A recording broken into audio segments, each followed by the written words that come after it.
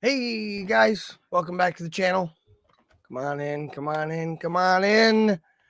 Today we're going to be checking out the boyfriend beheading trial. That is going to be, actually give me 1 second. Give me one.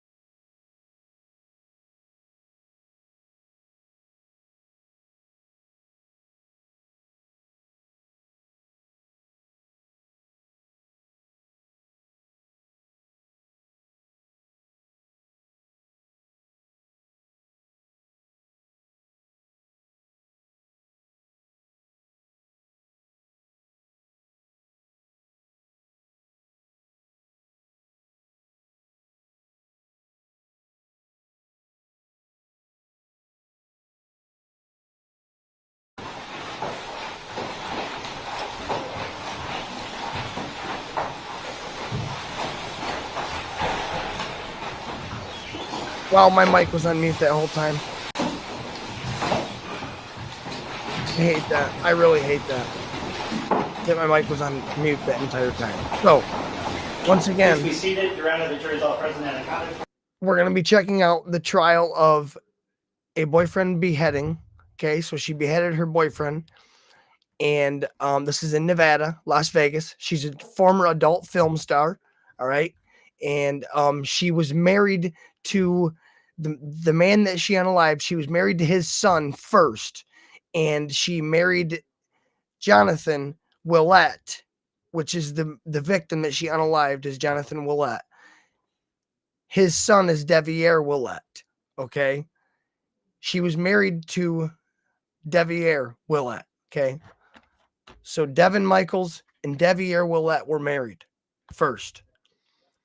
And then something happened, and for insurance reasons, it says that, or other reasons unknown, that they somehow something happened, and then she married Jonathon, or was with Jonathon. She didn't marry him.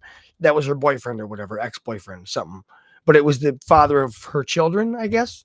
So, yeah, so there's that. So like a love triangle going on here. Weird stuff. So, yeah, so we're going to check that out today and see what that's about. They're on day 4 right now live. So we're going to try to catch up to them here in the next day or two and see if we can't watch it live with them. Because I didn't realize that it had just started or was just starting last week, or I would have jumped on it. So here we go. Let's get into it.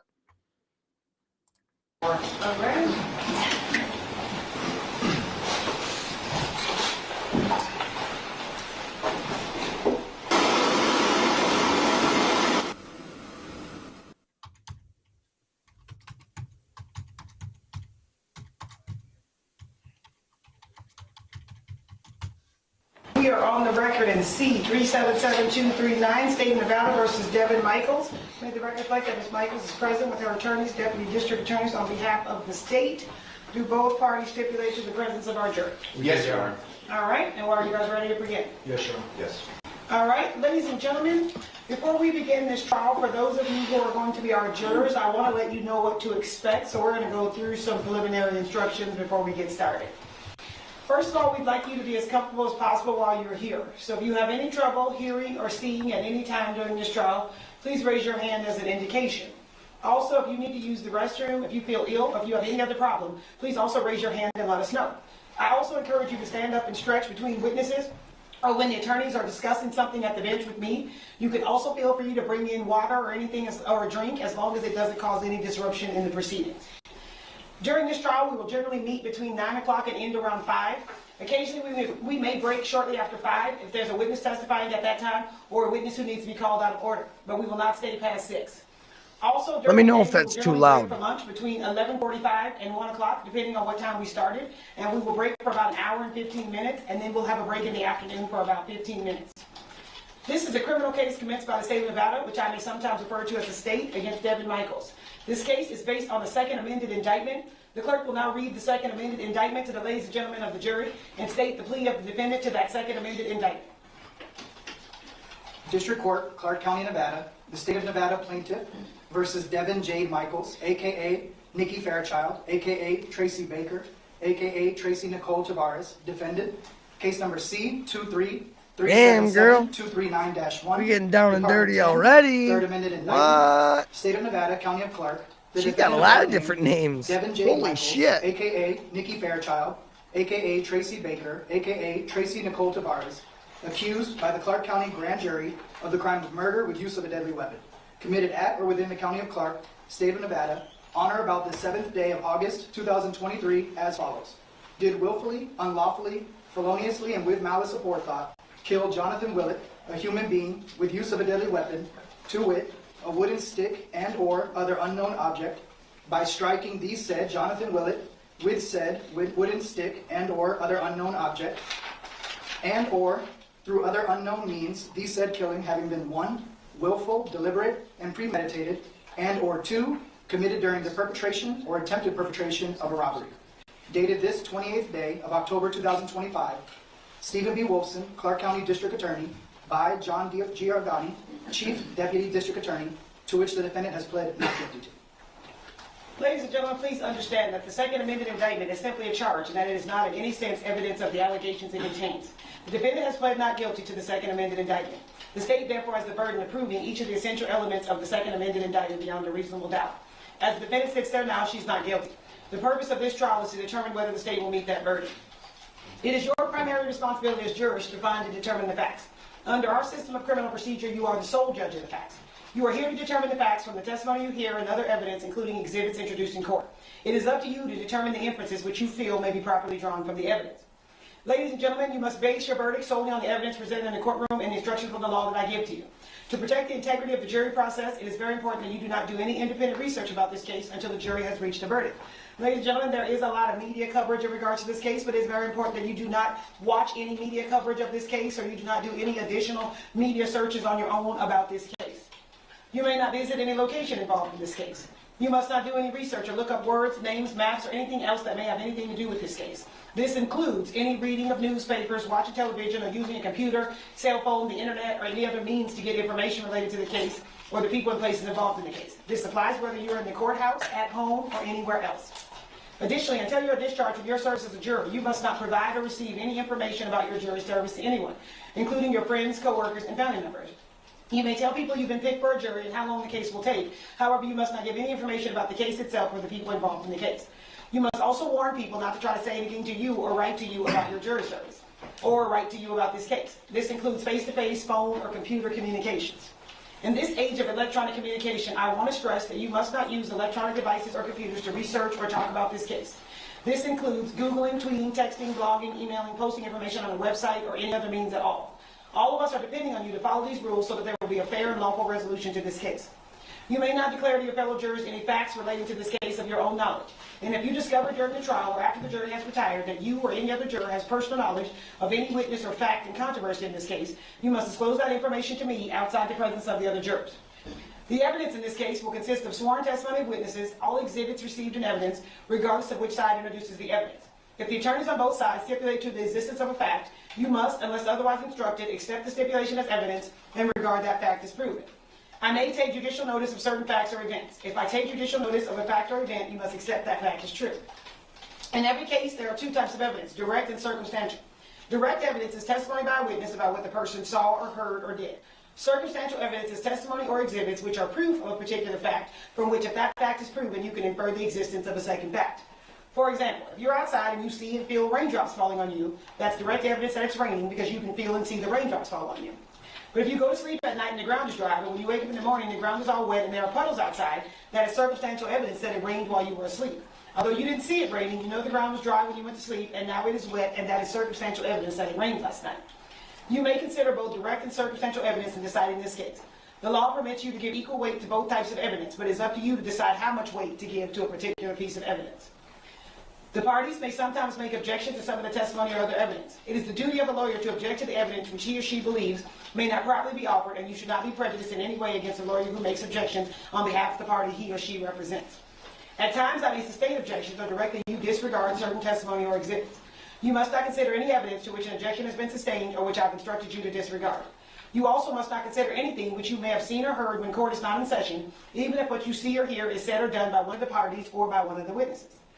In considering the weight and value of the testimony of any witness, you may take into consideration the appearance, attitude, and behavior of the witness, the interest of the witness in the outcome of the case, if any, the relation of the witness to the defendant or the state, the inclination of the witness to speak truthfully or not, and the probability or improbability of the witness's statements and all of the facts and circumstances and evidence. Thus, you may give the testimony of any witness just such weight and value as you believe the testimony of the witness is entitled to receive. After these instructions, we'll have an opening statement by the state, maybe an opening statement by the defense, the state's evidence, the defense's evidence if they desire to present any evidence, jury instructions, and closing arguments. Opening statements and closing arguments are intended to help you in understanding the evidence and applying the law, but please understand that what the attorneys tell you is not evidence. At the conclusion of the evidence, I will instruct you on the law. You must not be concerned with the wisdom of any rule of law stated in these instructions or the instructions that I will read to you after the evidence is in. Regardless of any opinion you may have as to what the law ought to be, it would be a violation of your oath to base a verdict upon any other view of the law than that given to you by the court. Until the case is submitted to you, you must not discuss it with anyone, not even with your fellow jurors. After it's submitted to you, you must discuss it only in the jury room with your fellow jurors. It is important that you keep an open mind and not decide any issue in the case until the entire case has been submitted to you under instructions from me. Again, if you discover during the course of the trial that you have personal knowledge of the facts of the case, or that you know one of the witnesses, please give a note to the marshal who will present it to me. During this trial, it may be necessary for me to confer with the lawyers at the bench about questions of law or procedure that I need to make a decision on. Sometimes you may be excused from the courtroom for the same reason. I will try to limit these interruptions as much as possible. Please understand if we take a break, it is necessary, and we appreciate your patience. You will be given a badge to wear during your jury service. Please wear the badge at all times while you're in the courthouse or on a break. This badge lets everyone know that you're a juror in this case. This is important because during the course of this trial, the attorneys for both sides and court personnel, other than the marshal, are not permitted to talk to members of the jury. By this, I mean not only can they not talk to you about the case, they can't talk to you at all, not even to ask you what time it is. This badge helps them identify you as a juror. If someone will not talk to you, please understand that they are not being rude. To ensure the absolute impartiality of the jury, the people involved in the case are bound by ethics and law to avoid contact with jurors until the case is decided. You've also been given papers and pens for your use. You are free to take notes during the trial if you wish, but please keep the notes to yourself until you and your fellow jurors go to the jury room to decide the case. Do not let note-taking distract you. You should also rely on your own memory of what was said and not be overly influenced by the notes of other jurors. Sidebar. A lot of people don't know this, but when you write things down, it processes it differently in your brain. And so it's a different way of learning, and it helps you remember things better. At least it does for me. And I think it's a proven thing. So try it sometime if you've never done it or never noticed it. It's really interesting. Like, that's why I write things down multiple times over and over again. Like, if I really need to learn something, like I'd say I need to learn a Bible verse or something, or I want to learn a Bible verse, right? And I'll write the Bible verse out several times over and over and over and over again. And as I'm writing it out, I'm saying it to myself. So kind of the same thing when you take notes or whatever the case may be. If jurors have conflicting notes, you should not rely on the notes because the court recorder's record contains a complete and authentic record of this trial. I will also type my own notes during trial. Please do not take this into consideration. If I begin to type during a witness's testimony, you are not to consider that testimony any more important than any other testimony. In fact, you're not to consider anything I say or do during this trial to suggest that I'm inclined to favor the claims or position of either party. I'm required to remain. That's a new one I've never heard before, about anything I taking say or notes do and means I'm seeing for me one typing side during a or the other in this witness trial. Discussing and talking. deciding the facts is your job and your job alone. I've never heard that before. Jurors are allowed to ask questions. The procedures require that you write your juror number and question on a full sheet of paper and give it to the marshal while the witness is still in the courtroom. Questions must be factual in nature and designed to clarify information already presented. If it's a proper question under the court rules, I'll ask you. If the evidence rules prevent me from asking the question, then I won't ask the question. If I don't ask the question, I'll keep the question and explain after trial the purpose of the rule that precluded me from asking it. Please reserve your questions until the attorneys have finished asking questions of the witness, as the attorneys will likely ask your question. Jurors must not place undue weight on the responses to their questions or draw any conclusion because the questions was not asked. There may be some testimony in this case that will be given through an interpreter. An interpreter will provide a translation for you at the time the testimony is given. You must rely on the translation provided by the interpreter, even if you understand the language that's spoken by the witness. Do not retranslate any testimony for other jurors. If you believe the court interpreter translated testimony incorrectly, let me know immediately by writing a note and giving it to the marshal prior to the witness being excused from the courtroom. Finally, in fairness to the parties in this case, you should keep an open mind throughout this trial, reaching your conclusion only during your final deliberations after all the evidence is in and you've heard the attorney's closing arguments and my instructions to you on the law. Now that I've given my preliminary instructions, the clerk will now administer the oath to the members of the jury. Ladies and gentlemen, will you please rise and raise your right hand so that the clerk can administer the oath. You and each of you do solemnly swear that you will well and truly try the case at issue and a true verdict render according to the evidence, so help you God. You may be seated. Thank you. Thank you all. State, are you prepared to give an opening statement? Yes, sir. Thank you. Prior to that, can counsel approach?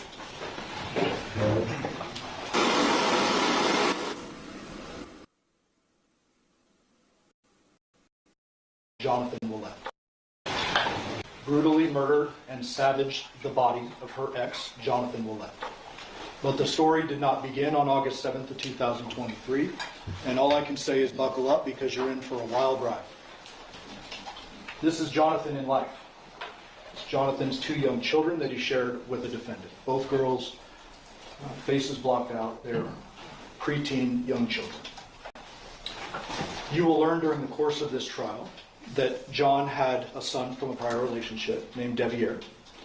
That after Devyn was born, he split with Devyn's mother, eventually getting into a relationship with the defendant. They then had these two children together. They separated, and there was a custody agreement that was ordered by the family court in which the victim had full physical custody of the girls. You will learn that the defendant was not happy about that situation, that the defendant wanted to have control of her girls, and she wanted to start a new life with Devyn, the same Devyn that is John's son. On August 7th of 2023, Yoko Willette, an elderly woman, woke up to find her dead son in his room with what she referred to as his face and neck missing. This is the 911 call she plays. Yes, this is Yoko Willette. My number is, address is 2698 Aradura Drive, Henderson, Nevada. Yeah, 702-203-8975. Okay, I went downstairs and my son is on the bed and all bloody. I can't open the cover. It's all bloody. I don't know. Can you come over? Yeah, we're coming up, what happened to him, I have no idea. I thought it was outside this morning. Is he awake now?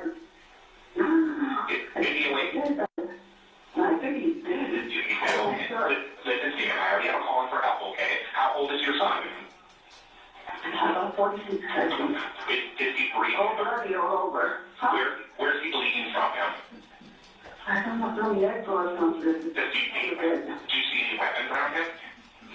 No. Does he have the way he harmed himself? Can you tell? What? Does he look like he hurt himself at all? Like, maybe I shot have no himself? idea. Those was on the and yard. I told him I didn't know he's trying to move out from my house. Okay. And his girlfriend wasn't here yesterday. Okay. When's the last time you saw him? Now, when's the last time you saw him? Okay. How long ago? Last night. Last night. Yeah. I think somebody has to come, please. Okay, yeah, we're already on the way, okay? We're going to try to help him before we get there. Do you have the defibrillator available inside your house? Huh? Do you have the defibrillator available at your house, the shocking machine? That's okay. Now, what I want you to do is do you feel safe to get ready back so we can try to just... That is what police found. What a silly They question. A arrived at the Willette defibrillator. residence. Jonathan on his bed in his bedroom. As you can see, his head is missing. Large blood stain at the foot of the bed there, and a large amount of blood underneath where his head should be. Officers eventually removed the cover from his body and noted several chemical burns, or what appeared to be strange chemical burns on his body. And a very clean decapitation that you can see there. The Henderson Police Department was responsible for the investigation. After first responders arrived on scene, clearly couldn't render any medical aid to the victim, they locked down the scene. Homicide investigators are then enlisted and take over. Along with the homicide investigators, they bring out an army of crime scene analysts and treat this case obviously very seriously, and they go into the home after executing a search warrant. When they go into the home, they obviously focus on the bedroom, but they do a pretty thorough search of the entire residence, the curtilage, the backyard, the front, the trash cans, the upstairs bedrooms, the kitchen, the living room, and these are the items that they find. A couple of chemical bottles, obviously relevant for the potential chemical burns on the victim's body. They find some interesting writings that you'll see a little bit more of later, demonstrating that there was a contentious custody case going on between the victim and someone at that point, someone. They see out front John's moving truck, the victim's moving truck. You will learn that he had a moving business. There's a trailer on the back. It's parked a little cattywampus, going the wrong way on the street and poking out into the street as though he may have planned on moving after he last parked that car or truck. But the items that weren't found are what was particularly notable for the investigators. They didn't find a murder weapon. They didn't find whatever this person used to cut his head off. They did not find his head. They did not find his wallet. They did not find his truck keys, and they did not find his phone. They interviewed Yoko, and the gentleman above Yoko's photo is Yoshida, her partner. According to Yoko and Yoshida, the defendant, who they referred to as Nikki and knew as Nikki, ultimately identified as Devyn Michaels, was the last person to see Jonathon alive. Nikki and John had been moving the girls and John's items from this Paladura address to Nikki's address on Porcupine Rim that she shared with Devyn, and for a temporary period over the summer, the young girls.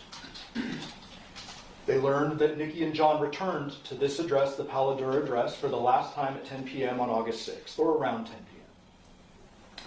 They learned from Yoko that about 1 a.m. she was going downstairs for a glass of water and ran into the defendant, who she will describe to you when you hear from her as she appeared to be startled to see me.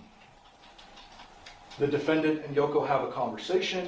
It's relatively brief. Yoko's in the kitchen cleaning up some dishes. The defendant has now entered the kitchen, and they begin to talk when the defendant tells Yoko, John's asleep. Don't. This is crazy already. Like, this is absolutely wild. Don't go in there. Those aren't her words. You'll hear this through the course of the trial. She says, John's asleep. He's passed out. We have plans for him to move some more stuff in the morning, kind of don't bother him kind of thing. Yoko then noticed that the lights were on in John's room, but decided, hey, if he's asleep, I'm not going to go in there. She returns back upstairs. Yoko went to sleep, leaving Nikki, or the defendant, alone in the home. You will learn very clearly that there were only 4 people in the home at the time of this incident: the victim, the defendant, Yoko, and Yoshida. Yoko also will tell you that around 8 a.m. she found John without a face. You probably heard from the 911 call, there's a bit of a language barrier. She'll do her best to describe what she initially saw and the shock, obviously, that ensued.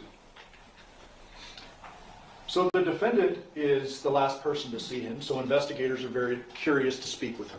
Homicide detectives summon her to the scene. They get a hold of her via a phone number given by a neighbor. She answers that phone. It's her phone. She agrees to come to the scene, leaving Devyn and the girls are with the defendant as well. She, in her initial interview, says John is her ex. They share the 2 children together, that they spent the whole day together on August 6th, moving, shopping for the girls' school supplies, etc. Everything's normal from her perspective.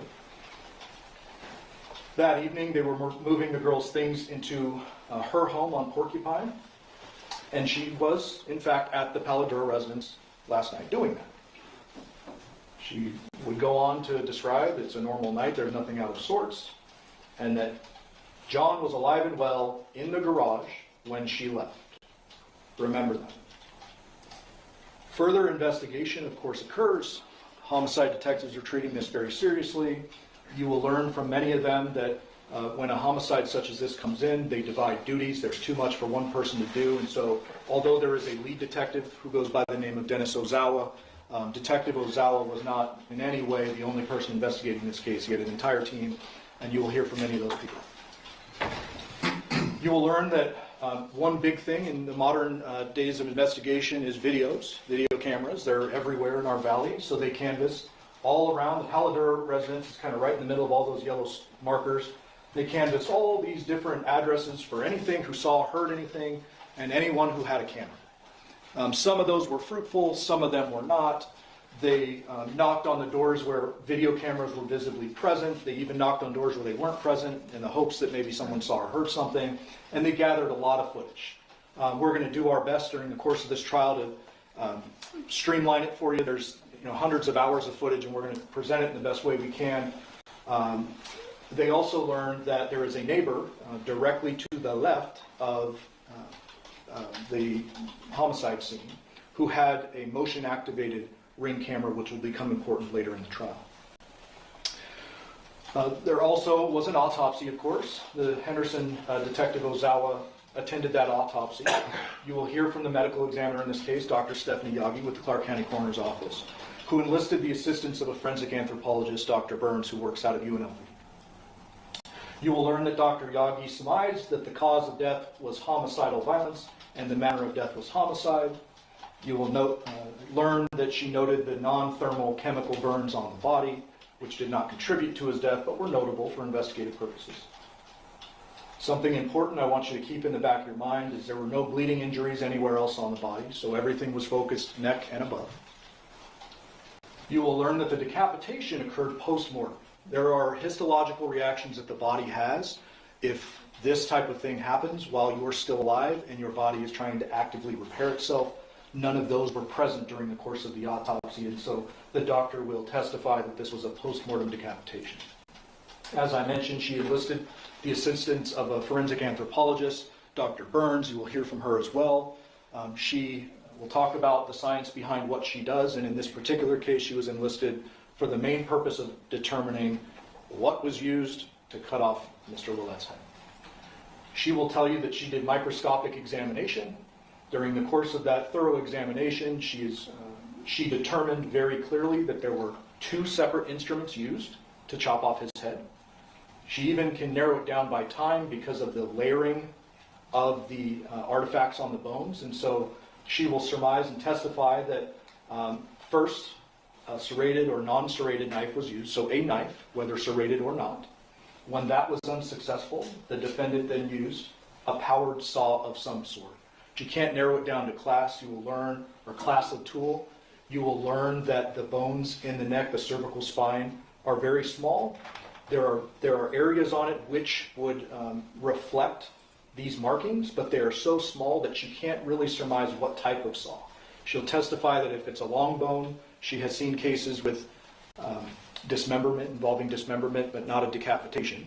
But with dismemberment of larger bones, you can see more, which allows you to narrow down the type of saw that was used, but here that's not possible. Nonetheless, she's She will testify clearly that it was 2 different instruments, knife first, saw second. Further investigation also revealed what Mr. Draskevich alluded to in jury selection, a very non-traditional family situation. And I kind of mentioned this a little bit earlier. The investigation revealed that the defendant, after splitting with John, ultimately married his son, Devyn. Devyn moves in with her. They are together for an extended period of time. The defendant loses custody of the girls, and eventually the girls end up, for a short period of time over the summer of 2023 before school starts, living in the home with the defendant and Devyn, with Jonathon living back at the Paladura residence with his mom and Yoshida. This is Clark County Department of Family Services document showing the parent placement verification letter describing that John was awarded full physical custody of the girls on October 27th of 2022. That Jonathon, as I said, and the girls were living at 2698 Paladura at the time. You can see in the document that the defendant had weekly supervised visitation with the girls for an extended period of time. And you will learn through various witnesses that John kind of bent the rules with that and allowed her to see the girls a little bit more than was court ordered. You will also learn that John allowed the girls to stay with the defendant and Devyn, as I mentioned, at the Porcupine Rim address over the summer of 2023, and that Jonathon was going to move in with the defendant and the girls to try to stabilize their lives and basically try to get everyone under the same roof. The girls were having a real hard time with the custody situation, and his main focus was the girls. Obviously, with all this information they've gathered, the defendant is now a person of interest. She's the last person to see John. She's been over there very close in time to his murder. There's all these ties. There's the custody paperwork I showed you earlier, the writings that were in his room, and so they respond to Porcupine Rim. I can't remember if I put a map in here, but I'll just tell you we'll have a Google map for you that shows the distance between the homes. They're about 30 minutes apart. Paladura is in Henderson. Porcupine Rim is in Las Vegas, and it's a pretty good distance, about 30 minutes. The detectives will tell you, and this is Detective Ozawa and Detective Carrie Skinner, that when they go to the residence, they observe the defendant. She's kind of either moving stuff or moving back and forth between the home and the vehicle, and they note a couple of things before they approach and make contact with her. You see the Nissan Armada, which is the defendant's vehicle. Looks pretty clean and shiny. You will see that cell phone on the right. The detectives observed that when they first drove up, kind of sitting in the rocks near the driveway. Thought, okay, that's weird, but we're not going to touch it. We're not executing a search warrant yet. They leave it be, and then they make contact with the defendant to interview her again, because now they know some more things, and things aren't quite adding up, and they want to know a little bit more. They make contact with the defendant, and this is prior to them going into the home and executing a search warrant on the home. They get a little more information, but the story generally remains the same, that John recently dated Andrea. This is extra information. But that last night he threw away his engagement ring in the trash can at Paladura, which, remember that. That John wanted to get back together with her romantically. This is new information. And move in, which we already know to provide stability for the girls. She mentioned that Yoko does not know Devyn and I are married. She claimed that her marriage with Devyn was one of convenience for insurance purposes and non-romantic and not sexual in nature. You will learn, and you'll actually hear it, the interview. During this interview, out in the police vehicle in front of Porcupine Rim, the girls walk up, and you can hear them, their sweet little voices, and they're like, "This is Daddy's phone. This is Daddy's phone. This is why he wasn't answering." The detectives realize that's kind of important. They take the phone from the girls, or the girls give it to them, and the detectives note blood on the phone. Something important. They ask the defendant, "Well, how did this get here?" And she responded generally that he must have left it here earlier in the day when he was moving, and I don't know. I mean, there's a cigarette butt over there. I know he smoked cigarettes. It's by where the phone was. He probably left it. And the detectives are a little suspicious of that. They ask her a few more questions. Again, you're going to hear this stuff in the audio recording, so I've summarized it. And then ultimately at the end, she again sticks with this: John was alive and well in the garage when I left. As I mentioned, the detectives then obtain a search warrant and execute that search warrant on the home. They also get the warrant for the vehicles. You'll learn that that white moving van is Devier's work van. He was a home security installer. He did various jobs for a legitimate company. They searched that vehicle, nothing of evidentiary value found in that vehicle. You can also barely see behind the van. There's a small sedan that's inoperable, but they search it nonetheless. They find nothing of evidentiary value. When it comes to the defendant's Nissan Armada, they photograph it on the outside, but then they apply seals to every opening, and then they tow that to have it searched later at their lab. You will learn they find in the garage the Ring cameras from John's home. A little weird. They grab them up, they seize them pursuant to the search warrant in the hopes that maybe since these are the cameras from John's home, it captured something. There is no footage, unfortunately, associated with it. They issued administrative subpoenas and attempted to obtain footage from Ring. There was no footage because he didn't have the right count to store the Ring footage in the cloud. And I'm butchering the technical terms. I'm sure you'll hear all of this from witnesses. They also noted that there was no SD card in the cameras themselves, but nonetheless, they took them, they seized them pursuant to the search warrant, just to make sure. You will also learn they find several of defendants' writings throughout the home describing kind of the relationship with Devier, not exactly how the defendant described it to them to begin with. Very importantly, they find the defendant's purse. Inside her purse, they find the victim's Social Security card, along with one of her work cards.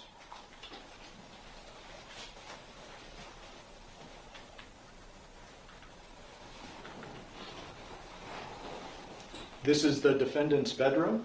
What I've circled there is basically her underwear drawer. When you execute a search warrant, you go through everything. You basically toss the place. And when they were searching the defendant's underwear drawer, they found something.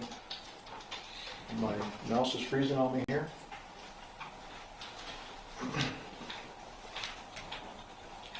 Very important.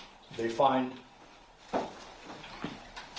several layers of knotted plastic bags, and inside they find the victim's wallet, current identification, and his only set of truck keys.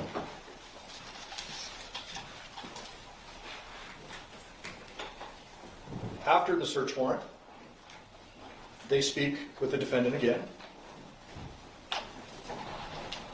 They learn that the defendant's version regarding the phone is that she has no idea how it ended up there.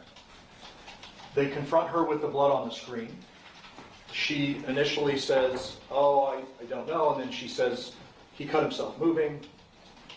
Remember when I talked about the autopsy earlier, no other bleeding injuries on the victim's body, remember that? She claims he cut himself while he was moving. There's no evidence to suggest that. They learned John wanted to move in with the defendant so we could have the girls under one roof and parent them.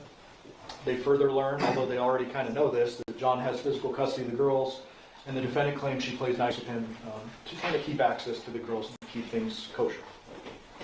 They also learn, which is very important, that John was moving in quicker than she expected. They learn not only from the defendant but other witnesses that this idea of them reuniting for the children had been discussed for several months, but that on this night, on August 6th, John began loading stuff into the truck when the defendant is loading up the girl stuff into the truck. And she kind of realizes for the first time he was serious about this and this is going to happen. And you'll learn that that's when the walls start closing in on the defendant and she makes the decision she made. The detectives confront her with the fact that there is no notifications on the phone when the girls provide it. It's black. They open it and there are no notifications on the screen. But that she had contacted him several times the night before, and that those notifications should be there based on the timing of the phone arriving at her house. They ask her, before telling her what they have found in the home, they ask her, "Hey, do you have any idea where John's wallet would be?" She says very unequivocally, no idea. They then say, "Well, hey, we kind of found this ID and this wallet in your bedroom." And she then changes her story, and she provides a version, again, you will hear this, an audio recording, in which she says it was back at the Paladura residence. She held the plastic bags open, and John placed his items into the bag, and she tied them up right in front of him. And they confront her when the story doesn't make sense over and over, and that's kind of the story she sticks with regard to that.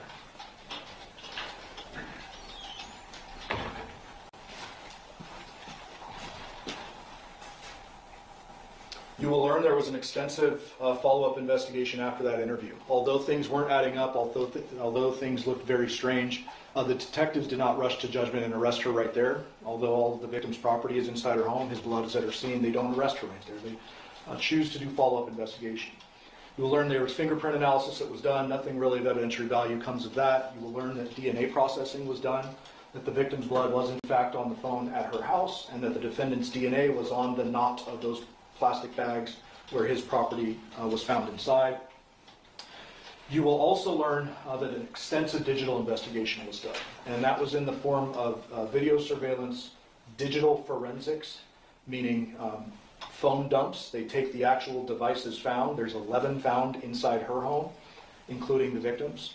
They plug it into a machine. They'll talk about the technology. They're able to extract the data from the phone, and they find several things of note. They also do a call detail record investigation. That is the records that your cell phone maintain or are maintained on your cell phone, everybody's cell phone, with the company you used for service. And those records not only show incoming and outgoing messages and calls, but they also show location data, because every time you place a call or receive one, you are pinging on some kind of tower and leaving a trail of where you've been. Not a precise trail, but a general trail of where you've been. They also pull Burla. Burla is a lot more precise than the cell phone towers. That is an infotainment system inside the Nissan Armada. And they're able to extract that data, and I'll show you that in a moment. They very clearly get a timeline based upon the Burla. The defendant's vehicle is at the victim's home by 10 o'clock at night. The vehicle activates but does not move at about 11 o'clock at night. The vehicle leaves the home for good at 2:04 a.m. 2:04 a.m. on August 7th. And you'll see that in a moment. I've noted here that the video surveillance, DFL, and CDR rule out Devier. Obviously, he was interviewed. You will hear from him during the course of this trial, but they treat him as a suspect. Obviously, there's some fishy circumstances. They're not just pinning this on the defendant because what she's saying doesn't make sense. They're looking into both the defendant and Devier and others. The video surveillance that I'm referring to is kind of wide-ranging. There is one particular camera you're going to learn about that was near the Porcupine Rim residence, the defendant's home. That is a full-time camera. It's not a motion-activated camera. That allows them to see the home, see what vehicles left, came and went at any given time, and they clearly rule out Devier from that video. In addition, I mentioned earlier, there's video surveillance from next door to the home that captures the defendant at around 11 a.m. going to her vehicle, moving it slightly, and then ultimately leaving. Gotta love technology. Here are a couple of additional clips from video surveillance. The one on the left is the defendant with the victim the night before when they're doing the moving. It shows us that they are together, that no third party is present, it's just them. They go into a store, they buy an item, and they leave. And then 2:28 a.m., the defendant is alone. It kind of clipped off on this particular picture, but the defendant is alone in her vehicle after she leaves the residence and goes back to her home, ultimately landing there about 2:46 a.m.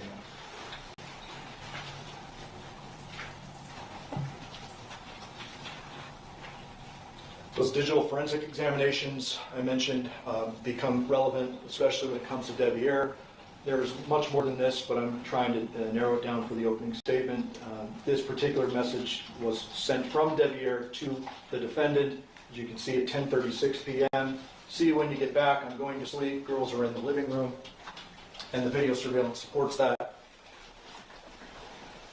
This image you're seeing now is the CDR cell tower location data. There is much more to it when the witness testifies. There's a bunch of animated videos you're going to see. Just for this purpose, I did a screenshot. The blue and red represent the victim and the defendant's phone, and the green represents Devier's phone at our operative time period, showing him across town when that last message was sent and throughout the evening. You will also see the Burla that I referenced earlier. As I mentioned, Burla leaves actual GPS breadcrumbs like by the foot. So as opposed to just a tower you're hitting on, this is actually showing the track. And you're going to see very clearly when the defendant came and went from the victim's residence on the night of August 6th, as well as when she left on August 7th.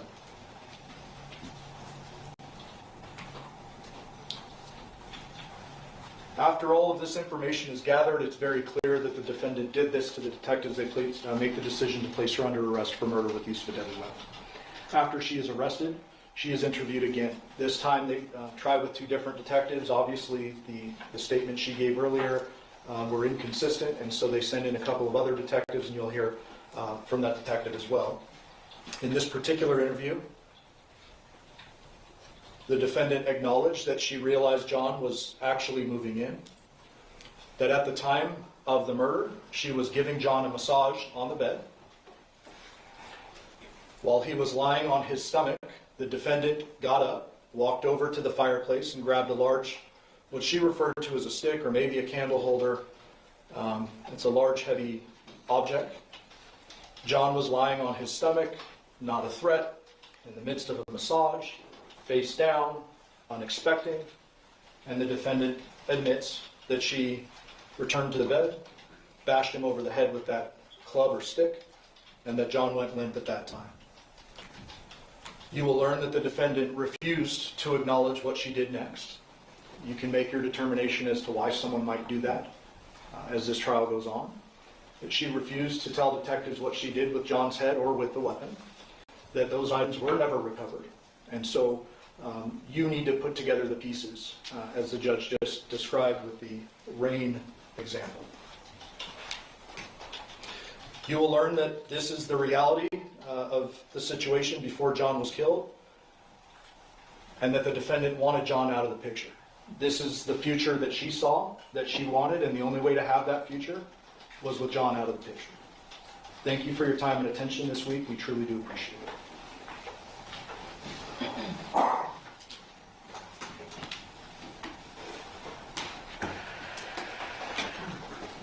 Is the defense going to give an opening statement? Yes, we are, Your Honor. And if we could have perhaps a 5-minute recess. Thank you. Okay, ladies and gentlemen, we're going to take a brief recess so we can get the technology set up for the defense's opening statement. During this recess, you must not discuss or communicate with anyone, including fellow jurors, in any way regarding this case or its merits, either by voice, phone, email, text, internet, or other means of communication or social media. You must not read, watch, or listen to any news or media accounts or commentary about the case. You must not do any research, such as consulting dictionaries, using the internet, or using reference materials. You must not make any investigation, test the theory of the case, recreate any aspect of the case, or in any other way investigate or learn about the case on your own, and must not form any opinion regarding this case until it's finally submitted to you. Ladies and gentlemen, it is 1:50. We'll be in recess until 2:05. All rise for the jury. Please leave your notebooks on your chairs, please.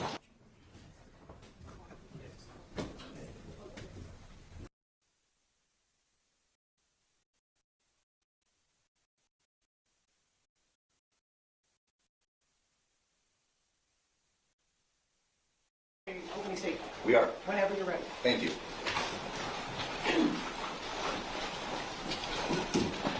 Leo Tolstoy, perhaps one of the greatest authors of all time, in his first book, first novel, Anna Karenina, wrote, first sentence, all happy families are the same. Every unhappy family is unhappy in its own way. Her Honor asked whether we were going to give an opening statement. An opening statement, as Mr. Giordani had laid out, is the time for each side to stand before you and tell you what the facts are. It's our chance to give you a roadmap and explain to you what we feel the facts and ultimately the truth are. Oftentimes defense attorneys sit back and wait. Don't want to show anything. Let's see what they've got. This case, we're not doing that.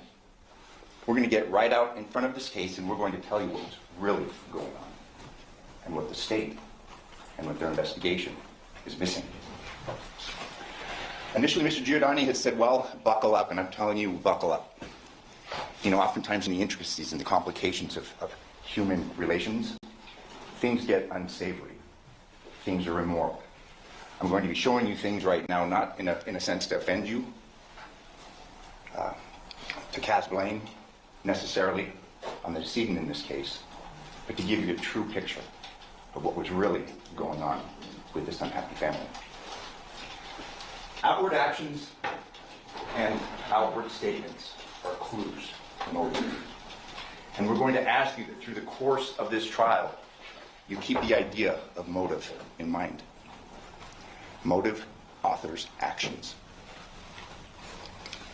After the state had learned, the police had learned, concerning the death of Jonathon Willette, they began to conduct a series of interviews. And what's telling through the course of these interviews is what's discussed, what outward statements are made, and how those are clues to motivations. Devry's interviewed the day of August 7th, 2023. And at the beginning of his interview, he admits that he's been drinking. He claims that upon hearing of his father's death, he got his drink on. But what's telling through the course of what he says and what he doesn't say, he's asked, and again, at first, and you can't blame the detectives, they're trying to do the best they can with a fairly complex situation. They're trying to get a feeling of the root of the relationships between the parties. I mean, you've got Jonathon Willette, who's dead. You've got Devyn, the son that's living with the defendant now in this case, Devyn Michaels, and they're trying to grasp what's really going on. What's going on behind closed doors. They struggle in each of the interviews, both with Devyn and with Devyn, to get a feeling of what's going on. Like, what are the relationships? And they're misled time and time again by all parties. In this interview, the first of which that Devyn has, they're trying to get a handle on this idea of this marriage and this relationship. And they ask him, you're saying that you guys are married more out of convenience, not like you guys actually love each other. His response, yeah, we don't. It's not like that. It's out of convenience. But you guys sleep in the same room? His response, no. He's asked here, or at the home, his response, no. Are you guys intimate at all? His response, no. Devyn is being asked questions who, by the way, you will learn he hated. And he's lying about the relationship that he has with his wife. There was some discussion concerning phones, and I'll tell you any more in this modern society. These are the key of most investigations.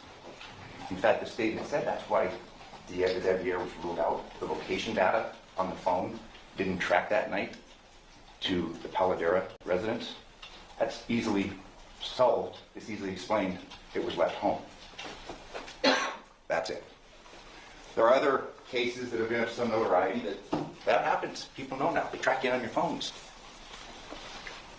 You're going to learn that Devyn knew this and the importance and the significance of this clue to this hidden secret.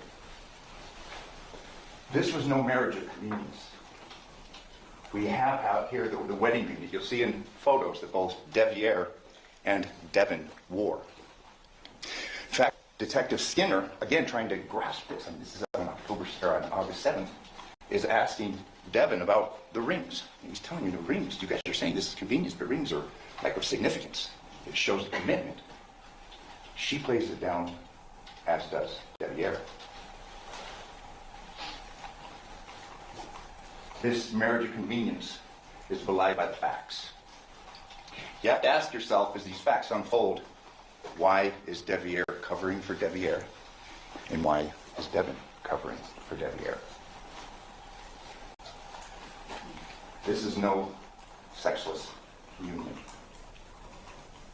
And again, this isn't to offend, this isn't to shock, but this gives the nature of what's really going on and why that statement was so untrue. I mean, these are pictures taken from their respective phones, and you can see the timestamps. And this will be admitted to you, and you will be able to consider this in reaching the appropriate verdict in this case.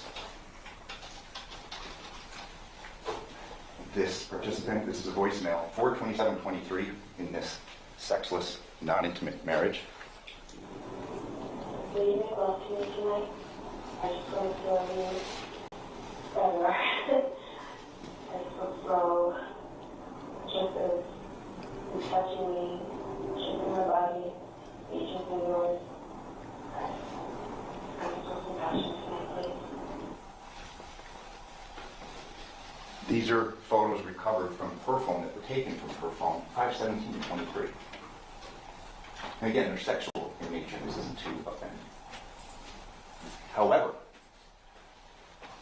What detectives didn't learn is that this relationship wasn't something that was being frustrated by Jonathon moving in. This relationship had gone on for years before. See the picture of Devyn 125, it was modified, access 1227. It goes back 7 years. Driver's license, this is Devyn, and if you look and take notice, I mean, this is some years before, he's 6'4". He's 185 pounds. He's a big guy, like his dad. His dad, 6'4", 205 pounds. We had spoken yesterday. Devyn Michaels was in the porn industry.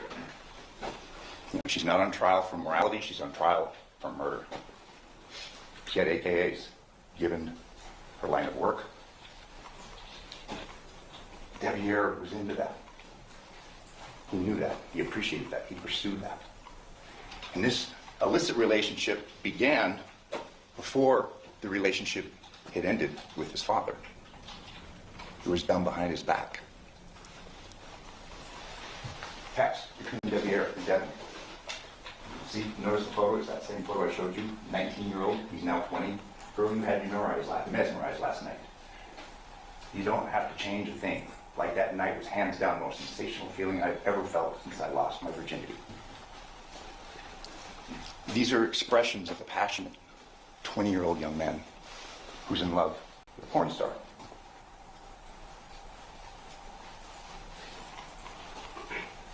See the dates? Modified 93-16. That means it was looked at 7/18/26. We've got Devyn, who's 20 here. And I'm going to show you photos to show the identification of what's going on. You've got a penis shot taken from her phone. And you see up in the corner, it's Devyn. So the case, facts will show and common sense will dictate that this isn't a case about her wanting to be with Devyn. And she killed Jonathon. She's been with Jonathon. What happened on August 7th of 2023 is Devyn was getting kicked out. He was no longer going to be a part of this relationship because the dad he hated, was coming in and not only taking his home, taking his wife.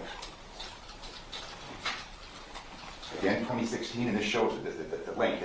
This isn't everything, but we're trying to just present this to you now so you have an idea. You can appreciate the motivations. Tracy, you put the biggest smile on my face. You haven't seen it already. You are the first thing on my mind in the morning, but I can't kiss you in the morning, sadly. But boy, when my lips touch yours, it feels like time stops. For you, my heart races 1,000 miles and never skips a beat. When I have you in my arms, you may as well start a fire in my chest, because no one can make you feel like a melting stick of butter. Let you at your best. Just wanted to say you truly outdid the rest. 7 years before. Don't worry, at one point I'll be laying next to you, playing with your hair, scratching your back, and whispering something romantic in your ear. Again, the dates, they're telling.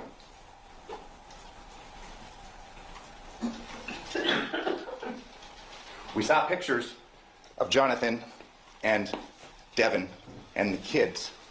But if you look at the date here and the time, this is 19-year-old Devyn. Jonathon's not in the picture. Same time frame, you see. Screenshot, 8/23/16. There were a couple. And there were a couple behind Dad's back. Same photo, same time frame, modified 5/9/22.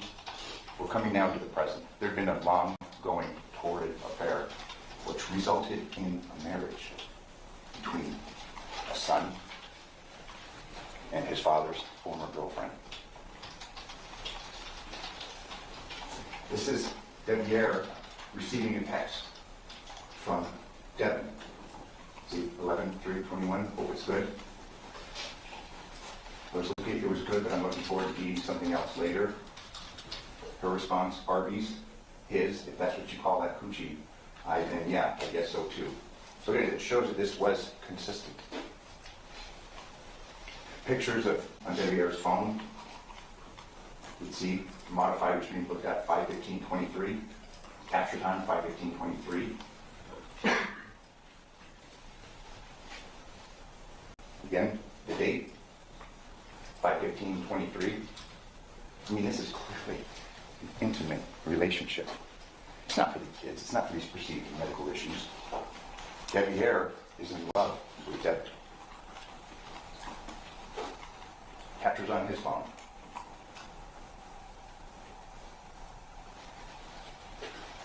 You'll hear from Devyn, and we may not have a moment that we discussed yesterday where, I can't take it, I did it. Look at the motivations and why people say what they do. Devyn's 9/14/2023 grand jury testimony. And if I could just ask you a couple more questions about that. Did you and Devyn get married in the traditional sense? And this is under oath in front of a grand jury where there's jurors. It's a formal proceeding, just like a trial. His response, yes, but it was more me helping out with the girls when she couldn't find a babysitter. So I figured, well, we both kind of sat and talked about it. When she has to go to work and can't find a babysitter, I could be there. She also had a whole bunch of medical problems, and it's very expensive to keep the girls at daycare when she's sitting in the hospital, so I would normally be there to watch them. Okay, and I'm sorry to ask, was it an intimate relationship that you were in with Devyn at some point? And now we start seeing, they've got the phones. Metro and the Henderson Police Department are doing their investigations. His response changes, but nonetheless, it's still not truthful. Yes, after the first year, it started to get intimate. They were married November 21st, 2021. So if we're to take Devyn at his word, they got intimate after the first year. That gets us to November, December of 2022. The lie and the facts show it. Did it remain intimate up until the time of your father's death? Yes.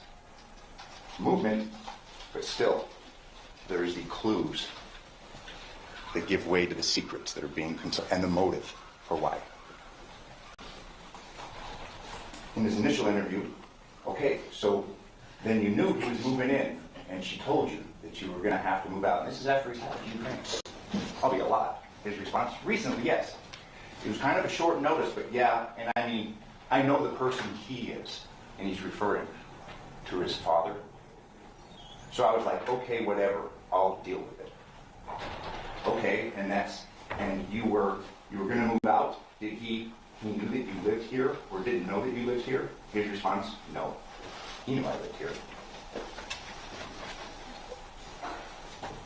When you look and when you weigh the evidence, you have to ask two things.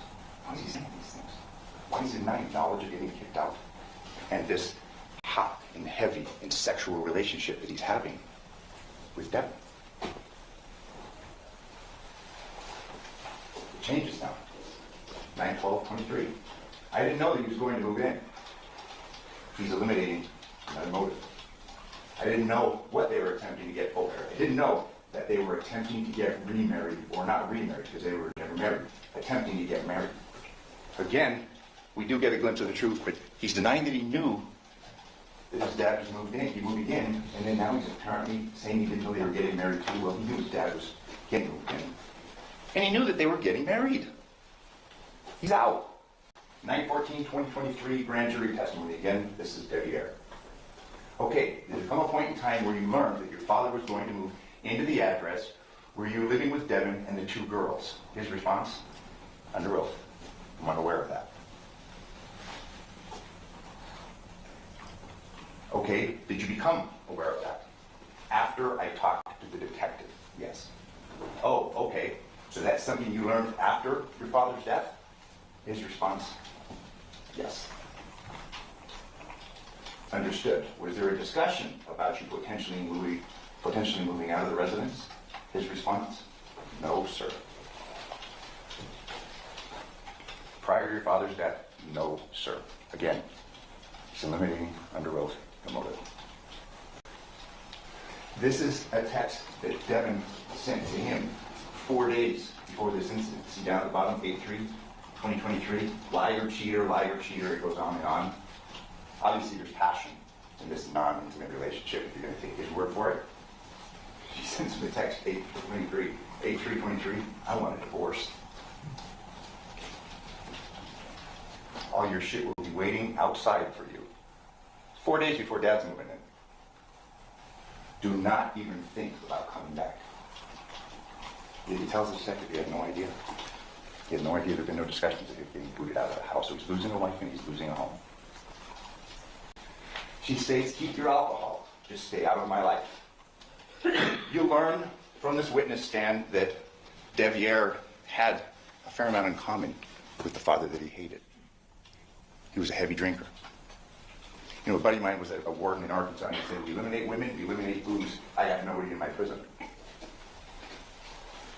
9/12/23, interview of Devyn. Well, you weren't. You weren't the main suspect. You know what I mean? This is yours. It's a little different than hers. We're here, you didn't do it to clear you. His response? Right. Does that make sense? It does. And while the chances of you even being there are so slim that it's just, there's no, that's not even on the radar. These are the detectives that are investigating this case. Perhaps they're ignorant of this, what was really going on, the real dynamic of this fairly seedy, buckle-up relationship. Again, he's ruled out and basically not on the radar because he didn't have the phone on him. His dad was killed. He killed his father. He just left his phone at home when he did that.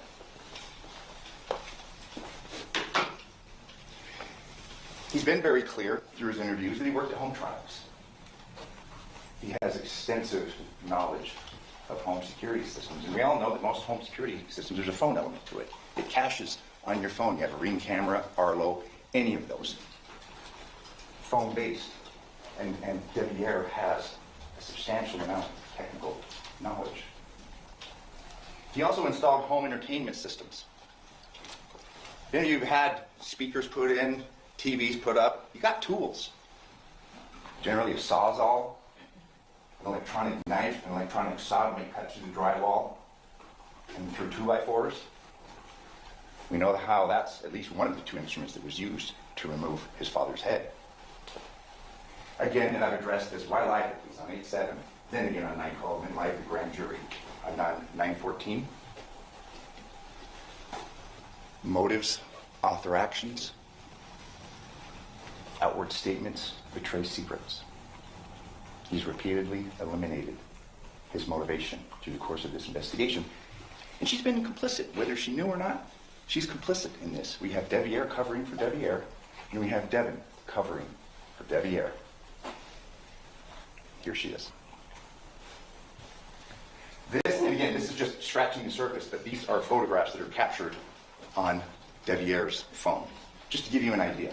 And there's a long list. We could be here for much longer than we're going to. He's not on any cameras. Well, yeah, that's what he does for a living. He's aware of the computer security systems. He installs them. He's aware of the angles, what they pick up and what they do. And it goes on and on. But like I said, I won't keep you here for the rest of the afternoon, but these are all, and this is just scratching the surface of what's captured on his phone. I mean, this is sophisticated stuff, and he has sophisticated knowledge. He's taking photographs of all this as part of his work. This is his handiwork.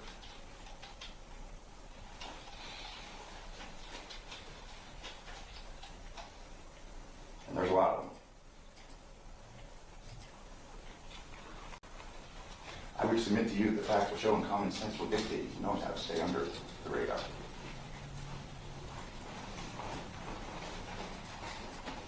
He lived at the home where his father was killed.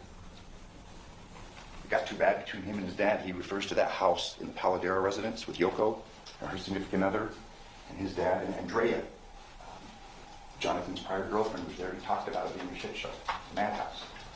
He lived there for more than a couple of years. He knew how to get into that house and get out of that house. I'll thumb through these. And again, this is captured on his phone. There's a couple of tools back there. Drill. This is the home that Devyn and Devyn were living at prior to him getting kicked out. It's right here. It's on Porcupine. Person that lives there knows how to escape detection. Leave the front door, come around, you're on Rebecca Street. There's an even simpler route for a guy that's 6'4", 195 pounds. Right out the back door. But you're wondering what it looks like with 30 in it. Pretty nice. All of This this is like there. that. Yeah. The results of the autopsy, homicidal violence, there's no real cause. No one knows for sure. Could have been a shooting. These are pictures on, and there's more, but these are just to let you see what was captured on Devyn Michaels' phone. If you look at this is telling. Look at the date. 8/7/23. Modified that night it was looked at. The day his dad was killed, or the afternoon, the night following his dad being killed. We looked at that.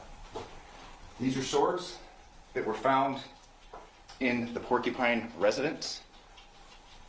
The police went in and searched the residence on 8/7/23. This was the residence that Devyn was living at with Devyn. We got similar swords on the home floor. There has been a lack of investigation. And again, this isn't bad cop, good cop. No, these are good men trying to do the best they can. They make mistakes.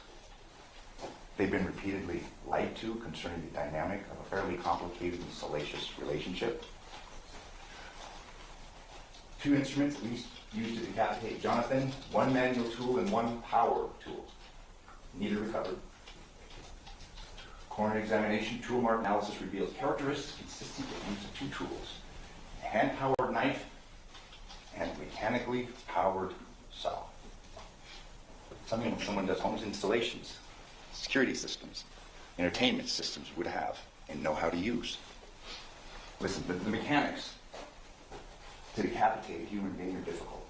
I mean, you've got this complex systems, you've got the musculature, you have the veins, the arteries, you've got the trachea, you've got the vertebrae, very thick ligaments, and cartilage. It takes a lot. Hand-powered saw could do it. What's interesting, you will see, and it will play out, there's no blood spatter in the room consistent with use of power tool. Apparently there's an assumption that this decapitation occurred on the bed. I submit to you when you see the evidence, it's not consistent with that. You've got a power saw going in the neck there, and you're cutting through it, there's going to be stuff all over the place. I didn't find anything. No cuts or markings to linens, the blanket, or the mattress. Devyn is 5'3" and weighs 130 pounds. I'm like 120. And again, and this will be for the state, because it's the state and the state alone that has to prove this case. Defense doesn't have to prove anything. There had been surveillance cameras at Palagura since 2021, and they were only taken down that evening. Jonathon was moving. We'll probably learn through the course of this trial who installed them.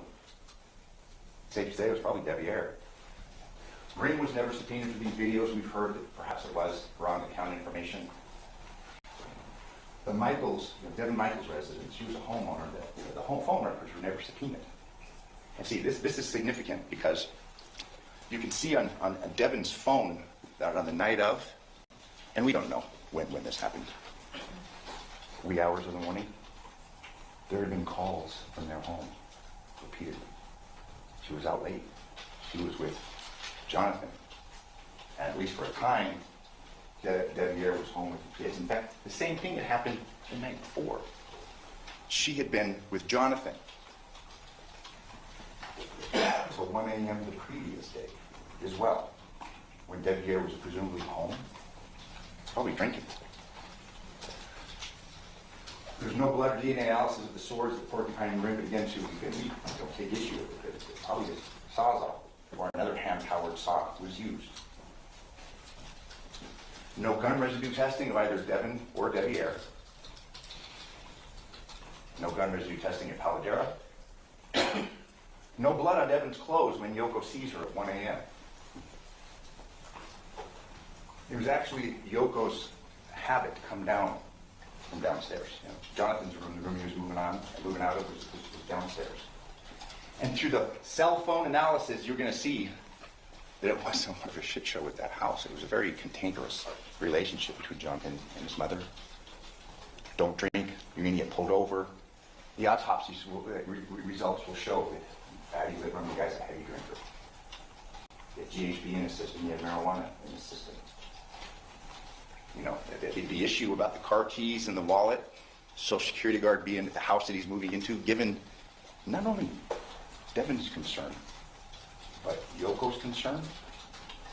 For most people, that may be a big deal, significant. Where this guy, getting loaded, driving regularly, yeah, take his keys. Cell phone, part of the bunch.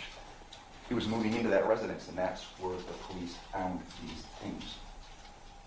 That isn't evidence of motive, not evidence of murder. There is no blood on Devyn's clothes when she goes through the CVS drive, through the pharmacy. Their kids were home.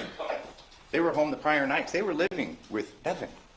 There had been a custody dispute, but that had been now resolved through the rekindling their relationship.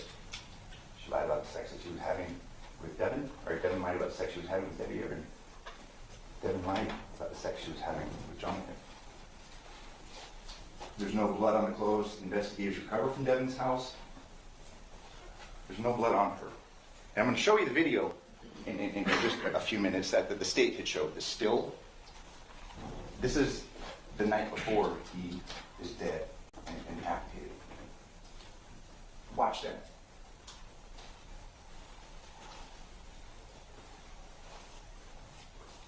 This is her. And look at her shoes for a minute, please. Shorts and her shirt. He's smiling. They were adjusting their clothes. And bear with me, this is about 1 minute and 20 seconds, but we want you to watch the whole thing.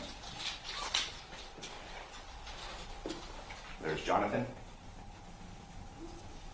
And she had spent this day with him and the girls. They were going school shopping. They were going Burlington. They were moving in things. The girls were there for good.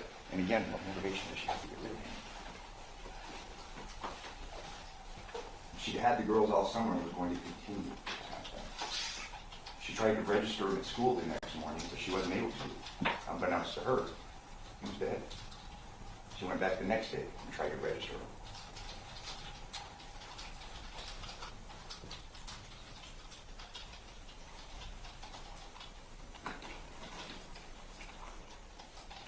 Look at his face.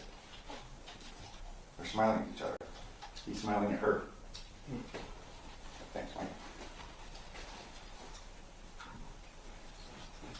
Did you just rewind that a little bit? Thank you.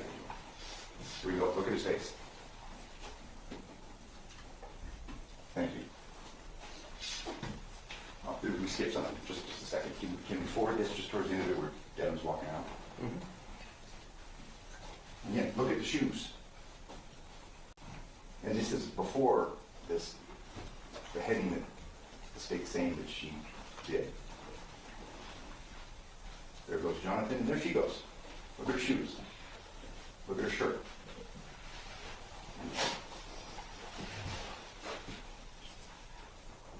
Those are the shorts. CVS 227. After she leaves the Paladura house, the house that Jonathan is moving out of to move in with her, for them to be a family and rekindle this relationship, I can't have you believe that she's worried about stopping and picking up a prescription for her daughters. And she does that. She goes, tells the police she went to a 24-hour pharmacy. She had to get medication. The girls have school tomorrow. This is her rolling up. See, it's 228. If you look at the shirt. Same shirt. And this is after she's presumably gone through this arduous task of heading Jonathan.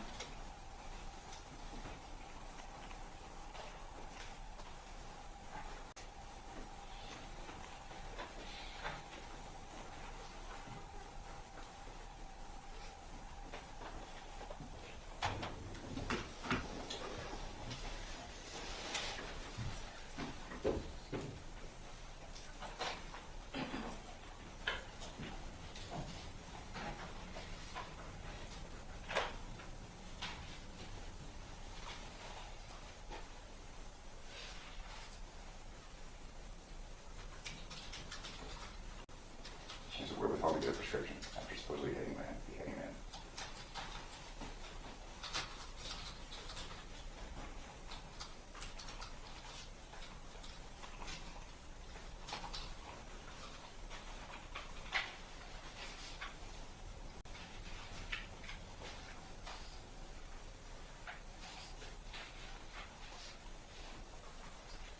arrives home shortly after that and is picked up on the cameras.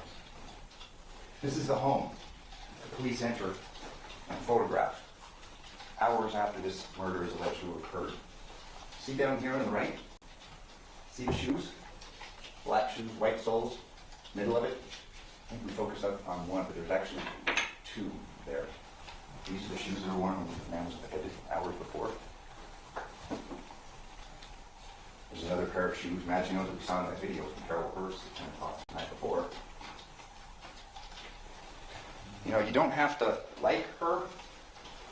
You don't have to like the choices that she made. It was Benjamin Franklin that said that facts are stubborn things, and the state has the facts that they have.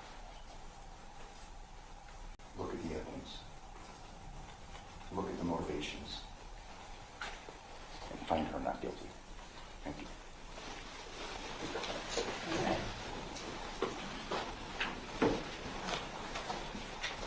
Speaker, are you prepared to call your first witness?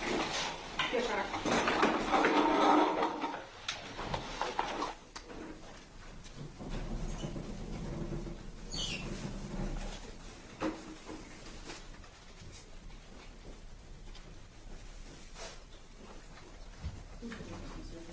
Officer Cooper, Your Honor. Cooper.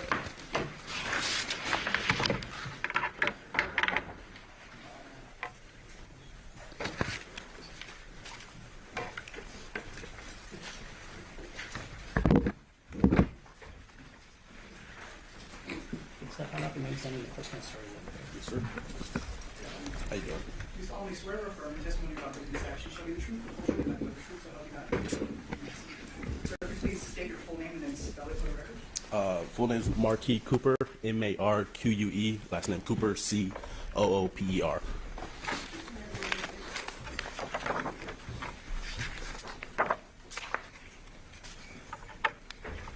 Good afternoon, sir. How are you employed?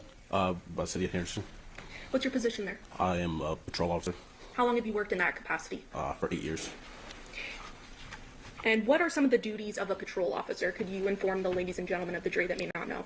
Yeah, for patrol officers, typically responding for calls for service, it can be something as simple as a civil dispute or as a shooting. So just whatever calls for service that come through the computer. And as a patrol officer, are there certain areas that you're assigned to? Yes, so Henderson's separated by the North Division, West and East, was assigned to the North Division. And in those, also in those North, they're separated by what they call beats or areas, which is, they're numbered on ours as 1 through 7 for the North. And you said which area command were you responsible for on around the time frame of August 7th, 2023? That was the North Area Command. What types of call for service would you go out to and respond to? As far as on that day or just in general? Just in general. It could be a gamut of things. I mean, like I said, a simple complaint of neighbor dispute to a shooting to petty larceny. We had them all there, so a lot of petty larceny and things of that nature. So it could be anything you could respond to. Then turning your attention to August 7th of 2023, were you working as a patrol officer at that time? Yes. And which area command was that again? The North Area Command. North Area Command. Were you then dispatched to a call at 2698 Paladura Drive on that date? Yes. Around what time did that call come out? Don't know the exact time, but I roughly think it was around 8:50-ish. Fair to say around 8:40 in the morning? Yes. And what was the nature of the call as you understood it at that time? At that time, what I had was the CAD notes from the computer, and it just said that a mother found her son, and she saw blood, and I think the other detail was he didn't have a face. That's what the call note stated. And then after getting that information, did you then respond to that Paladura address? Yes. Did you respond with anyone? Yes, there was another officer dispatched with me, and I also responded with the Henderson Fire Department. Do you recall which officer was with you? Officer Flores, and then more eventually showed up after. Okay, but initially it's you and Officer Flores that respond to this Paladura address. Yes, ma'am. When you responded to the address, were you in a marked patrol vehicle? Yes. Okay. How is it that you responded to the scene? And specifically what I'm wondering is, did you roll code? Initially, I started code, but I was close by, and then I shut down just because I was close by, and it was more safety reasons. Can you inform us what rolling code means? That is lights and sirens. How long did it ultimately take you to get to the scene once the call came out, would you say? I don't know the exact. Was it hours, minutes? No, a few minutes. And when you did arrive to the scene, were you wearing what's called a body-worn camera? Yes. And was that recording when you did respond? Yes. Prior to today, did you review that body-worn camera footage? Yes.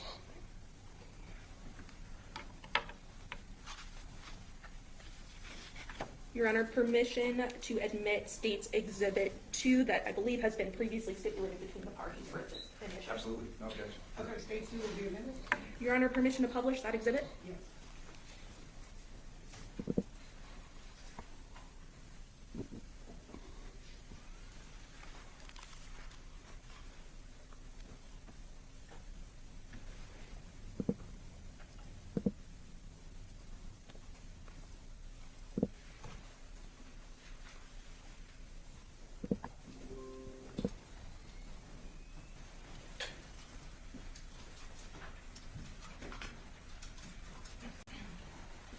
Sir, are you able to see that in front of you at that computer screen?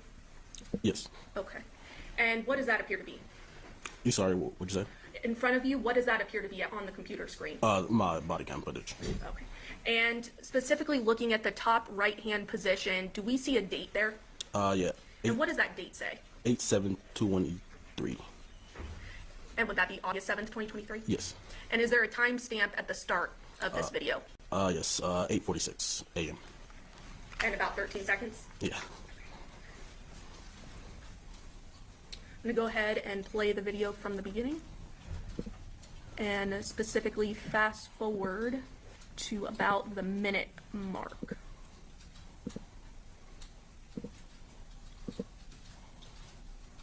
Publishing at 53 seconds. Recording.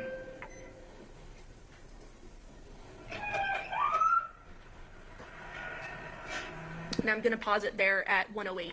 That siren we heard, is that your rolling code, as you would call it? At this point, I was just trying to get around so I think there were some cars blocking. I was trying to get around to. Understood. Playing again from 108. Sierra 52 visual. Good. Unit 1 deliver from apartment. Call in state the numbers on service. I logged in the call. Okay, go for it. Sierra 52.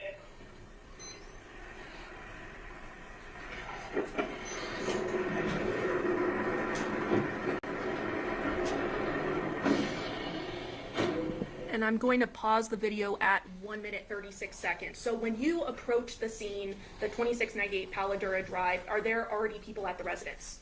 Yes, the Henderson Fire Department, and there was somebody else. I don't know who that was. But it was a fire department response prior to your response? Yes. Okay. And is this you obviously walking towards the residence? Yes. Playing at 1 minute 36 seconds.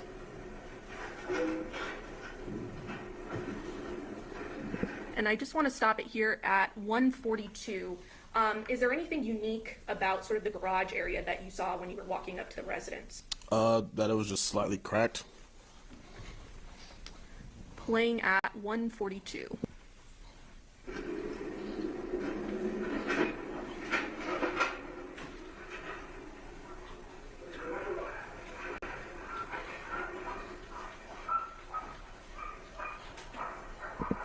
And I'm stopping here at 159. Did you hear something in the background when you arrived? I mean, a dog barking. Okay. Do you recall the dogs being in the house at the time? I don't recall if they were in the house. Playing at 159.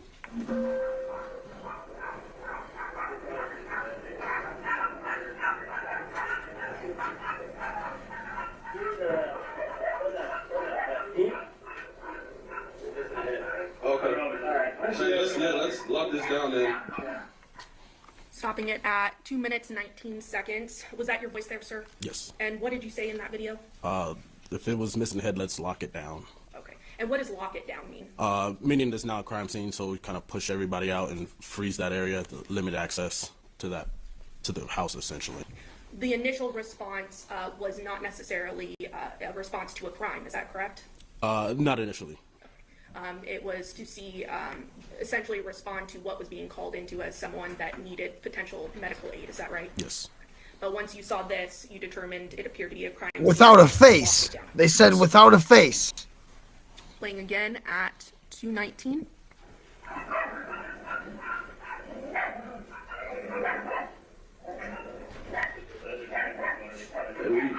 Lock this down. Let's FI down. And I'm going to stop right there at 2 minutes 32 seconds because I hear another term that we may not know. What does FI mean? FI is a field interview, so essentially we'll gather information, name, date of birth, things of that nature. It's a field interview with people involved. Is that even relevant right now? Does that even matter right now? Earlier in the video, 2 individuals that appeared to have lived in the residence that you wanted to do an interview of. Is that right? Yes. Playing again at 2:32.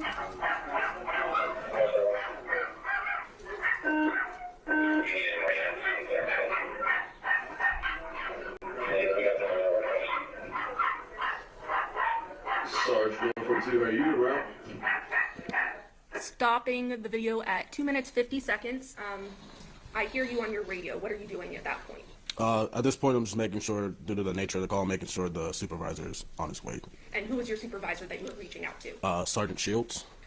And is that typical protocol to reach out to a supervisor in Yes. this type of situation? Yes. Okay. And when you went into the room, what were your initial observations of what you saw? Clearly, you saw a deceased person. Is that right? Yes. Anything unique about the body?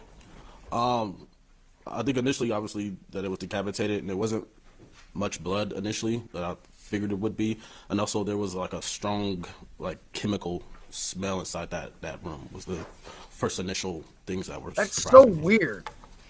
Were you able to Maybe see she used a lot of what chemicals was to used clean it cut off up? the head or kill the person? No. Playing at 2 minutes 50 seconds. Copy. Hey, we're locking it down until we get here.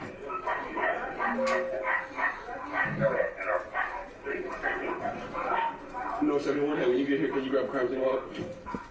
And stopping at 3 minutes 8 seconds. What is a crime scene log? Crime scene logs, once we determine it's a crime scene, it's pretty much a document to list out who enters or who exits that crime scene. So in this video, you're essentially asking for one of those. Is that right? Yes. Something they've never heard of in the state of Massachusetts, or at least Norfolk County. Let me rephrase.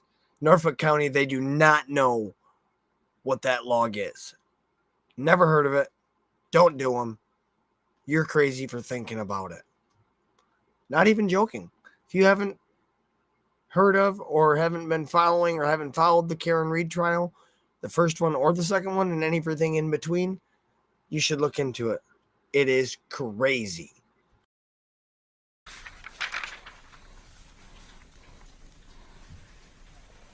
Playing at 3:08. And I'm pausing at 3:11. Are those the 2 individuals that you saw in the home that appear to be residents? Yes. Were you able to, through your investigation, identify those 2 individuals? Yes. Okay. And was that Yoko Willette and Masao Yoshida? Yes. Playing at 3:11.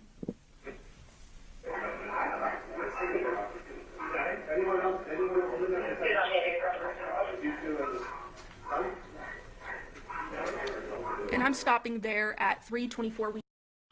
I mean, I know shock is a crazy thing and grief is a crazy thing, but I do have to note one thing. And this isn't just based off of my observations from just this one clip here, but people of Asian descent, they are very strong, solemn, just very, I don't even know what the word is I'm looking for. They're just very stone-faced, you know, they're just very, I don't know, they're strong. They just seem strong to me, you know. I mean, in an act like this or something like this happens, you know, and I mean, look at these people. I mean, they're literally I mean, Are those the two individuals that you saw in the home? they're not crying. At least it doesn't seem like it. They're not belligerent, freaking out like I would be, or like you or I would be, or like we would be, or, you know, most white people or black people or Mexicans, even, you know, whatever. But I'm just saying, these people are of a different breed. And I don't know if it comes from, you know, coming from another country and, you know, being calloused over from that, from coming from third world country or a communist country or whatever the case may be. Maybe that's why. But I have to commend them. And also like Indian, people from India, they're the same way, you know, and it's crazy to me how solemn and just firm they can be and seem like just like a pillar in the night. I mean, seriously, it's amazing how they are able to just accept something like this. I mean, not accept it, but you get what I'm getting at. They're able to just take it and deal with it, not lose their mind. That appear to be residents? Yes. Were you able to, through your investigation, identify those two individuals? Yes. And was that Yoko Willette and Masao Yoshida? Yes. Playing at 3:11.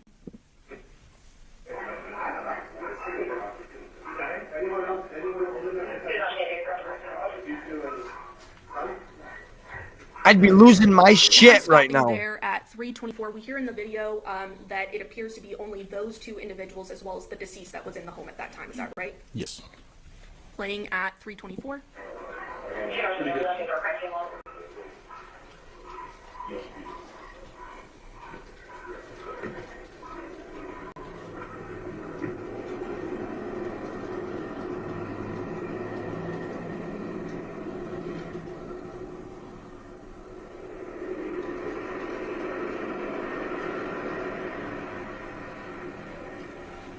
Stopping the video at 3:55. So essentially, after you are locking down the scene, calling your sergeant, and the investigation is underway, what do you do at this point?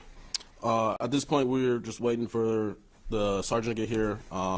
We're eventually going to set up some crime scene tape and start that crime scene log. Court's indulgence.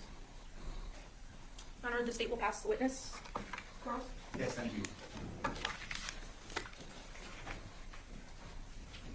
Officer Cooper, you had said something on your direct. You had testified that obviously you see that this body is missing a head, correct? Yes, sir. And you had said that there was not as much blood as you thought there would be, correct? Yes. Based upon experience.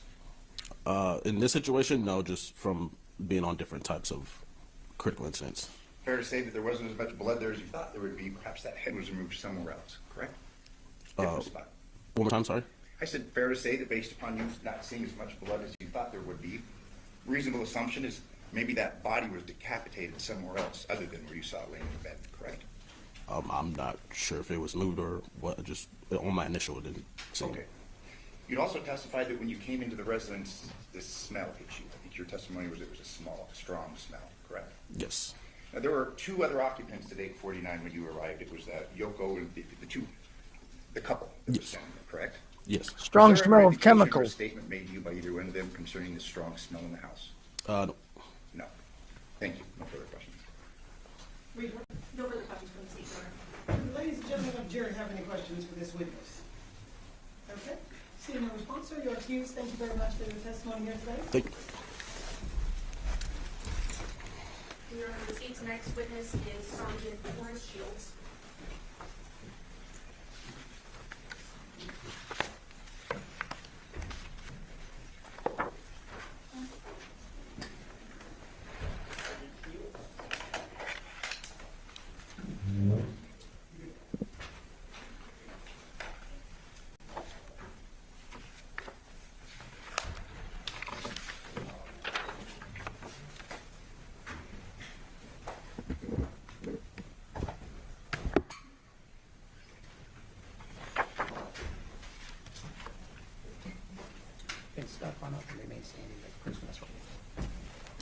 Good afternoon. You solemnly swear or affirm the testimony you're about to give in this action shall be the truth, the whole truth, and nothing but the truth, so help you God? Yes, I do. Yes. And officer, will you please state your full name and spell it for the record? My name is Forrest Shields, Forest Shields. Good afternoon, sir. Good afternoon. How are you employed? How am I employed with the Yes, city sir. of Henderson? I'm a police sergeant. How long have you worked as a police sergeant? As a police sergeant, approximately 2 years, but as in law enforcement. All right, they got this broke down into 2 parts, so I gotta switch over to the other part here too. Day 4. Oh no, we're gonna go to Court TV. Their audio's better, so I saved theirs.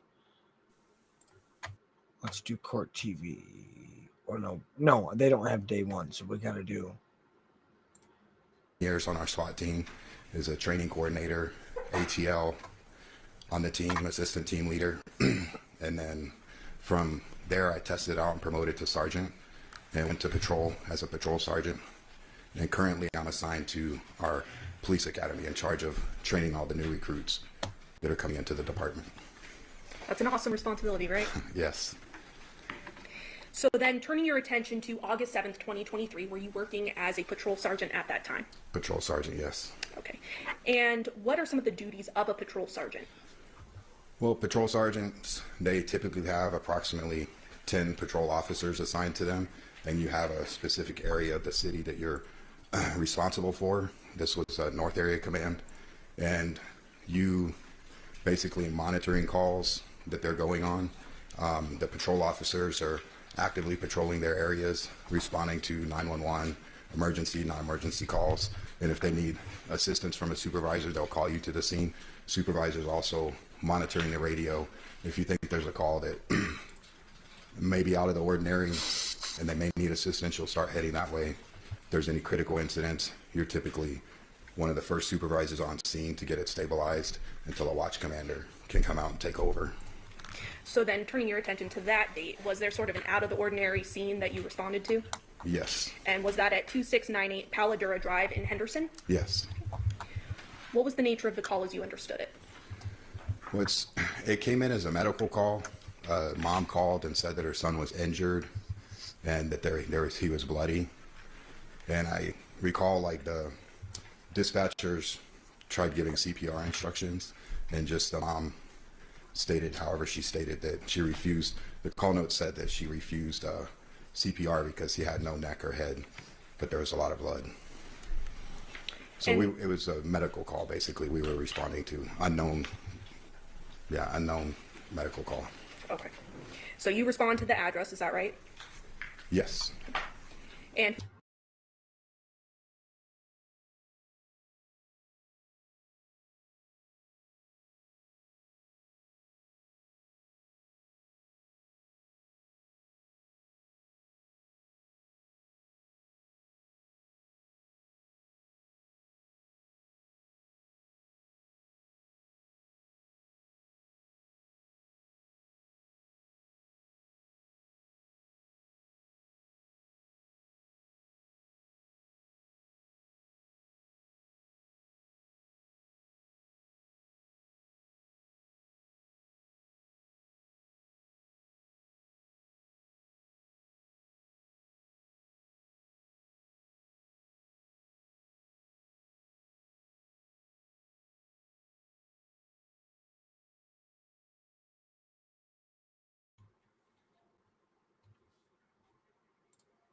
who was already there at the time, do you know?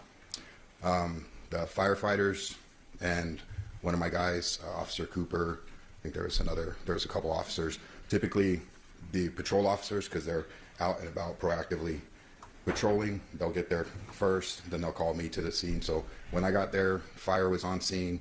A few of my guys were on scene. They kind of established a crime scene. I met them outside. They gave me a quick brief and went in. So at the time you arrived then, the scene was locked down as a crime scene, is that right? Yes.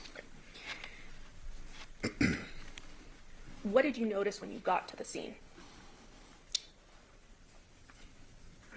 More like outside, inside? Yeah, let's start with the outside. So starting from the outside, when you arrived to the scene, did you notice anything of note, at the front of the home?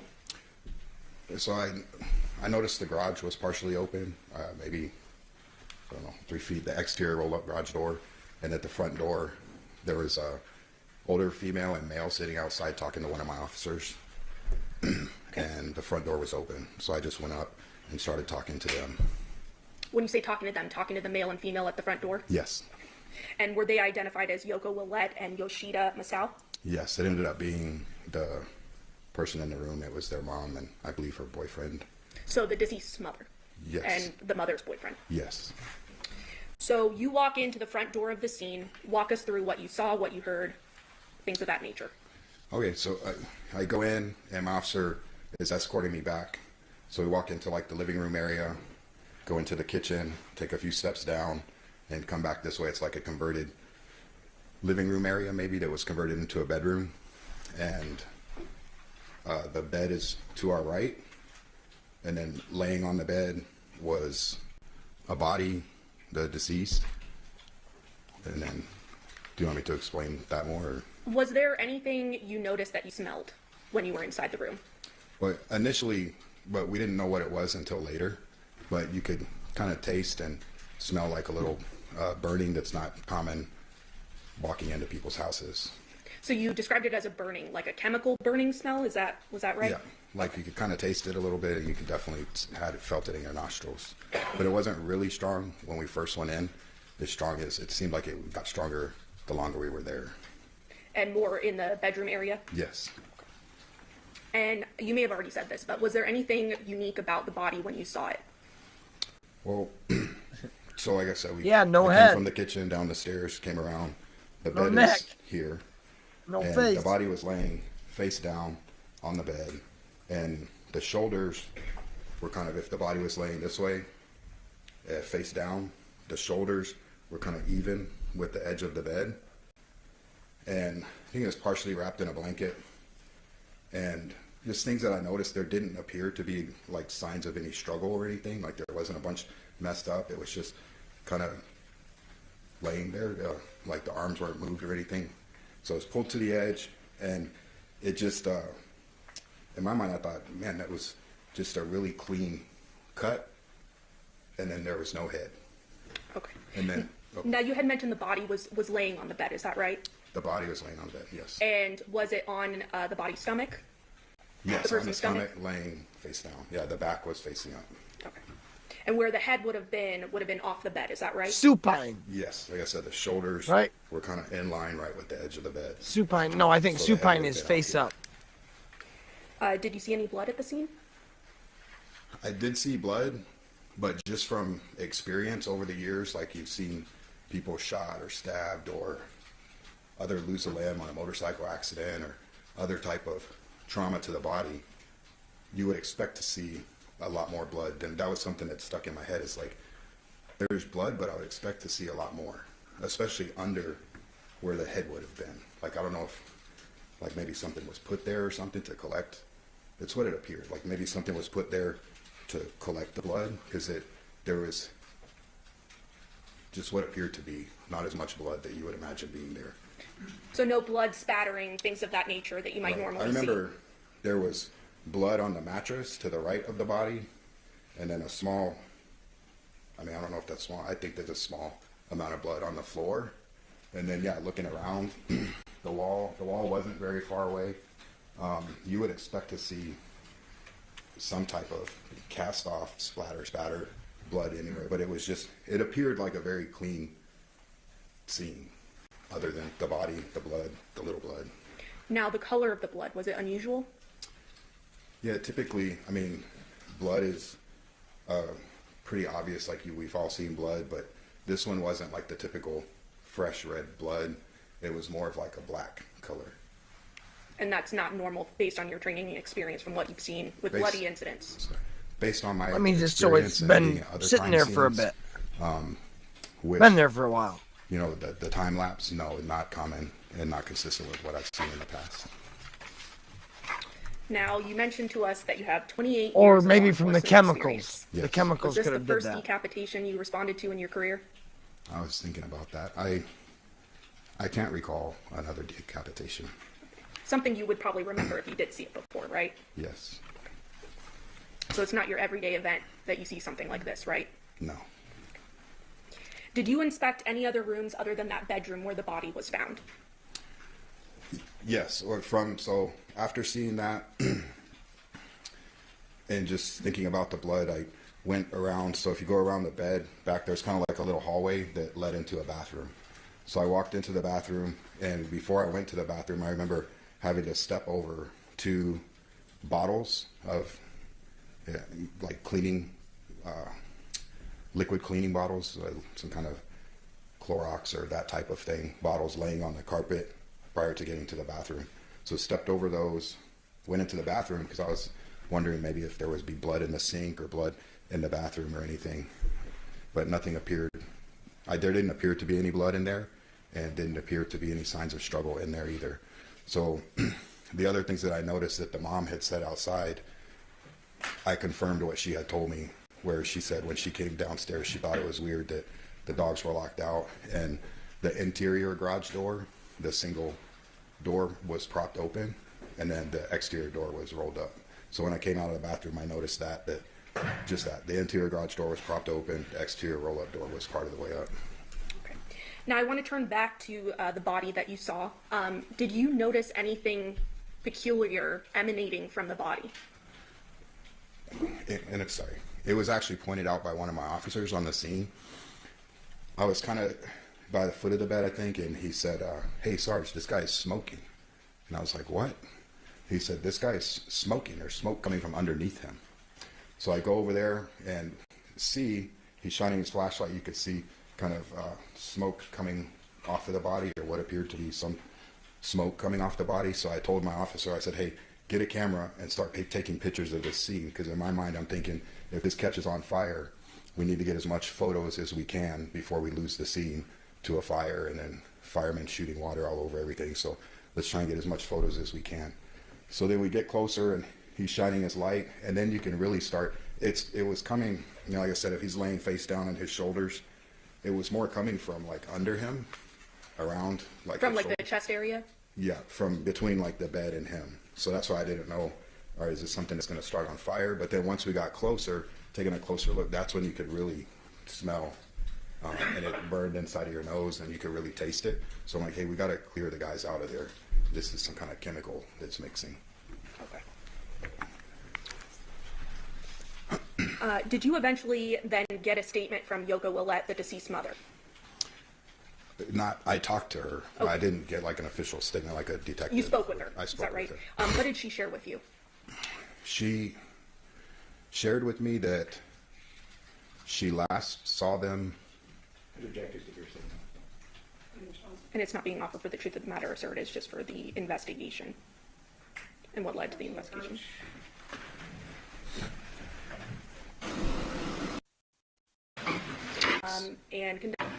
So after taking this statement or speaking with Yoko, yes, and conducting that initial investigation, did you eventually call the lieutenant to come out? Yes, the patrol supervisor, yeah, that's your job. You get there, make sure the crime scene is locked down, taped off, so all the evidence and the crime scene is preserved. Then that's why I spoke to her, to get a brief story, so I could report up my chain.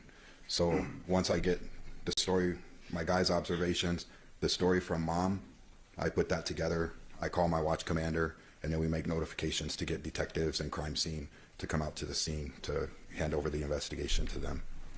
And did you learn through your investigation that there were children as well involved? Yes. Okay. And were you attempting to locate those children? Yes, and that was because the mom had, and part of my conversation with her, said that he was supposed to take the kids to school. Okay. And I believe you mentioned there was crime scene tape that was put up around the residence to lock it down as well? Yes. Okay. And while you were waiting for the lieutenant as well as other investigators to arrive, did you also still investigate the scene and look around for different things of evidentiary value? Yes, the male's truck was outside, so we moved the crime scene tape around the truck. Noticed, I think, what we thought there were spots on the driveway that we thought may be evidence. So, yeah, and at that point, I kind of break away once it's secure, and then I start kind of getting my thoughts and the information put down, because when the detectives and crime scenes show up, it's my responsibility to give them a brief when I turn over the scene. And as part of your duties as well, did you initially send individuals, other officers, to canvass for different surveillance footage as well? Yes. Yeah, that's kind of standard protocol on the crime scenes. Once you have everything secure, your extra officers go out, try and find witnesses. Other officers go and try and video surveillance that may have caught something. So you mentioned that you were putting together a brief for this case, is that right? Yes. And as part of that brief, is there an event number and a report number assigned to the case? Yes. Can you tell us the difference between the two? Well, the event number is a longer number. It's the year, the month, the day, and then the number of calls in that 24-hour period. So at midnight, the next police emergency call that comes in will be year, month, day 001. The 10th call will be 0010. So that's how the event numbers cover the 24-hour period of police work. And then the report number covers the annual period of police work for police reports taken. So it'll start with the year and then the number of report it is. So January 1st, 1201, the first police report taken will be, for next year, will be 26, 4 zeros and a 1. Okay. So starting then with the event number, in this case, do you have a reason to dispute that the event number was HP 230807000355? No. Okay. And the report number for this case, do you have a reason to dispute it being 23-15229? No. Does that sound correct? Yeah. And so while you're doing your briefing, eventually detectives and crime scene analysts eventually show up to the scene, is that right? Yes. And after they showed up, what did you do? So they showed up. I let them know about the chemical smell, the possible hazard, and the smoking. And then, like I said, I give them a brief. Basically, I write up. It has the report number, location, the rescue that was on scene, their information, the initial patrol officers that made entry with them, the time they made entry, then the information of the deceased, the information of the other people in the home. It's just basically like an overview of what we have. And then that there was no obvious weapon on the scene, and just kind of some of the abnormal, typical things that we talked about already. And so after you give this briefing, does your role cease at that point? Yes, that's when, if they have any questions, they would ask questions. Then I do a walkthrough with them, showing them where my officers went, what we did, things that we thought may possibly be important, and then turn over the scene to them, and then we move out, and then they handle it. So I would then look at my staffing and see how many people do I need here for this. For sure, one for the crime scene log up front, and then I start clearing guys off the call to go clear up other calls that are pending. Thank you. Court's indulgence. The state passes the witness, Your Honor. Thank you. Sergeant Seals, you've been employed in law enforcement for 28 years. Yes, sir. Worked your way up. Yes, sir. You're an instructor. Yes, sir. A lot of experience. Yes. You testified that you've been in multiple crime scenes through these 28 years. Yes. Fair to say that, you know, a severed appendage, an arm or a leg's going to bleed, but a head, I mean, there's got to be a lot more blood going on there, correct? One would assume. You would think so. And you would testify that when you got there, having been on so many crime scenes, you'd go and you look in the bathroom because it just doesn't make sense. I mean, you're assuming this head wasn't, I mean, removed from the body here on the bed. It had to have been somewhere else. Fair to say? No, I didn't say that. It seemed like, because the shoulders were pulled to the edge of the bed, it appeared that it was done there. But I was looking to see, you know, because the shoulders pulled over here. It didn't appear that it was done somewhere else. But you said you went and looked in the bathroom, correct? Yeah, to see if there was like cleanup, signs of struggle, or something. Blood? Yeah, blood from washing your hands. Because I looked in the sink around the ring and didn't see anything that. Based upon the blood markings on the bed, it was clear the body had been moved.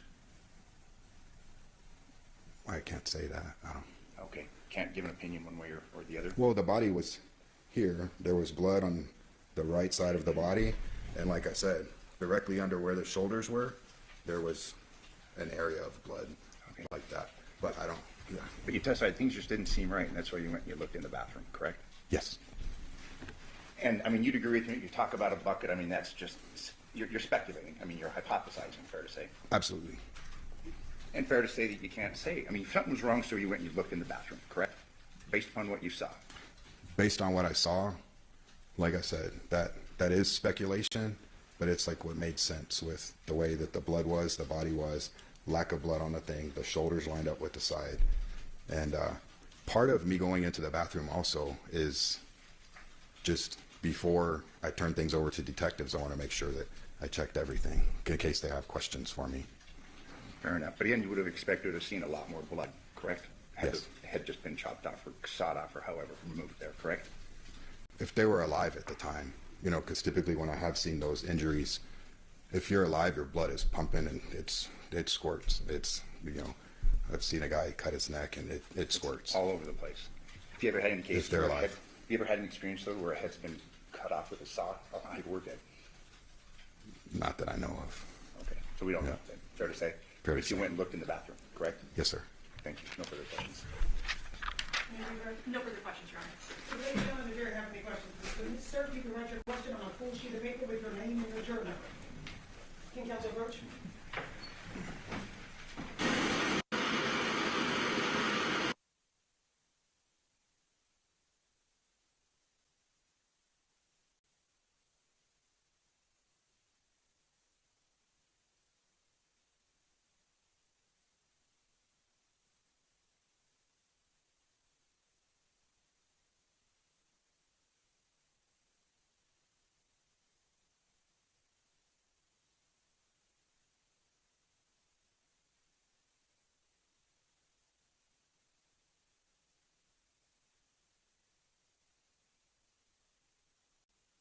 Yes, ma'am, Judge.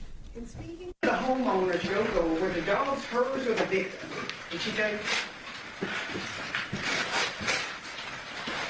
The only thing, the direct answer to your question is, I don't know whose they were. Was it no? Did she tell you if it was normal for them to be locked out based on your conversation with Joko? She said it was abnormal. Okay. State any follow-up based on the juror question? No, Your Honor. Defense? No, Your Honor, thank you. Okay. Ladies and gentlemen, jury have any further questions for this witness? Okay, seeing no response or no excuse, thank you very much for your testimony here today. Thank you.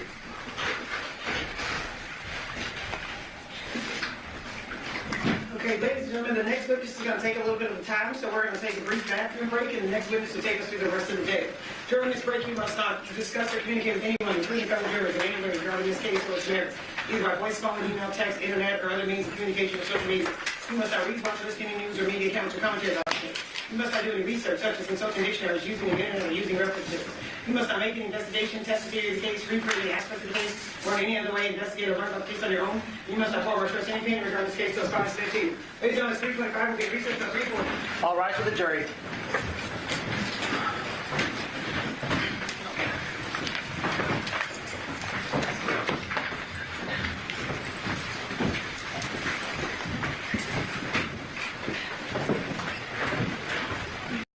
Yes, Your Honor. All right, state your name, call your name. Stephanie Wilson.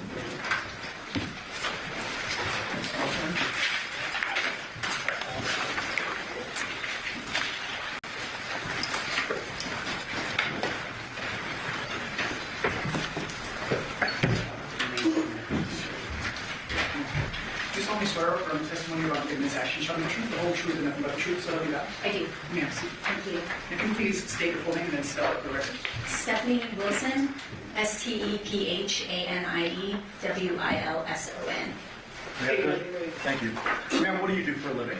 I am currently employed as the crime scene analyst supervisor for the Henderson Police Department. And how long have you been with Henderson Police Department in total? I've been with Henderson for 18 years, How long have you been working in your current capacity as crime scene supervisor? for 13 years. What did you do prior to being the crime scene supervisor? I was a crime scene analyst with Henderson, and then 2 years prior to me getting hired on at Henderson, I was employed with Las Vegas Metropolitan Police Department, also as a crime scene analyst. And what type of training and education do you have that allows you to do what you do? So upon getting hired, you go through an 11-week academy. It's like a classroom type setting. If you successfully complete field training, you go through, the academy, you go through about 16 weeks of field training.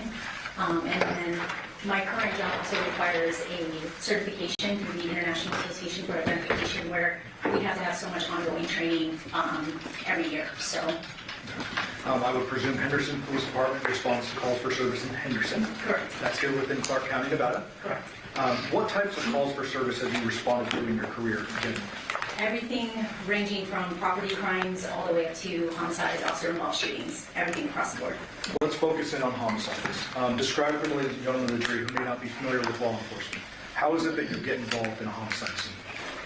In my current capacity, I respond to all homicides. I'm the only crime scene supervisor for Henderson PD, so my job is to respond and to assist my folks and facilitate whatever they need in that capacity. If you could describe the general duties of a crime scene analyst, not necessarily yourself, but someone who's just a crime scene analyst. Sure. So we respond to the scene and we handle all aspects of the crime scene documentation, everything from taking photos to evidence collection to latent print processing, shooting reconstruction, blood stain pattern analysis, anything and everything involving crime scene documentation. When you document a crime scene, I presume that is done under a particular report number, event number? Yes. And is that a unique identifying number that allows you to categorize everything from this particular scene or investigation is associated with this number? Yes. And then Henderson tracks their event number via a report writing system, and people can add to that and update reports. Is that Correct. fair? In this particular case, were you operating under event number 23-15229? Yes. If you could describe for the ladies and gentlemen how it is that you received this call for service.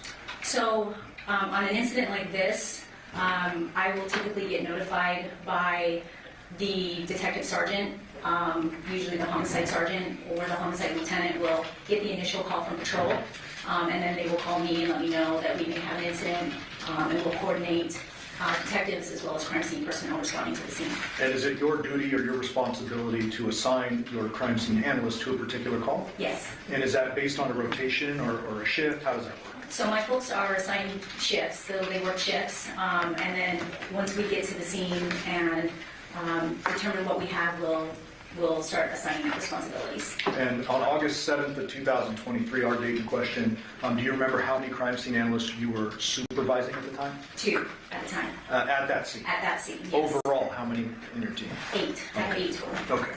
And is it common for a homicide scene such as this to have 2 plus a supervisor? At least 2, if not more, and myself as well. Okay.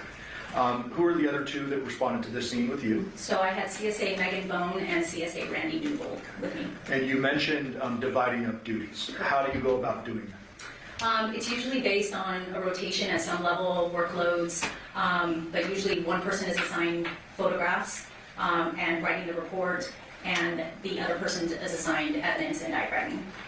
And you mentioned processing earlier, like latent print processing. Correct. Is that actually something you and your crime scene analysts do hands-on? Yes. Can you describe generally the process of latent print processing and then go into DNA processing? Sure. So latent print processing is really determined on the surface area that we're trying to process. It, depending on whatever you're trying to process, will determine what type of powders we use. There's multiple different types of powders or techniques we'll utilize, again, depending on that surface. But we will utilize these powders. We will photograph it if needs be, and then using tape, we'll collect the tape, and we'll collect it using the tape, put it on the latent print card. How about DNA processing? So DNA processing is, we'll get there, we'll do a visual inspection. If something looks like it could be blood, we'll photograph it first, and then we will perform a presumptive test to see if it is blood. There's a lot of things that look like blood that are maybe not blood, so we'll perform a presumptive test, and then if it is determined to be blood, we'll document it accordingly and collect a sample. Okay. So the instant case, you responded on August 7th of 2023. Yes. Did you respond to 2698 Palo Duro? Yes. Obviously within your jurisdiction of Henderson. Correct. And do you remember around what time you responded? We arrived at the scene at roughly about 10 in the morning. When you responded to the scene, did you get a briefing from the folks who were already on scene? We did. From the patrol personnel on scene, we got a briefing. When you received the briefing, well, generally, what is the purpose of getting a briefing? It's just to get all the information we have up until that point. Usually it's just to get report numbers, names, dates of births, details of the calls for service, maybe what patrol or fire observed when they first got there, just kind of your basic preliminary information. Are there times in which you will receive a briefing and that will guide you in what to focus on, what is normal or abnormal in the scene, etc.? Yes. And so you're receiving this information in order to determine kind of how to approach the scene, etc.? Sure. What was the briefing you received in this case? In this particular case, we received information that that the victim had been found by his mother, that he was laying in bed, and that there was a strong odor of chemicals in the area that he was found. We weren't really sure yet what we had. Patrol had advised that they believed that his head was gone, was missing. That is such a rare occasion, or I guess circumstance for us, that we still were a little skeptical going into that. We weren't sure if we were dealing with, a gunshot wound or something like that that could explain that, I guess. So. Well, let me stop you. Just, okay. Are there times in which you've responded to scenes where it may be reported in that way, the head is gone, but it's just severely damaged from a gunshot wound or something like that? Yes. Is that what you're referring to? Yes, that's what I'm referring to. A little skeptical. Yes. Didn't really think it was an actual decapitation. Correct. Okay. And so you received that information. Do you receive information related to how many people were at the home at the time the body was discovered? Yes, we were told that there were, the victim was in the scene, and then there were 2 other individuals that were in the scene. And were those 2 elderly Asian American folks? Yes. Did you see them when you arrived? Were they still there? We did. They had moved them outside of the house. They were sitting outside the front of the house. And after receiving your briefing, do you essentially go in and do what we refer to as a walkthrough? Yes. What does that mean for the jury? So we go in and we just do a brief walk around the scene and see what we have. We're not starting anything at that point. We're just assessing the scene and what's in the scene and what we need to be cognizant of, and it's just very brief. Okay. Once the walkthrough is done, and I presume a search warrant was authored and issued in the process of this. Yes. And pursuant to that search warrant, a judge authorized you all to go in and do your investigation. Correct. When the walkthrough is going on, are crime scene analysts documenting at that time? Not during the walkthrough. Okay. So it's the next step when they begin documentation? Right. We actually try to limit how many people go through the initial walkthrough, because we want to try to minimize any type of contamination, sure, if at all possible. So not everyone necessarily does the walkthrough. But yes, once the search warrant is signed and we're authorized to go in, at that point, I send in one person, usually that person taking photos, and they go in by themselves, so that we're minimizing any contamination, and they photograph the entire scene. And you bring up a good point. Is it common on homicide scenes for first responders to have gone into the scene before your arrival? Yes. And first responders could be patrol officers and or fire department paramedics, etc. That's what happens most of the time, yes. I would presume their goal is life-saving measures initially. Absolutely. Your goal is a little different. Once it's clear that the life is not being saved, you're then trying to limit access. Correct. But you're certainly not going to limit someone going in to try to save somebody's life. Correct. Okay. And in this case, you mentioned that the duties were divided up a bit. Yes. Did you say who was doing photography? CSA Megaphone. Okay. And is there typically what's referred to as a crime scene diagram authored? Yes. Who did that in this case? So in this particular case, we had actually just gotten a new piece of equipment. We had just gotten a scanner. It's like a 3D scanner. So I actually did the scans of the scene, and it just generates point cloud data of the scene. And Megan was able to take that data and put it into this computerized diagram. Okay. May I approach? Yes. Showing scene 16, do you recognize that? Yes. Was that appear to be? That is the diagram of the scene. And who's the addition of that? Any objection to that? No objection. May I publish? Yes. Thank you. Showing the jury 16. So this particular diagram, does this encompass kind of the lower levels of the home? Yes. Describe the home kind of generally how it was set up, including levels.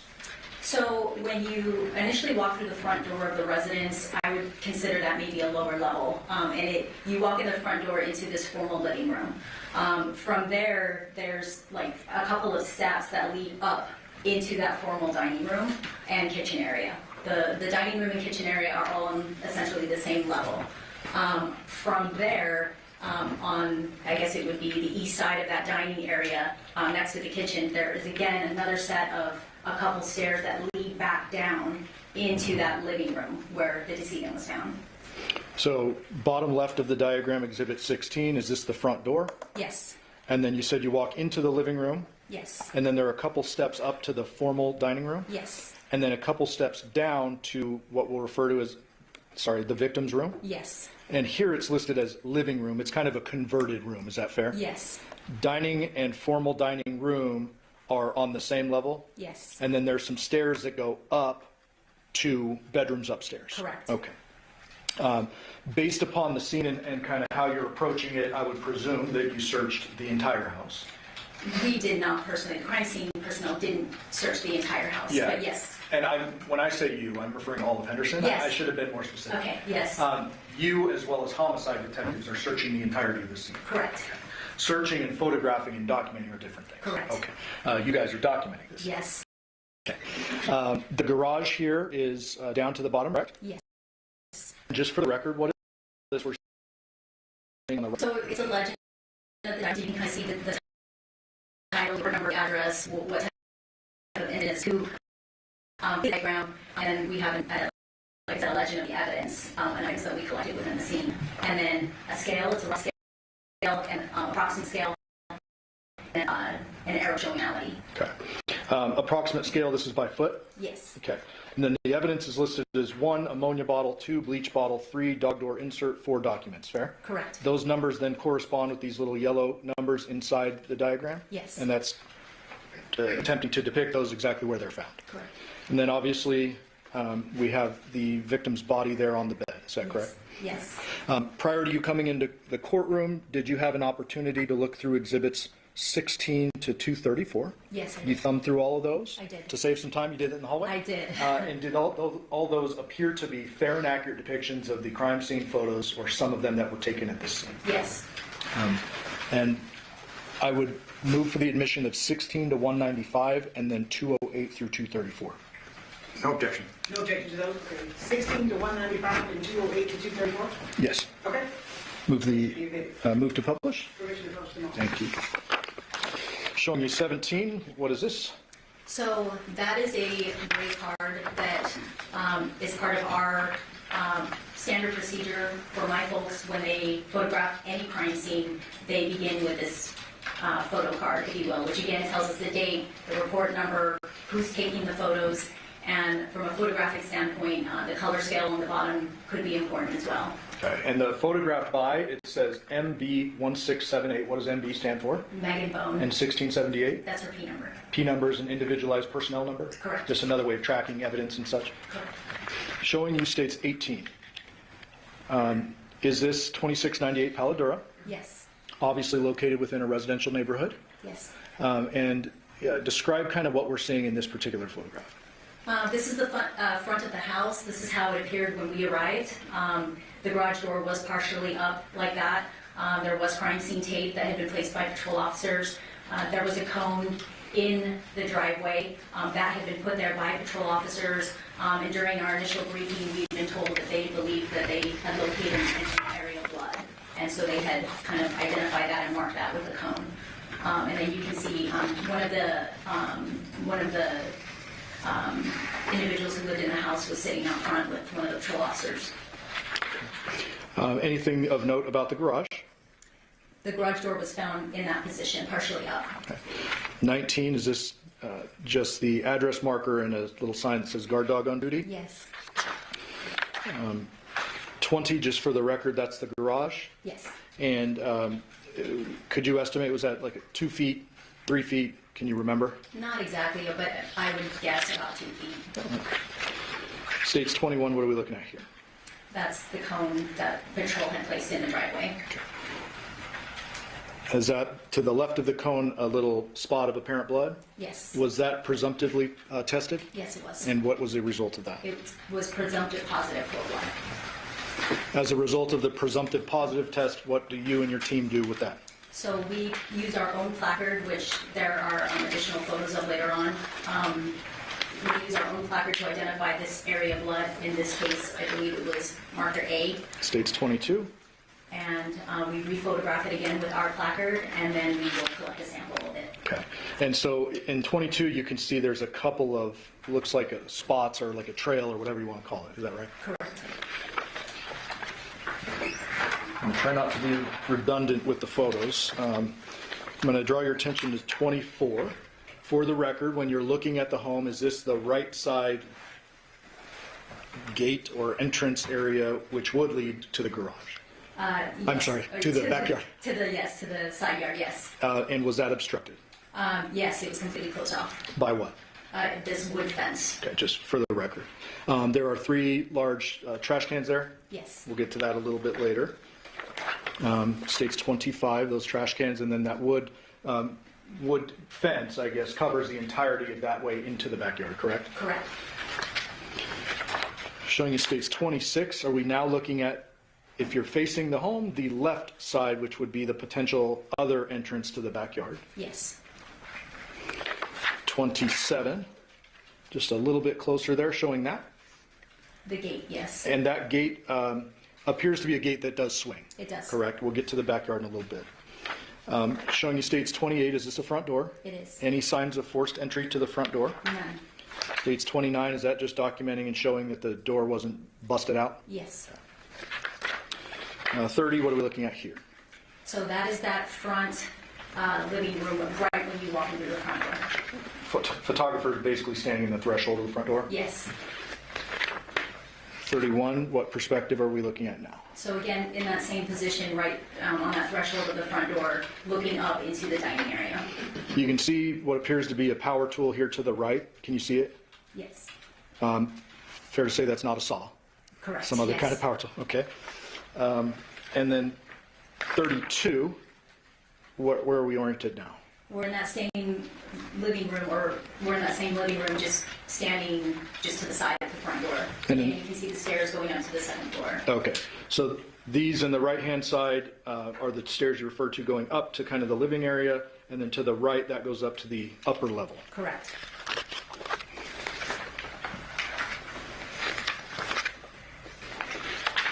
States 34, have we now gone up one level? Yes. And do you remember what this is referred to in the dining area? Okay. So these are overall photographs? Yes. Before anything is kind of moved and searched? Correct, yes. 35, orient us please. Same in that dining area, but you can kind of see the entry going into the kitchen. 36, is this just showing the stairs that lead up to the, I guess it's the third floor, but the upper level? Yes. 37, what are we looking at here? That is a closet just inside that kitchen area. 38, That's an overall of the kitchen? 39, just a different angle of the kitchen. Yes. Was the kitchen searched and documented? Yes. 40, is that the kitchen? Yes.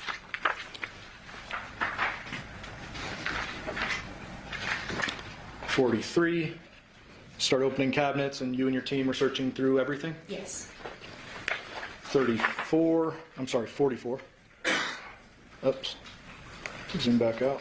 Still in the kitchen, opened up the dishwasher? Yes. Nothing of evidentiary value or note in there? No. And I won't go through all these, but I mean, you're opening these cabinets and going through pretty much everything, right? Correct. 46, knife drawer. Yes. In here we have kind of your common steak knives and butter knives over here. Is that fair? Yes. 48, another utensil drawer or a couple of utensil drawers. Yes.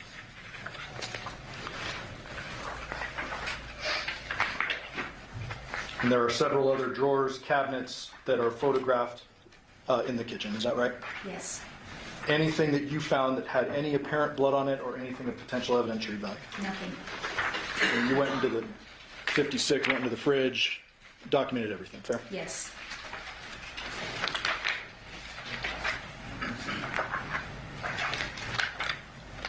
Focus in on 61. What is this here? That is one of 2 trash cans that were located in that kitchen area. And that trash can was searched? Yes. Anything of potential evidentiary value? No. Random question for you. Did you find any engagement ring or any type of ring in the trash? No. In any trash? No. States 63. What are we looking at here? That is the adjacent dining area to the kitchen. Okay. And so in the background, you can see an entrance to a room. Where is that going?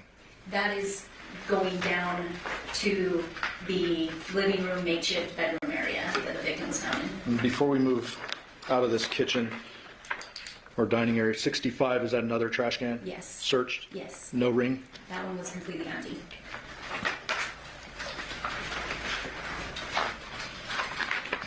$67, what are we looking at here? So that is standing right on, in the dining area, right before those steps leading down into, again, the living area, makeshift bedroom area. And just for the record, there is no door that enters into this room, No. correct? There is what appears to be a flag and or a bed sheet that kind of doubles, I guess, as a door or block. Yes. 68. So this isn't a basic overall, we're starting to get into the overalls of that living area, again, bedroom, makeshift bedroom area. 69, same room, just different perspective. Yes, 70, same room, different perspective. yes, Now we're finally seeing the bed for the first time. yes, And that's kind of tucked around the corner there, is that correct? that's correct. 71. So what does this hallway lead to here? So that hallway leads to a bathroom and the laundry room that connects to the garage. Okay. 72, different perspective, same room. Yes, 73, different perspective, same room. yes, 74, same room, yes. different perspective.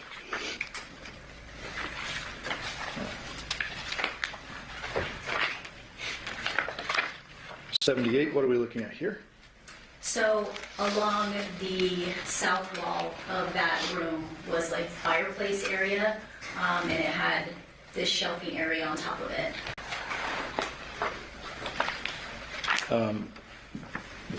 A fireplace area, but it appears it's blocked off. Yes. Right, it's kind of doubling as shelves. Correct, yes. 79, is this? That's a table in that room. All right. Before we approach the bed, so are there any general observations you made of this part of the scene before we get into the bed and the body? It appeared to be cluttered with clothing and other various items. There was nothing that particularly stood out visually. Again, just that it was dirty and cluttered and kind of unkempt. And obviously no weapons or anything like that you found at this point. Yeah. So states 80, we're kind of shifting over to the bed here. What are we looking at? A shoe, some socks, some random clothing items. One of those random clothing items is some black boxers. Yes. Okay. And you got a shoe, some socks, and some wires, correct? Correct. Showing you now states 81. Just please for the record orient us. So we're looking north at the bed. So that's the north wall. And that's the bed that's tucked away in that whole side of the room.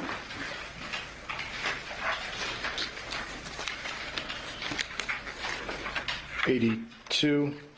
What portion of the bed are we looking at here? That's the headboard of that bed. And you're documenting kind of the gap in between the headboard and the bed? Yes. 83, getting a little closer to the bed here. Yes. 84, now we're at the foot of the bed. Correct. Did you find anything of potential evidentiary value with that down near the foot of the bed? That's where we started seeing what appeared to be blood. Okay. That's the foot of the bed. And I do have photos later that show your markers, but do you remember where that particular blood was? Right on the foot portion of that bed, that wood frame of the bed, we started seeing like our first drops of blood. Okay. We get a weird glare here, so let me see if we can. And some on the carpeting.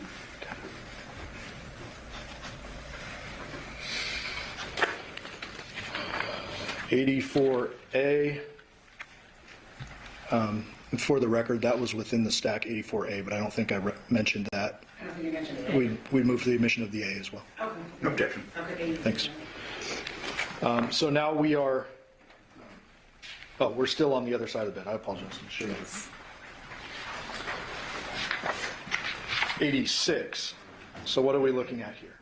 So that's on the opposite side of the bed. Now we're standing on the opposite side of the bed, where you can see the top portion of the victim, and you have that small kind of area just between the bed and dresser. some other furniture items along that wall. For the record, the victim's his shoulders are kind of adjacent or parallel to the left side of the bed in this photo. Yes. The left edge, I should say. Yes? Yes. Did you make any observations about the blood patterns here on top of the bed? There were some what appeared to be deep saturation blood stains on that side of the bed. There is a glare, and I've been trying to fix it, but tell me if you need me to bring this photo up to you. Do you remember this particular stain, saturation, closest to the foot of the bed being more red in color? I don't remember that specifically. Okay. May I approach? Yes. I can see it in this photo, yes. Counsel, which exhibit is that? Sorry, 86. Thank you. And then down on the ground, did you make any observations? Yes, there was another area of what appeared to be just saturated blood right on the ground right below. 91, that shows it a little bit better. I'm going to try to zoom in.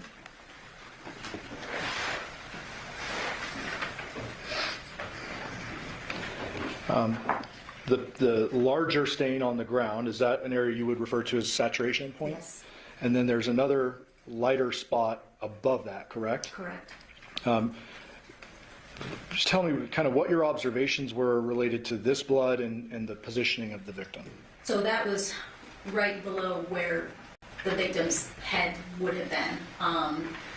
Clearly that's where we saw the bloodletting injury, if you will, occurring. So that's where carpet is a little difficult, but those were saturation stains. So it was just blood that had pooled and saturated in those areas right below where he was at. Showing you 92. Is this that same stain, just Yes. a different perspective? Yes. Do you see areas of kind of displacement or like odd patterning here? It's difficult to determine that, but to determine like clean borders, but Sure. yes. Sure. Clean borders, like what are you referring to? What does that mean? Like if something had been placed there, carpet again is difficult because you don't get those clean borders that you would see like on a hard surface or a non-porous surface.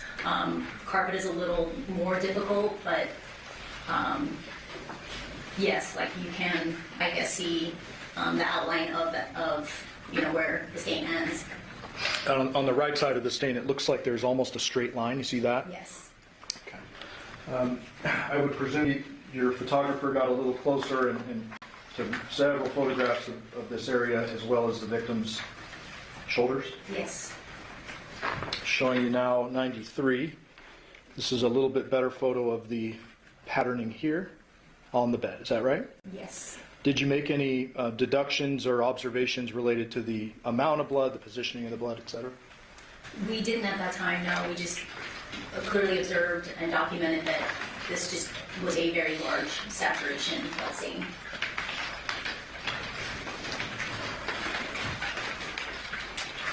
'98. This is a different perspective. Oops. What are we looking at here? So that is the upper portion of the victim, again, void of his head. And just for the record, is there a substantial amount of blood on top of a blue and white comforter? Yes. And then what is this item right here? That's a large pillow that was underneath the top portion of the victim's torso. States 101, different perspective of the area where his head should be, correct? Correct. Did you make any observations about the color, I guess, texture or anything about the blood? Yes, the blood appeared black, just dark, extremely dark, atypical of what we usually see. And I should have asked you earlier, did you smell anything while you were in the scene? It was overwhelmingly, the chemical smell was overwhelming, burning our eyes, burning our nostrils. It was overpowering, the chemical smell that was coming specifically from this area. That smell was present throughout this room, but the closer you got to this area of the victim, when you walked around the foot of the bed and came towards this area, it was overpowering. I'll show you one more. States 100. for the record, kind of the same perspective, but it shows a little bit of the pooling over here as well. Yes. And ma'am, did you make any general deductions related to where this person was decapitated? We felt like it was done right there. Why do you say that? I mean, there wasn't any signs of a struggle. There wasn't any signs that he had been moved. There wasn't, if anything, we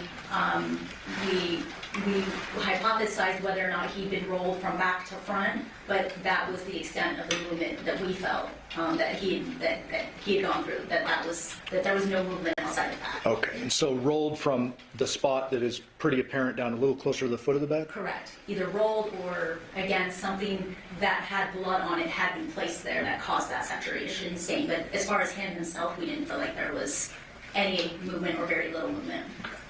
Now I have a personal question for you. How tall are you? 5'2". You are a petite woman, we can all see. Did it appear to you that his body was the size where someone like you could roll him over? Sure, yeah. The documentation doesn't end here, correct? Correct. Eventually the sheets and stuff are kind of peeled off, onion-like layers, right? Yes.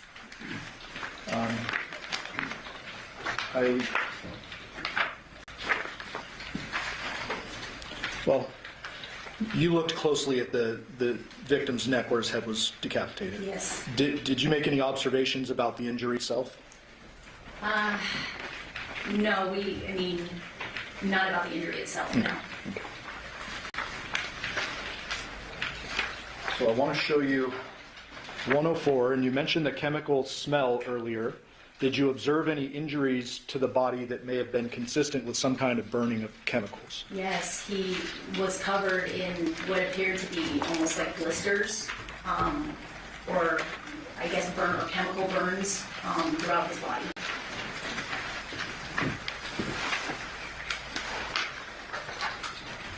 States 106. Is that an angle of the backside of his left shoulder? Yes. And left inner arm? Yes. And are these some of the blistery kind of burn-like marks you're seeing? Yes. And many of those are documented closer. I won't Yes. go through all of them, but they're documented closer, correct? Yes. Moving away from the body now to 109, what are we looking at? That is looking down that short hallway leading towards, again, there's a hallway bathroom off to the right, and then you can see the laundry room and that door that leads out to the garage. 110. What are we looking at there? So those were two, I guess, bottles of cleaning supplies that were found on the ground. Right, that door is the door to the bathroom. So one of them was a bottle of ammonia, and the other one is a bottle of soft scrub.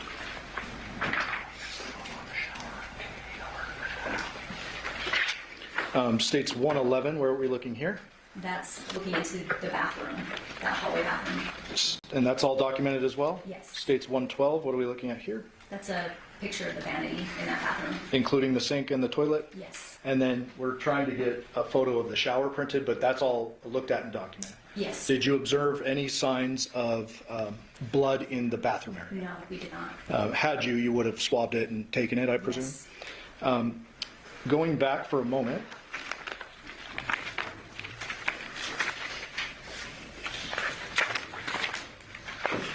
to States 100, would you agree with me that the blood in this area is generally focused where his head should be, and then at the bottom of the, or I guess the foot of the bed and the ground? Yes. Directly underneath? Yes. Have you responded to crime scenes involving gunshot wounds? Yes. Any estimate? Thousands? Hundreds? Hundreds. Okay. Have you responded to scenes involving stab wounds? Yes. And is it common to observe blood kind of less focused in one area in those types of scenes?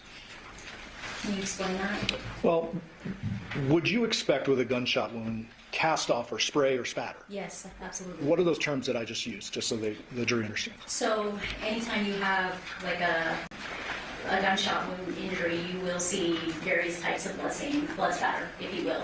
We have forward spatter, you'll have back spatter. For injuries involving like sharp objects, like stabbings, a lot of times you'll see cast-off patterns, things like that. So there's all different various types of blood spatter depending on what type of injuries or implements cause those injuries. Sure. And if an injury occurs while a person is alive, it's probably more likely that their arteries are pumping and their veins are pumping. Absolutely.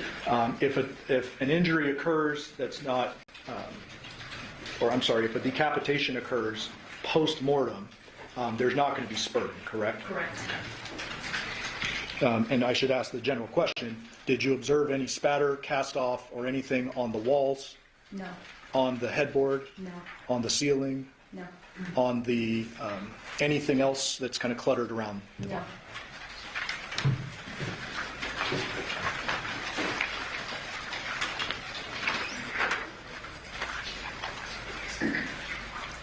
Anything of evidentiary value found in the washer and dryer?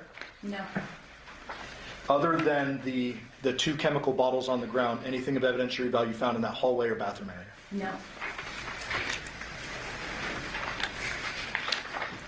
119. Is this the door, the garage door? Yes. And I guess, what perspective are we looking at this at? So you're inside the garage. Okay. So we pass through that hallway, past the bathroom, into Right. 120. What are we looking at here? That's an overall inside the garage. 121, different perspective, but kind of capturing the other angle. Yes. 122, also in the garage. Yes. Did you, and I should say all of you, HPD, Yes. did you turn this garage upside down as well? Yes. Was there any weapons found in this garage? No. Anything with apparent blood on it? No. And obvious question, did you find the victim's head anywhere in the garage? No. And back to the bedroom for a minute, 123. Is this the slider leading to the backyard? Yes. And 125, when you move the blinds back, what is this here? So that's a doggy door insert that goes inside of the sliding glass door, and it has that glass panel, and then at the very bottom was a doggy door. And for the record, that doggy door is closed. Yes. And then this particular, the latch on the slider, was that open or closed? Open. Open. Ultimately, did you and other crime scene analysts impound this dog door We did. cover? And those 2 chemical bottles? We did. Showing you 128. What are we looking at here? That's an overall of the backyard. 129. What are we looking at here? That's the side gate that we previously looked at inside of the house. I'm going to try to zoom in the best I can. This is not the gate where we saw the big wooden fence. No. So if you're looking at the house from the front, this would be the left gate. Yes. And in the back, obviously, the right gate. Could anyone access that gate from the front? Like, what are we looking at here? That is, it was like wood boards and everything like on the ground in front of the gate. Okay. And that gate, for the record, swings into the backyard. Yes. And that would be obstructing. Yes.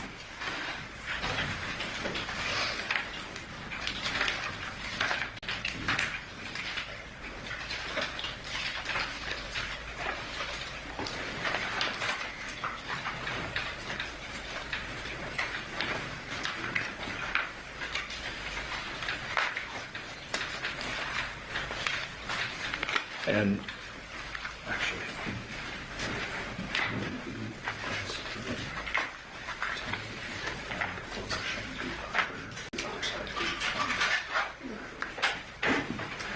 we're going to come back to the backyard in a minute. I'm going to just try to make this more efficient. 1:30, you go upstairs. Yes. You and other crime scene personnel document all of that. Yes. 1:31, this is the upstairs area. Yep. Right at the top of the stairs. And just as an example, 132, you're opening cabinets, you're going through everything, correct? Correct. Without showing a bunch of photos, was there anything of potential evidentiary value found upstairs? No. Any weapons? No. Any head? No. Any blood? No.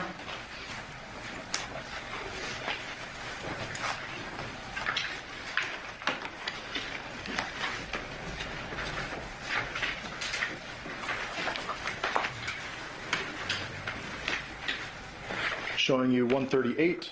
Is this one of the upstairs living area bedrooms? Yes. And can you see some, what appears to be some little girls' clothes and little stuffies up here? Yes. Well, that's what my kids call them, stuffies. Yes. 140. Some more kind of child's clothing or small clothing there. Yes. This is all upstairs. Yes.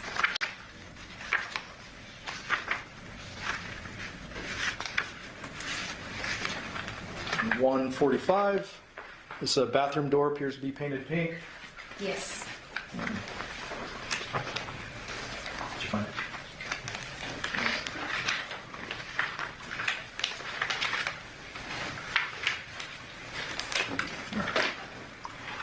So very briefly, 153, we now have evidence placards next to the 2 chemical bottles. Yes. And those should correspond with our crime scene diagram. Yes. Evidence placard 1 states 155, the ammonia bottle. Yes. Was that processed in any way at the scene? Not at the scene, no. For the record, 156, that's just showing the other side of the bottle to see how much is left in there. Correct. I'd say maybe 1/3 full. Correct. And did I say, is that the ammonia bottle? Yes. Okay, and then 154, the other bottle appears to be soft scrub bleach. Yes. When you say not processed at the scene, what do you mean? So we collected it with the intent of bringing it back to the station to have our forensic evidence lab technician process it in the lab.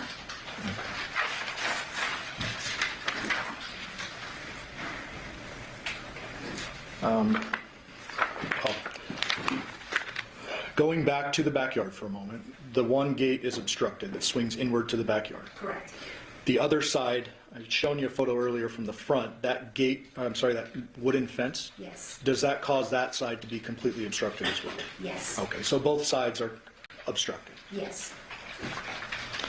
States 160, where are we now? So that's the foot of the bed where the victim was. 161, now we have an evidence placard showing what? That's showing an area of apparent blood that was located on the foot of the bed. Very small, almost like droplets. Yes. Did those appear to be downward droplets? Yes. What's the difference between a downward and kind of a spray? It's like a passive blood drop. So it doesn't show a lot of directionality. It's more of just like a passive, like something that's dripping blood just passively. It doesn't show a lot of movement. In addition, in the bedroom, did you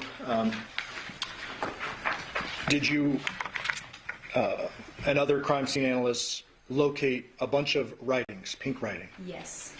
Were those accessed and then ultimately photographed page by page? Yes.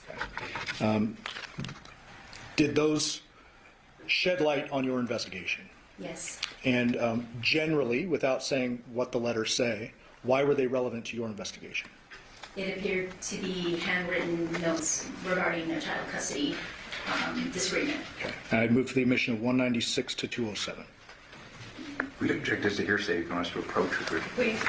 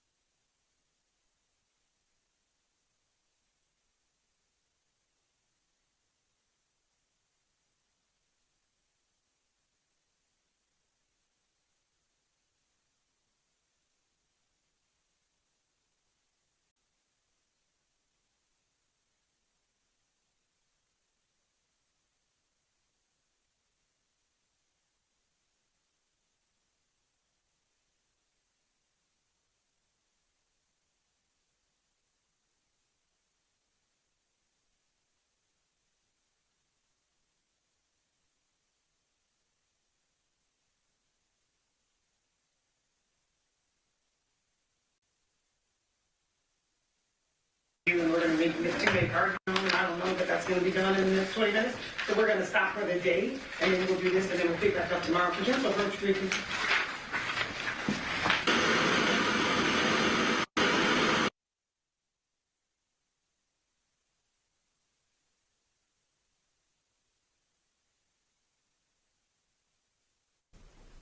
We're going to take our 9 recess. During this recess, you must not discuss or communicate with anyone, including fellow jurors, in any way regarding the case or its merits, either by voice, phone, email, text, internet, or other means of communication or social media. You must not reach out to this committee news and media accounts for commentary on the case. You must not do any research, such as consulting dictionaries, using reference material. You must not make any investigation, test the theory of the case, recreate any aspect of the case, or in any other way investigate or learn about the case on your own. And you must not form or trust anything regarding this case was transmitted to you. Ladies and gentlemen, we'll be in recess until tomorrow morning at 11 a.m. All rise for the jury.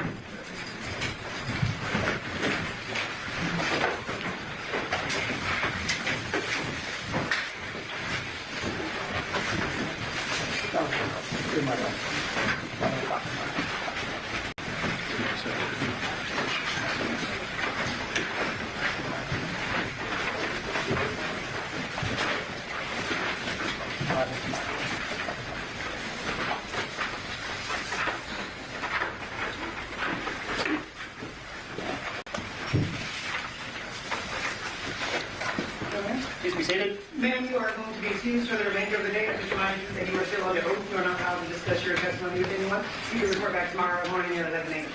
Okay? Thank you. Thank you. All right, we're going to be adjourned for the rest of the day, so everybody can be excused.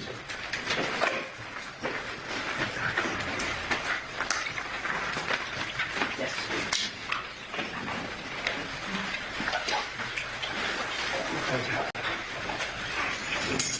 All right, everything remaining from this point will be done off the record. So we're going to stop all recording.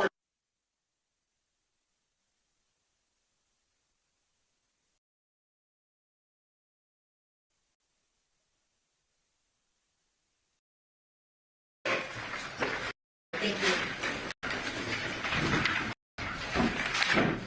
All right, we're going to be adjourned for the rest of the day, so everybody can be excused.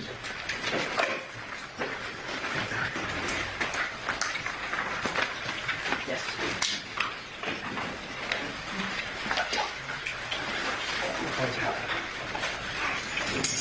All right, everything remaining from this point will be done off the record. So we're going to stop all recording.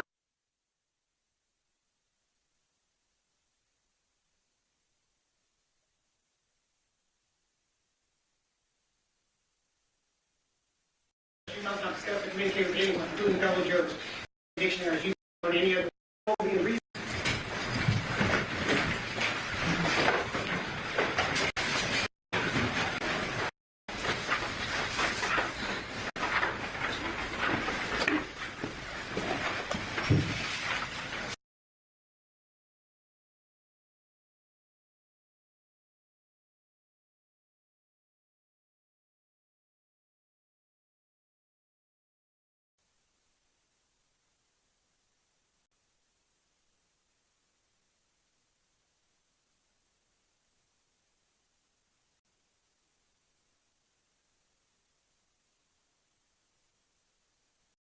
Subject 239, State of Nevada versus Devyn Michaels. May the record reflect that Ms. Michaels is present and her attorneys, deputy district attorneys on behalf of the state. We both parties stipulate to the presence of our jury. Yes, Your Honor.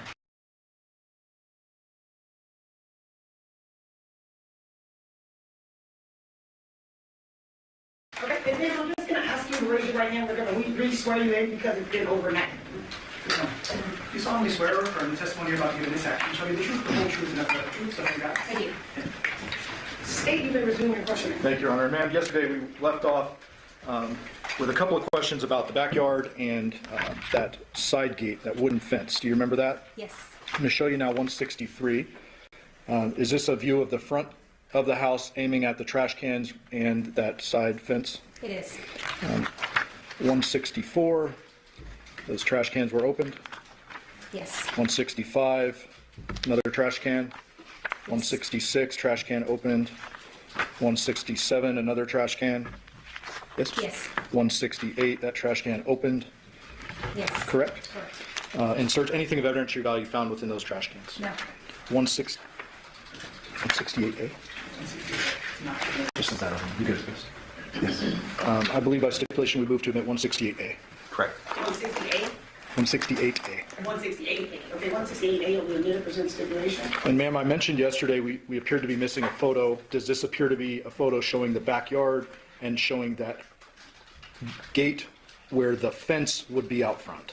Where that wooden fence would be out front, yes. Okay, so does this now tell us both sides of the entry to the side of the house are obstructed? Yes.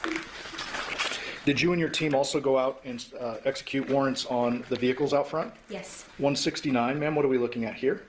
That is a photograph of the victim's truck and trailer that was parked out front of the house. Can you describe just for the record how it is parked? It's parked, I'm sorry, I don't know directionality, but it's just parked along the street right in front of the Okay, house. parked, I guess, wrong way on the street. Correct. And the trailer appears to be hanging out into the street a bit. Yes. 170. Did it appear that the moving trailer portion was somewhat empty? Yes.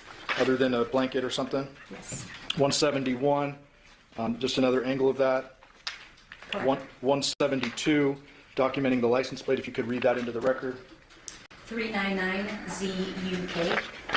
173, is this the bed of the truck? Yes. Obviously searched at some point? Yes. Anything of evidentiary value found within the trailer or the bed of the truck? No. The inside of the truck, was it also searched? Yes, it was. 174, is that a side angle of the truck? Yes. A couple of American flags sticking out the back? Yes. And then there's a bunch of photographs of different angles of the exterior of the truck, is that fair? Yes. I'm not going to show them all to you, but you would agree with that? Yes. I'm going to show you one more, 180. Just a better angle showing the empty moving trailer, or moving trailer except for that blanket and a piece of wood or something. Yes. 181, what are we looking at here? That's the interior of the truck. Front seat. Yes. 182, back seat. Yes. Anything of evidentiary value found within the truck? No. In addition to the truck, was there a little blue sedan parked out front? Yes. A little Nissan Sentra. And was that searched as well? It was. 185, is that the Nissan? Yes. 186, rear of the Nissan? Yes. Looks like a temporary tag, Yes. 2010 date on it. Yes. Can you read the plate into the record? Sure. 1E67224. And that vehicle was searched as well? It was. 188, front seat. Yes. 189, back seat. Yes. 190, trunk. Yes. Appears that there's a bunch of random materials as though maybe someone was packed. Yes, it was full. Anything of evidentiary value found within the Nissan? No. And I'm assuming that when you're referring to evidentiary value, that would include anything related to blood. Correct. So let's go back inside the residence just briefly. I'm almost done with you. Okay. 193, we showed this yesterday, but this particular dog door, did you say was it impounded under our vent number? Yes, the cover was, yes. And you mentioned some latent print process. In 194, what are we looking at here? So that's the door that's leading from the laundry room to the garage, and that was also processed for writing fingerprints. In 195, a closer view of that same area? Yes. You mentioned yesterday sometimes you'll process and use photography, other times you'll process and actually pull tape. Correct. Here it looks like you may have pulled tape. We did. And I want to ask you some general questions about fingerprints. Sure. Fingerprints are an artifact left behind when someone touches something, correct? Correct. And there's latent ridge detail that could be matched potentially to a known fingerprint, correct? Fingerprints don't tell you anything about timing. No. Right? That could have been left there a day ago, a month ago, a year ago. Yeah, it's very, very difficult to establish a timeline for a fingerprint. Okay, and if someone is a known occupant of a home, you would expect their fingerprints to be in their home. Absolutely. If someone had lived in that home previously, you would expect fingerprints to be in the home. Absolutely. If someone had been inside the home, one or two times, they may have left prints as well. Absolutely. You just never know, but Yes. you do it nonetheless. Correct. Then go back to the body of it, and I'm going to put these cameras up on, these photos up on the screen for the cameras. 208. Is that John once the cover was removed from his body? Yes. There was a suggestion yesterday that maybe the decapitation occurred at a different location, and his body was moved to this location. Is there anything about this body that suggests otherwise? We did not feel that the decapitation occurred anywhere else, based on his morbidity. When we removed those beheading and all those sheets, his lividity was consistent with that position. There was no mixed lividity or anything to suggest that he had been in a different position. Okay, the jury's hearing the term lividity for the first time. Sure. What do you mean by that? So lividity occurs when your heart stops beating, the blood in your body will pull into the natural cavities of your body. So the lividity becomes fixed at a certain point, but you'll see dark discoloration that's consistent with the position of the body. And so if a body lays, say, in this position on the belly for an extended period of time, Right. the blood essentially settles with gravity. Correct. And that at some point becomes fixed in the body. Correct. Now, if a person is killed, and they sit there for a minute, an hour, and then are flipped onto their belly. They're on their back when they're killed or whatever. Right. Are there times in which the lividity will change a bit? You'll see a variance in the lividity. Okay. And in this particular case, anything suggesting that he was moved from this small position on the bed other than maybe flipped over? No. In addition to that, we talked about how you believed it was a post-mortem decapitation. That's correct. As a result of that, you're not going to have spurting vessels or veins or arteries, correct? Correct. However, there is blood leaking from the Right. decapitation. Right. Did you see anywhere outside of this small area in the scene any evidence to suggest this body was dragged in, brought in, carried in, or anything like that? No, nothing of the sort.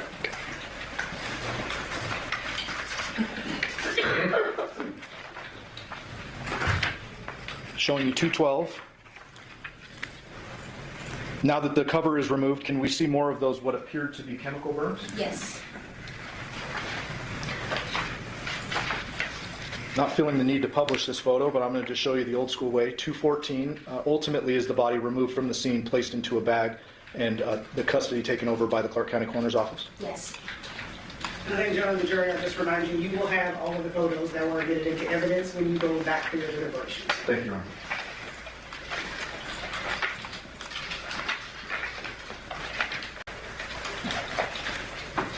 Was the scene documented after John's body was moved? Yes. Showing you 220. Describe now what we're looking at.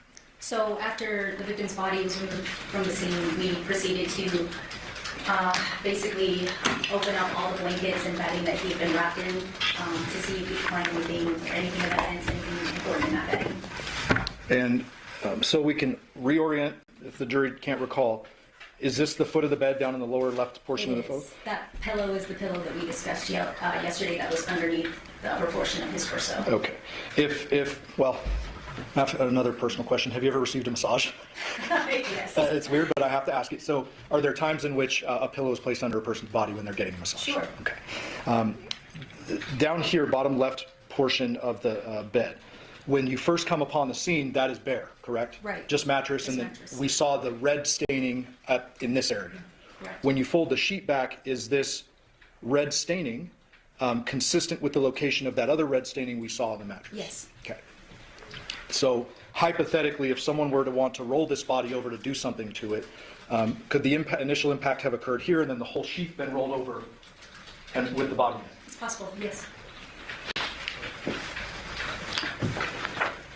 221, another angle just showing kind of now we're peeling the layers a bit or getting different angles of the layers. Yes. 222, is this the remnants of the pillow and the blanket that were underneath where John's head should have been? Yes. I'm sorry, Counsel, which exhibit is that? The number? 222. Thank you. You're welcome. 223, what is this? That's a towel that was found towards the head of the bed. Okay. And now it's just been laid out for documentation? Correct, yes. 225. Are we now seeing the white comforter kind of spread out? Yes. And a couple of blood spots in corresponding corners on the top? Yes.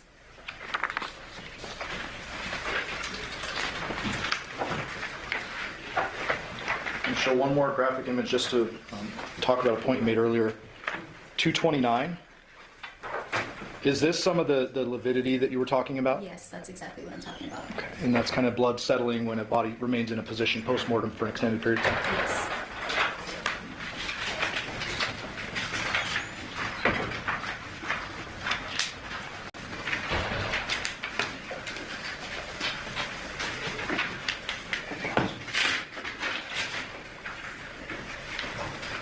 One last question. Did you observe any bleeding injuries to the victim's hands anywhere? None. Thank you. I'll pass the witness. Thank you.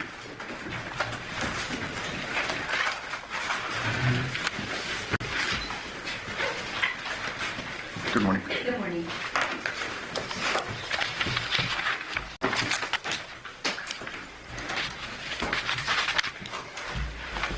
We'll just start with the last part of your testimony and address some of the testimony that you gave yesterday. Okay. You were asked a series of questions concerning lividity and when lividity sets in, correct? You'd agree with me that you don't have an opinion as to the time of death? I would agree with you, yes. So when you talk about lividity, you're kind of just guessing because obviously lividity sets in after someone dies, correct? Correct. And if you don't know when a person dies, you just kind of have to guess when the lividity. Obviously, it begins after the person dies, but we don't know when, correct? There are several factors affecting lividity, yes. And what time was it, these photographs that you've testified concerning? When were these photos taken? We entered this meeting, I would say somewhere between noon and 5 o'clock. So we're talking about a 5-year period, and you're giving us opinions concerning lividity. And that's just the 5 hours that you were there, correct? Correct. You gave an opinion concerning, it appears the body had not been moved, presumably from the time of death that you don't know, correct? Well, I don't know the time of death, no. No, and that's my point. Yet you're giving an opinion concerning the lividity, correct? All I can base my opinion on is what I observed during the time that I was there. Correct. That's somewhere during that 5-hour period, correct? Based on my knowledge of lividity and based on what I observed while I was there, that's what I'm basing my opinion on. Let's talk about lividity. When does lividity begin to occur?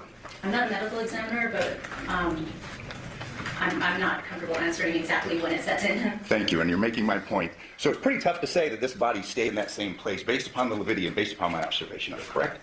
What I'm saying is that based on my observations of the lividity, there didn't appear to be any variance other than the position that he was currently in. Fair to say the body dies and it moves 2 or 3 times in a 1-hour period. You can't give an opinion concerning the lividity and when it set in and if the body was moved or not, correct? Not a medical examiner, and like I said, there are several factors that affect lividity, including the body itself, temperature, things like that. So again, I'm not comfortable answering those questions. So fair to say, let's just not get a point where, well, the body wasn't moved because of lividity. That's a fairly unfair assumption, an unfair testimony, unfair conclusion to reach, correct? No, I would not say it's unfair. I see.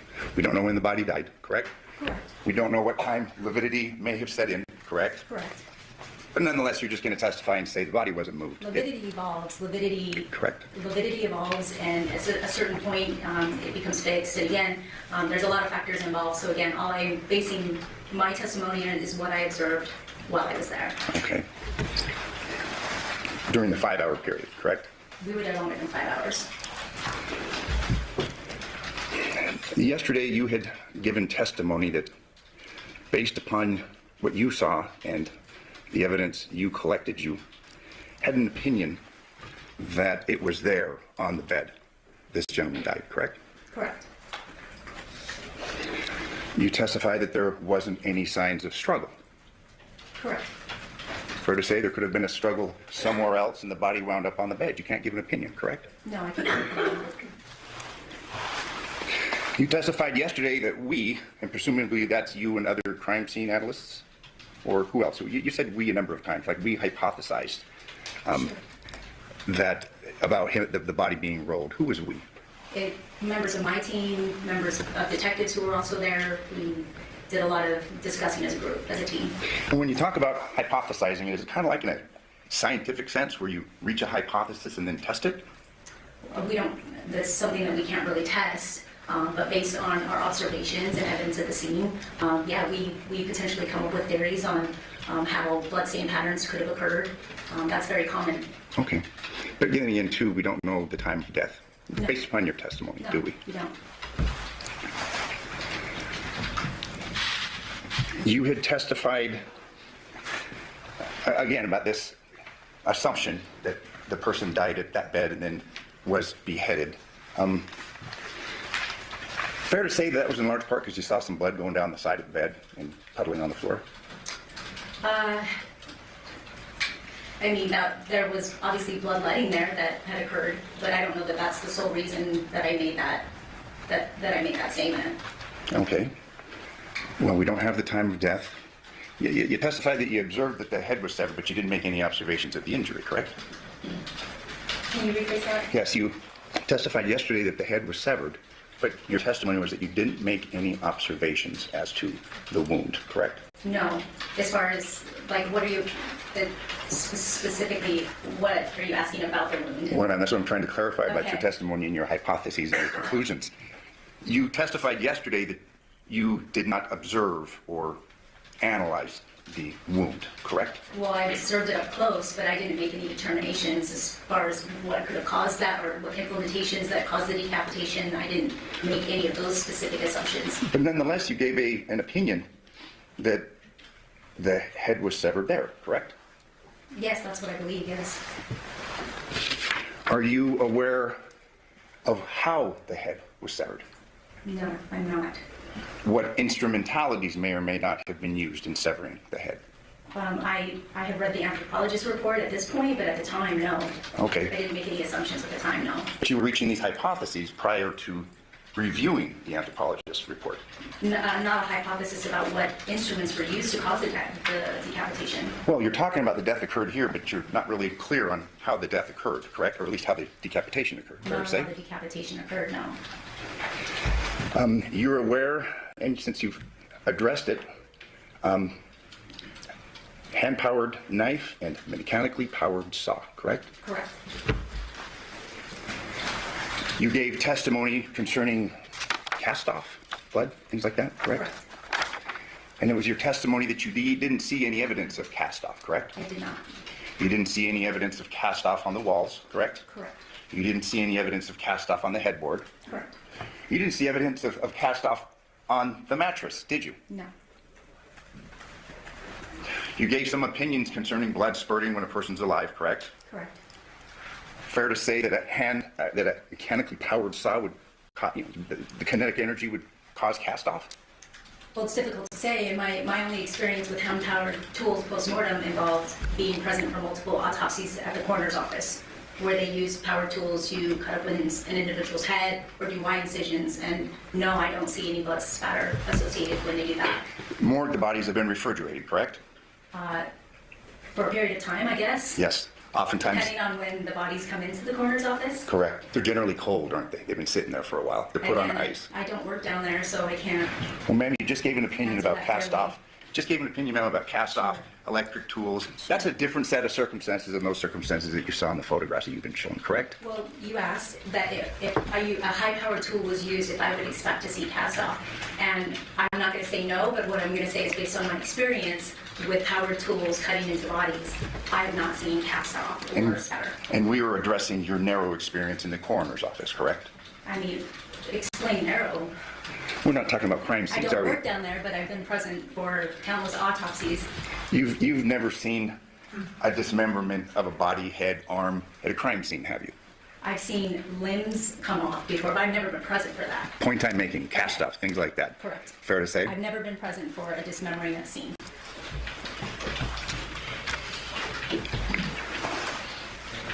You had given opinions and all. Are these all the exhibits right here?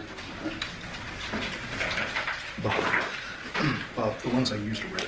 Today, these were yesterday's. Okay. All of them.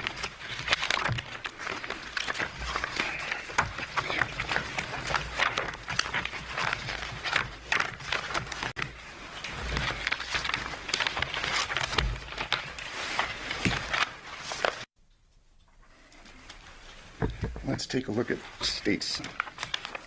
Exhibit 87. Body on the bed. Correct. You recall your testimony concerning blood here, blood over here? Yes. Appears to be two different spots, correct? Correct. You testified that you observed the blood, but you'd agree with me that you can't quantify the amount of blood there. No, Are you aware of how much blood is contained within the human body? not exactly, and it depends on the body. Larger, more blood, correct? Absolutely, yes. You aware of the body that you took photos of, the measurements? Like how big he was? Yeah. We don't do that specifically. The coroner's office would take a weight and height. Didn't look at a driver's license? There was no driver's license at the scene. I told you that person was 6'4". Any reason to disagree with me? No. Fairly large body? Sure. That brings another point. Yesterday you had testified that you could have moved the body over, correct? I could have rolled a body. Have you done that before? Rolled a body in a bed? A dead body? Not a dead body. Actually, I have rolled bodies. I've assisted with the coroner's office when they needed help, so yes. More than one person because they needed help, correct? It's hard to move a dead body, isn't it? It's difficult, but it's not impossible for me. I see. Bigger the body, the harder it is, correct? Correct. And this was a big body, wasn't it? Sure. I mean, I would say it's average male size, 6'4" is an average male size? in my opinion. Okay. You don't know the weight, do you? No, I don't. You are familiar with the term dead weight. Oftentimes people refer to that in a social sense, but I mean the scientific sense, dead weight. Sure. The body doesn't maintain its center of gravity. It gets real hard to move, Sure, correct? absolutely. It's like trying to move a big wet bag of cement. It's hard. Sure.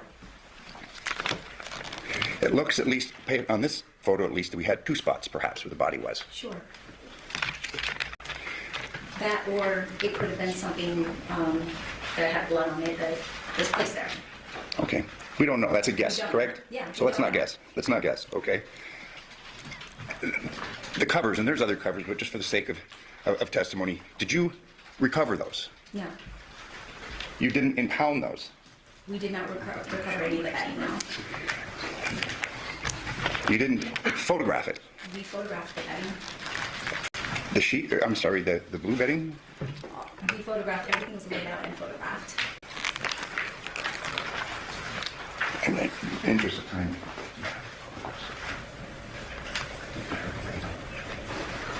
The colors, yeah, it's in this. Is it in this? Yeah. This is slanted. I brought these things. Thanks, Mike. So there was no analysis performed upon the bed cover? No. Analysis of what kind? Cuts? We did visual observations, but we did not observe any cuts on the bedding or the bed.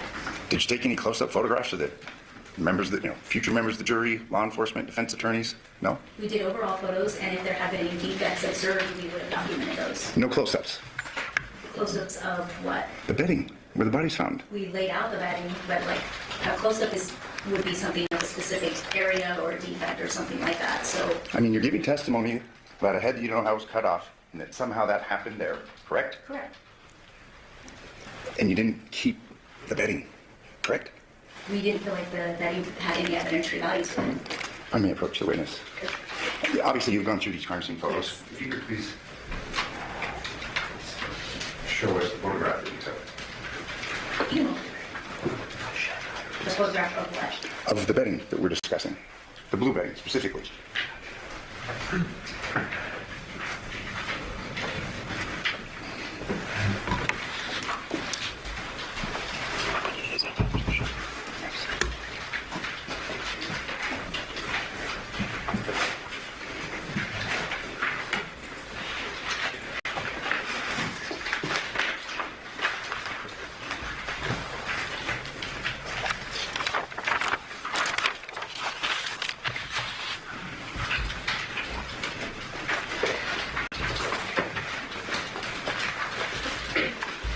Can you keep these in a certain order?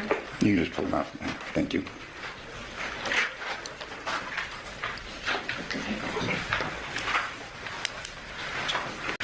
All of these contain overalls. Are you specifically referring to the blue comforter? Yes. Okay. Of course, Sure.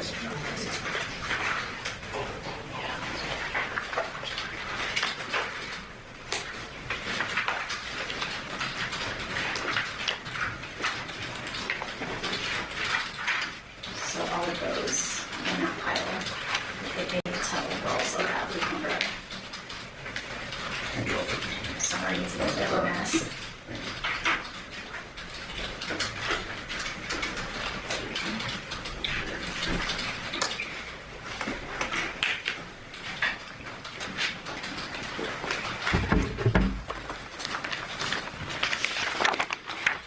State's Exhibit 220.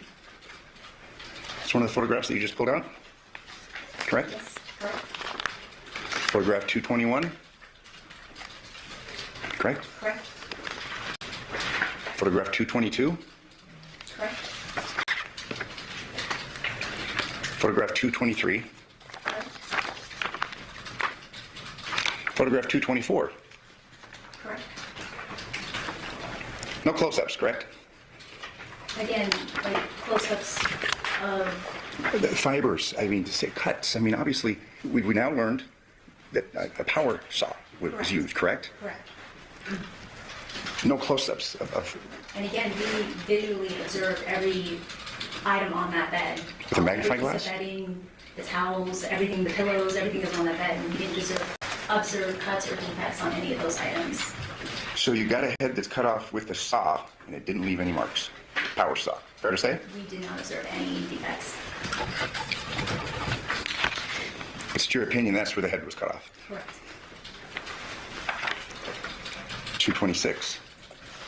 Same thing, correct? No defects. Correct. In fact, in these photos, we don't see any kind of cast off, even minor cast off, correct? No. On the bedding, no. Not on the bedding. That's where the bed was found, or that's where the body was found, correct? The pillow underneath.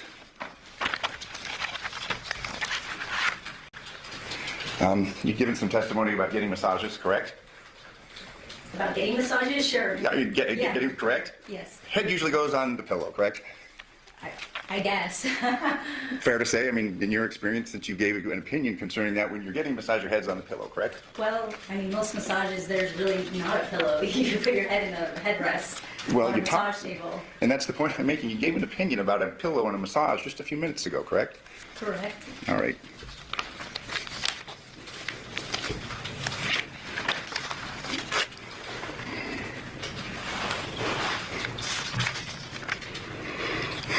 You would testify that there is a bathroom downstairs. Yes. Closest bathroom to the body, correct? Correct. Did you take any photographs of the inside of that bathroom? Yes. Did you take photographs of the inside of the shower? Yes. No. That's the one I had.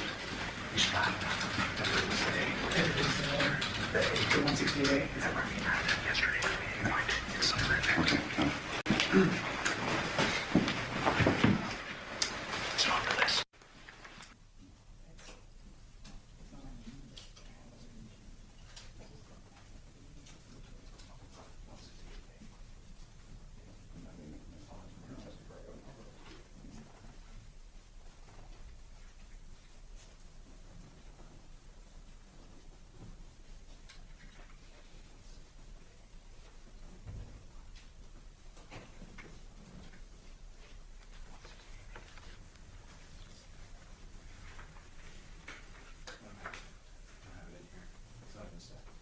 They've been admitted. How many photographs of that bathroom downstairs were taken? I don't recall an exact number. You arrive on August 7th, 2023, correct? Correct. You've given testimony concerning things that you documented that you felt were of evidentiary value, correct? Correct.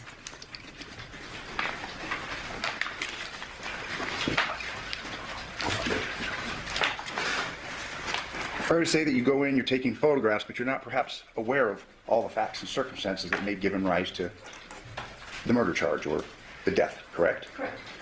So you kind of go in there, you do the best you can, but you may not have all of the evidence or all the necessary facts to make appropriate decisions as to what is of evidentiary value. We do the best we can with the knowledge that we have at the time, yes. Yesterday you gave an opinion concerning a ring, correct? Not an opinion, I was asked if we located a ring in a trash can, and I said no. Okay. You didn't inventory what you found and what you didn't find, correct? In the trash cans? Yes. We photoed like the interior of those trash cans, but we didn't write down everything that was located in those trash cans. And that's been provided? We have all the photographs of all these trash cans and their contents? I have the photos that I reviewed that I was presented with when I got here. You were asked several questions on direct. Did you photograph everything of evidentiary value, correct? Yes. You'd agree with me that when you were there and your team and you're taking photographs, a ring was of no evidentiary value, correct? If we had found a ring in a trash can, we would have specifically photoed that. That's atypical. In what sense? Well, most trash can items would be trash. Like you can see in one of the photos, there's empty water bottles, your typical trash items. I think a piece of jewelry in a trash can would be atypical. We would have documented that. But that's assuming that it's a piece of jewelry. It's made out of fine metal, correct? Again, yeah, I think anything in a jewelry box or ring, something like that, I'm sure we would have documented. How about a rubber ring? Don't have an opinion, right? We didn't locate a rubber ring. Would you have photographed it?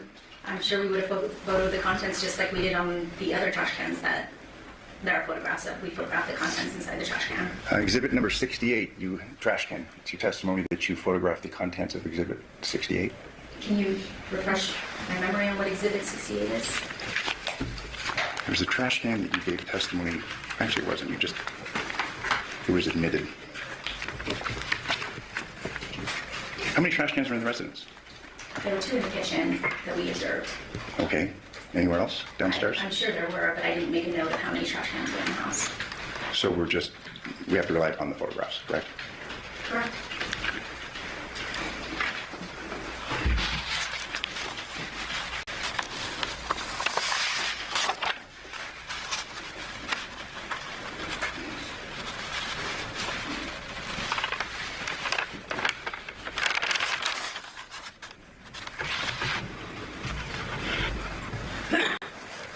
The blood that was, the drop, there was cone number 1. Do you recall the testimony concerning that? Well, there was marker A and there was marker B. The first one, that blood drop. On the driveway or Correct, on the driveway. Okay. Was that collected for further analysis? Yes, we collected a sample of that. Thank you. I have no further questions. First, I'd move the admission of 168A. Looks like no one's able to find it, but your exceptional clerk tells me that it is the shower photo. 168A has been admitted. Oh, okay. So it's gonna miss. Just can't find it.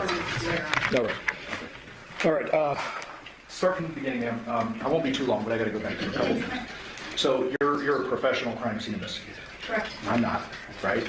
Correct. He's not, right? Correct. You made some deductions based upon what you observed at the scene. Correct. Correct. You're not making deductions based upon speculation of other pieces of evidence that may have been found at other scenes or anything like that. No. You're just observing what you're observing, coupled with your experience, and you're making some deductions. Correct. One of the things that was brought up was time of death. You would agree with me that it's very difficult to determine a time of death unless someone is killed on camera or something.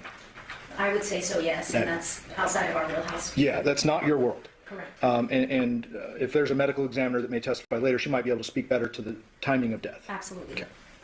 Okay. Understanding you can't really gauge time of death, there are ways to narrow down time of death in the real world, right?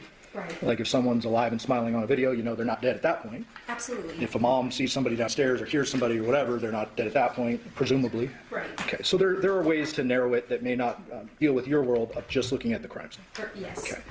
There was a line of questioning about how the murder occurred, cast off, and this mechanically powered saw and all this stuff. So I want to clarify something.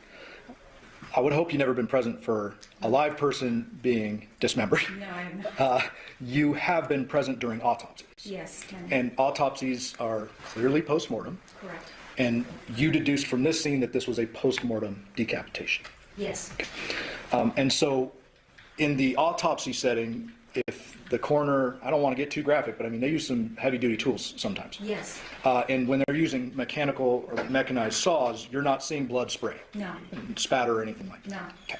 So that's the decapitation portion. Right. Talking about the actual fatal blow or blows, Okay. did you see anything in the scene that suggested a gun was used? No. Did you see anything in the scene that suggested an item was used multiple times? No.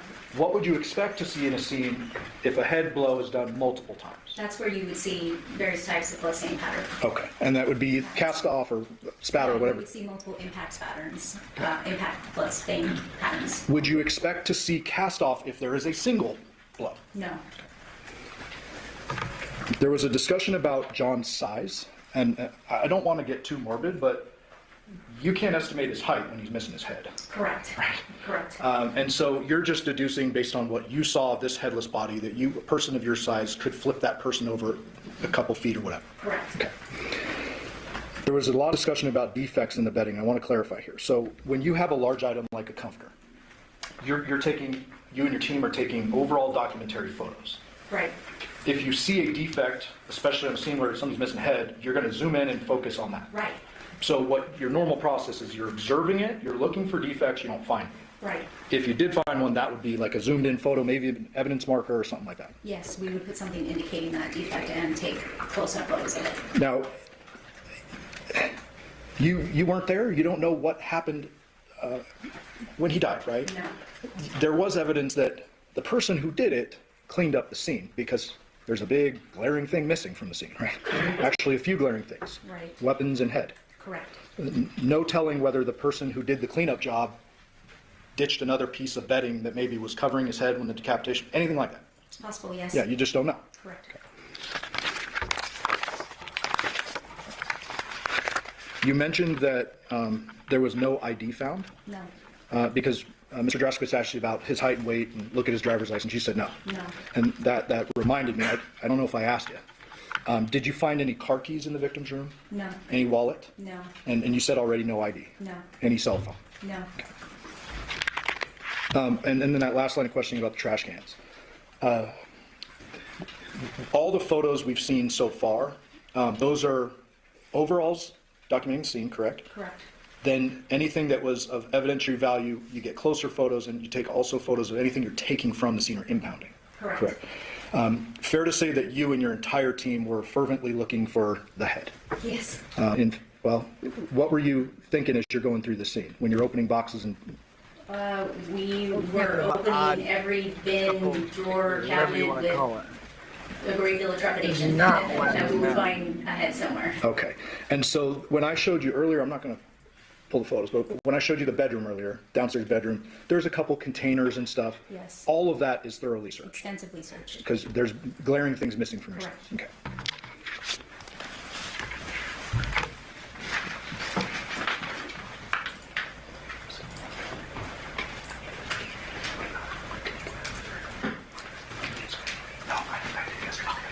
All right, thank you, ma'am. We'll pass it. Any follow-up, Mr. Director? Yes, thank you. Based upon those questions, primary focus, you're looking for a head. Weapons, correct? Correct. If there'd been any defects to the bedding, to the sheet, to the mattress, to the pillow, you would have photographed it. We would have photographed it and we probably would have taken it. Thank you. No further questions. Any follow-up? Ladies and gentlemen, do you have any questions for this witness? Okay, seeing no response, ma'am, you are excused. Thank you very much for your testimony today. Statement to call your next witness. Nicholas Pappas.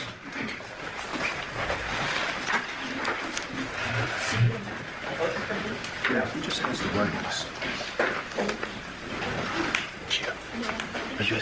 He's. I don't want to mix these all up. So is this part of it? This is the one. This is just the first part of this one. But he didn't continue. Okay. This is so it's at 88, I believe.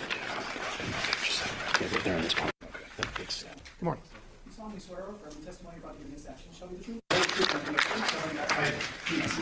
Sir, can you please state your full name and then spell it for the record? My name is Nicholas Pappas, Nick OLES. Last name Pappas, PAPACS. Ma'am. Sir, what do you do for a living? I am a detective with the Henderson Police Department. In which unit are you currently assigned? I am currently assigned to the Crimes Against Persons unit, also known as our robbery homicide unit. And how long have you been with that unit?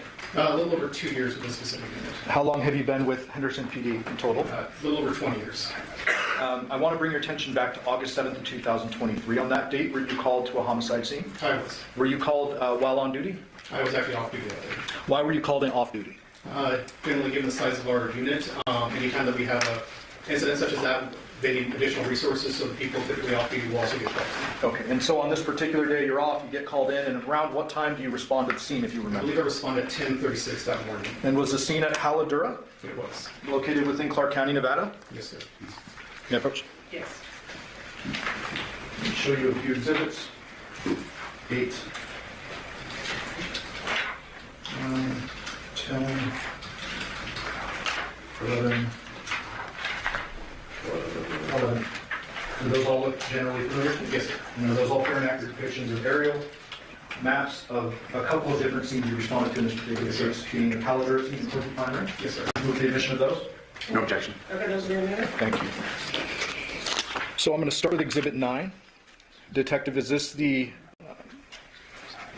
actual homicide scene that you respond to on Haladura? Yes, sir.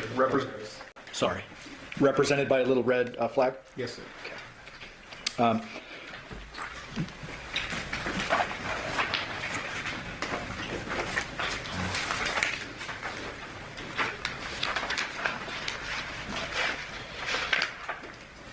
When you respond to the scene, detective, what is going on at the scene?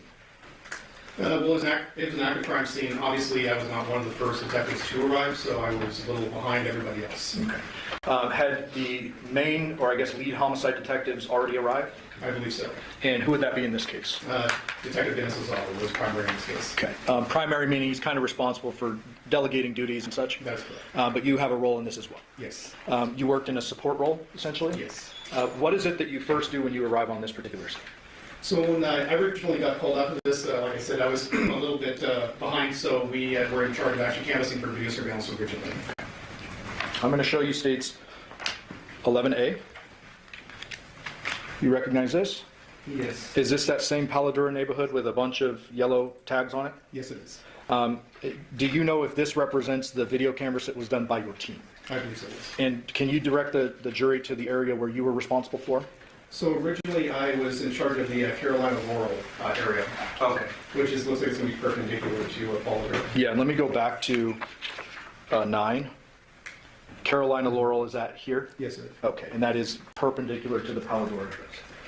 Tell us generally what a canvas entails. Typically with the canvas, we will walk the locations in the surrounding area looking for video cameras, surveillance, ring cameras, and, next to the doors and everything. Anything that would signify that they possibly have video surveillance. Okay. While you're doing your particular canvas of Carolina Laurel, are you called away to do something else? Well, I made contact with both people on Carolina Laurel. Oh, okay. You make contact with people. Do you remember if you yourself impounded any video from Carolina Laurel? No, I did not. Okay. Did you learn of any surveillance on Carolina Laurel? I believe that there was no surveillance available. Okay. At some point in time after your canvas, are you called away to do something else? Yes. What is that? I did conduct an interview after the canvas. With? That would have been Devyn Michaels. Okay. So let's not get there just yet. Okay. At some point in time, do you make contact with a homeowner that provides a phone number for who ultimately you identify as Devyn Michaels? That is correct. Was there another name used, or? David Dent, I believe, was a person. No, I mean the other name. Oh, as far as Nikki. Okay. Was there initially some confusion as to who Nikki was? Yes. And describe that a little bit. There were multiple names being used. Nikki was one of the names that we learned of, and we didn't know exactly what association there was with the decedent, so that was a little bit of a navigation as far as getting through that. Ultimately, do you receive a phone number for Nikki of 702-677-4340? 44 is 30, I believe, yes. Oh, 4430? Okay. And do you remember contacting that number? I did. Did you make contact with someone who identified themselves as Nikki? I don't remember if it was Nikki or if it was Devyn that identified on the phone. Okay. Nonetheless, do you tell that person to come back to the scene? Yeah, yes, I request. Request that person to come back to the scene. And that person does arrive? Yes. Do you see that person in court here today? I did. Can you please point to that person, describe something she's wearing today? She's sitting across over here, looks like wearing a purple blouse, and I can't see the actual pants. Would the record reflect identification of the defendant? Thank you. You indicated earlier that you conduct an interview with the defendant? I did. Was that interview audio recorded? Yeah, it was. Was that done in anyone else's presence? It was. Sorry.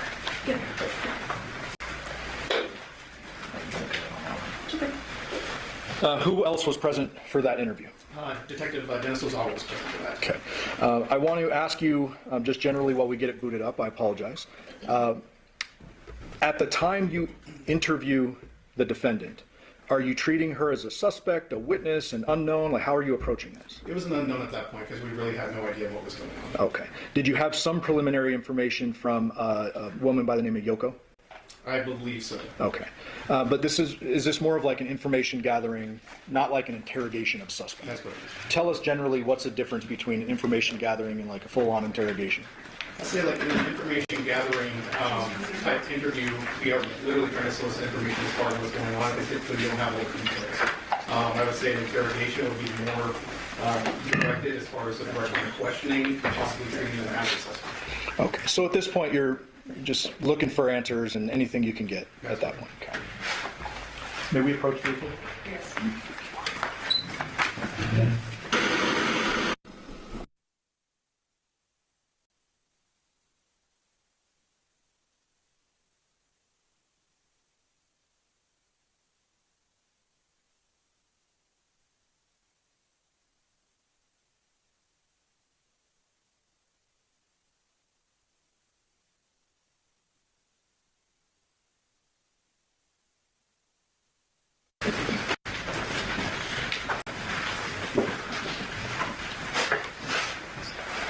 Judge, I would move for the admission of 618.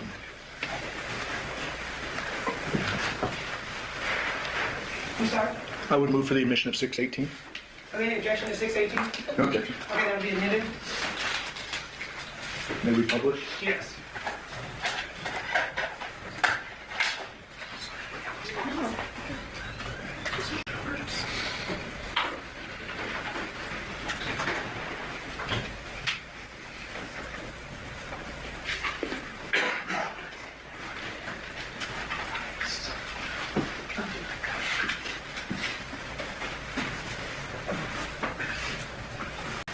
And this was an audio recorded interview? Yes.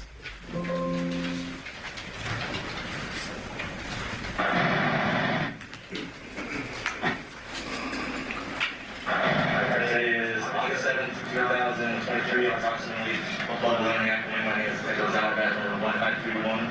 Also with the area interview is my partner, Detective Mathis, number 1505. We're here speaking with Pennsylvania. And Devyn Michaels. And we are here in reference to BTR 23-152209. We're here in my detective gate for parking here 2698 River Garage. So, yeah, well, like this is a good party told me that Jonathon was found deceased this morning. Okay, so we. Detective, we're going to pause that 46 seconds in. Judge, we have a bit of an echo going. May I inquire if the jury can actually hear what's being said? Are there any issues? Okay. Thank you. As well as, please remember, ladies and gentlemen, you will have this recording with you because it's been admitted into evidence, so you will have it for your review during the deliberation. We don't know what happened to him. That's why we want to talk to you. See, I know you were here last night. You guys are like trying to move out of the house and move back to your place across the town. Yeah. So if you guys go over the last time you saw him yesterday, your guys' conversation, anything that you think is important for us to know. As of right now, like I said, we don't know anything. You know, we just need to find out and start putting things together to figure out what happened. We spent the whole day together yesterday. We were school shopping, clothes, supplies. We loaded up the truck and we took it to my house. Unloaded it, came back here, was loading more things up.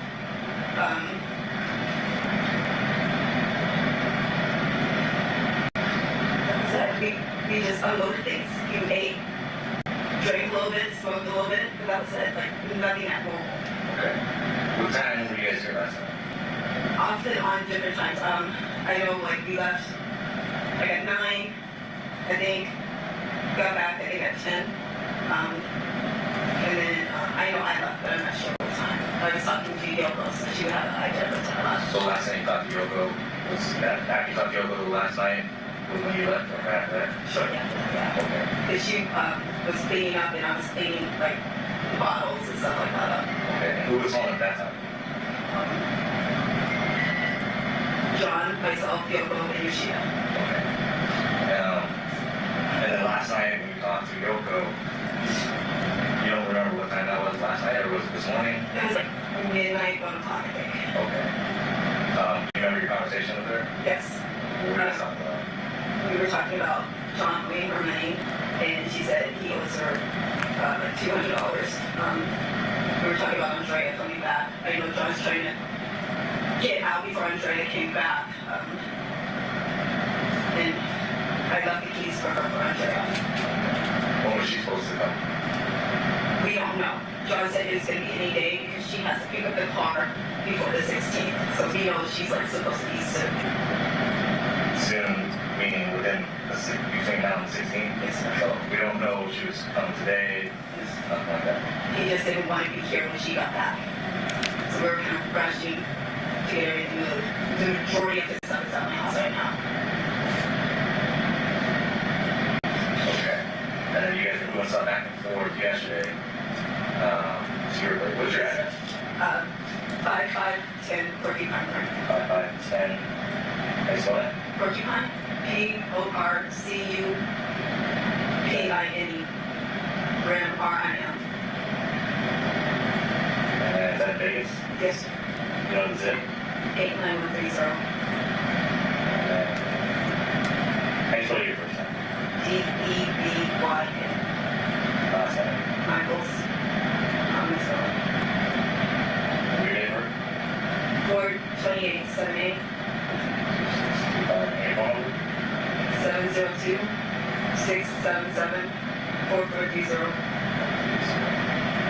Okay. So you're moving stuff back and forth to this house with 510 Porcupine Rim. Yes, sir. And then from there, you came back here around maybe 10 buckish. Did you guys have more stuff? Yeah, I put more stuff in my truck, and then I went and grabbed my daughter's prescription, and I went home. Okay. You said that John was drinking when you guys got back the last night? Yes. So, I guess when you got back, kind of explain what happened from there. So, he started drinking, and he started smoking. He smoked cigarettes and weed, and he was in the garage. Yoko came down. They were kind of having an issue. She went back upstairs, and then she came back down later. That's not a sign you took. and then he fell asleep. No, he was in the garage when I left. Okay, because you always told you told her that he was asleep. No, I said I told him to sleep it off instead of trying to drive last night. So when you left, he was still awake? Yes. And what was he doing in the garage? Smoking. Smoking what? Weed. Yeah. And no one's in trouble for smoking weed or doing any bad drugs right now. We're worried about trying to figure out what happened to Jonathon. Okay, so don't leave anything out just because you think they might get someone in trouble, okay? It was just me. Okay. Does he do anything else? Do you know? No, sir. I know he smokes cigarettes and weed. I know he has drinking. He was drinking Jameson last night. I was cleaning everything up before I left. So he's in the garage, you say he's smoking, and then you finish packing your stuff and then you take off? Yeah. That's the last time. Do you guys text each other or call each other? I've been texting him all morning because today was the first day of school, and he was supposed to come down to help me get the post registered. When was the last time you talked to him last night over the phone? Like text or call? No, last time I talked to him was face-to-face. Okay, so you didn't text him when you got back to your place saying, hey, he didn't try texting you? I texted him, you can count me on my words.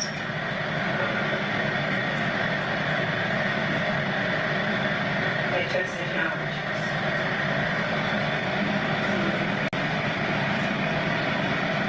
Hey, this was 4 this morning when I was out trying to get the stuff for the girls ready for school. And I was saying, like, I can't find anything. And then I've just been calling and texting and I haven't heard anything. Okay.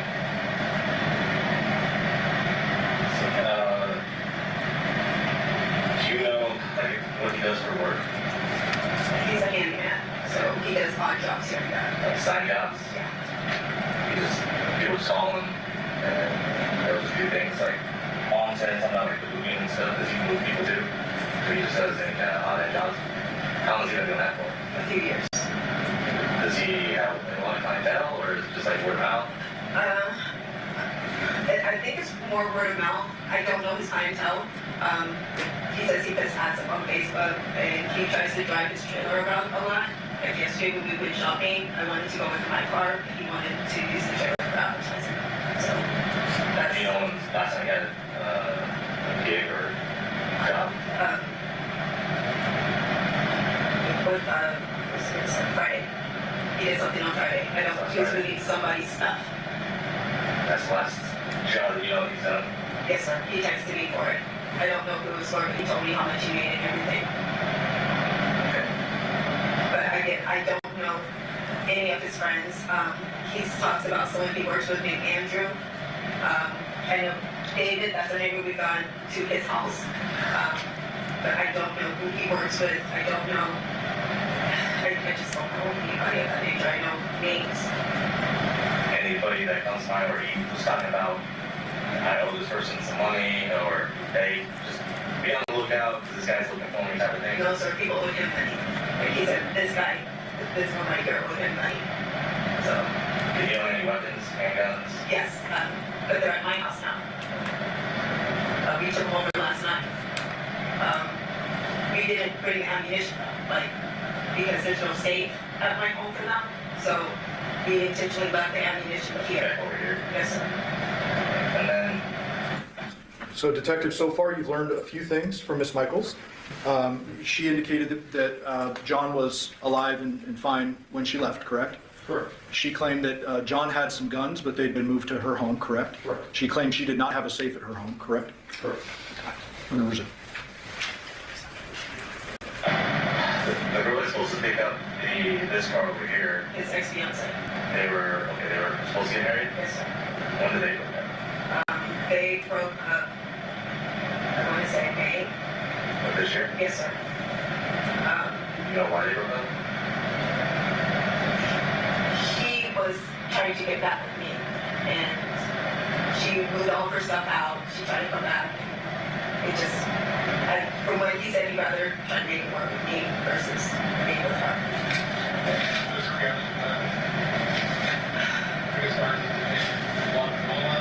He says that she's been trying to text him and he hasn't been answering. So.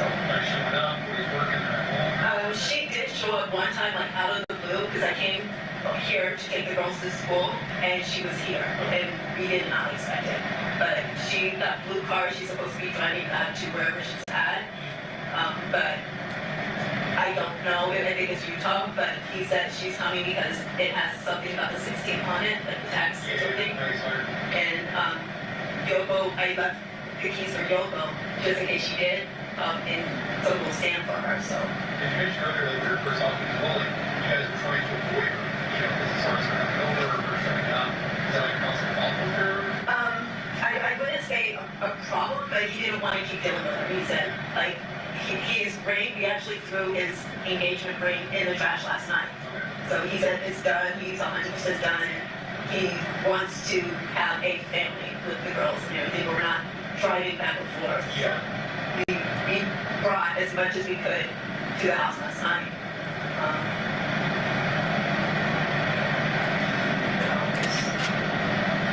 Like literally, we were doing this last night to get her out of the house. Have you seen any text messages she sent him or anything? No, sir. He just said that he was done, and I just kind of told him his word. And she wasn't willing to do that? I don't know if that was the case. I think. No, I think she was trying to get back with him because her situation wasn't working out. Like she left with some other guy, and it wasn't working out based on what he was telling me.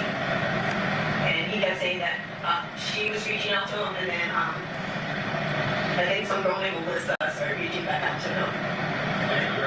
Yes. And he said she reached out to him on Facebook. What's Jonathan's phone?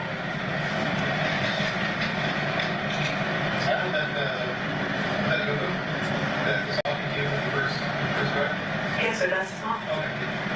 Yeah, I was sitting there talking 702-561-9242. Yeah, I've been trying to reach him, but I just thought his phone was off again because that's normally what happens when I can't find him. Like from non-payment? Yeah.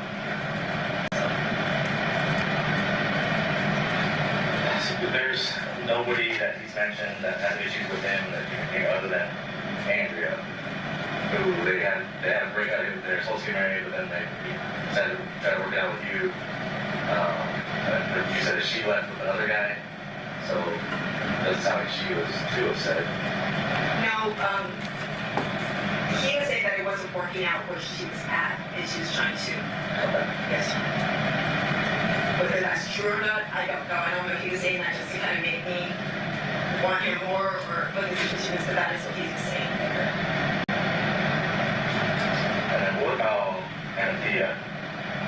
She's the mother of Devyn. Yes, but she lives in California. Does he talk to her at all? Nothing like that.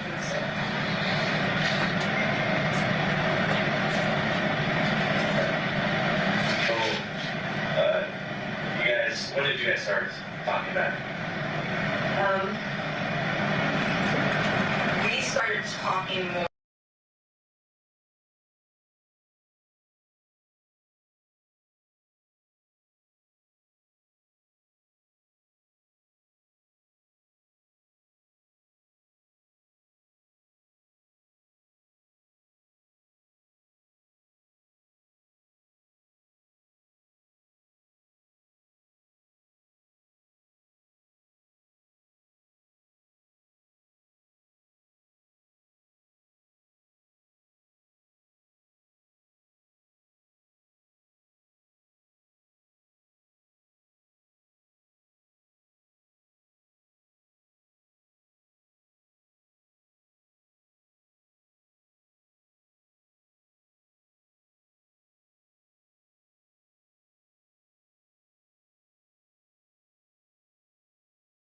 She was too upset.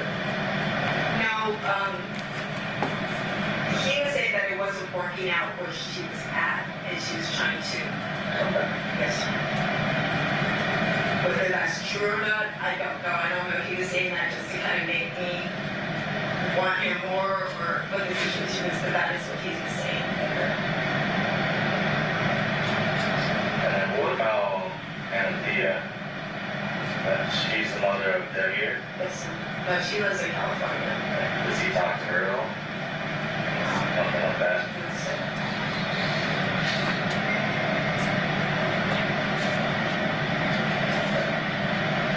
So, you guys, when did you guys start talking back? We started talking more, I would say, at the beginning of this year, because I was coming down here to take the girls to school and things like that, and he was already saying Andrea was kind of on her way out, so. Okay. So the girls were living over here with Yoko and Johnson. And when did they move back in with you? The day school got out. So around May? May 26th, 22nd. So they moved back in with you, and you guys were starting to work things out at that point. So then you guys have been off and on since when? No, we're not off and on. We're just trying to make a family work. Like, we're not physically intimate or anything like that. We're just trying to, because the girls really want us with one house, yeah. And it saves on gas, so we were trying to make that. Do you have a boyfriend or anything right now? Yeah, I'm married. You're married? Yes, sir. Alright, so honestly, I was not told that information. I thought you I'm guys... married, but, okay. We were told that you guys are possibly trying to get back together. No, we're trying to get everyone in one house and be a family. Oh, okay. For the girls. So, who were you married to? I'm married to Devyn. His son? Yes, sir. Oh, okay. So Devyn, his son, and you are now married. How long have you been married? Almost 2 years. And yeah, John knows. So it wasn't like you guys trying to get back together, like you said intimately, he's just gonna move back in with you to be with the girls. Yes, sir. Was there a reason for that? Just with the girls, or was there other? It benefit everyone. He was having issues here. Yoko was trying to get him out, and he needed a place. Devyn was good with having Dad come back, even though I wouldn't say good, but he understood. It wasn't his first choice for everything. And then, how do you spell Devyn? D-E-V-I-E-R-E. D-E-V-I-E-R-E. Yes.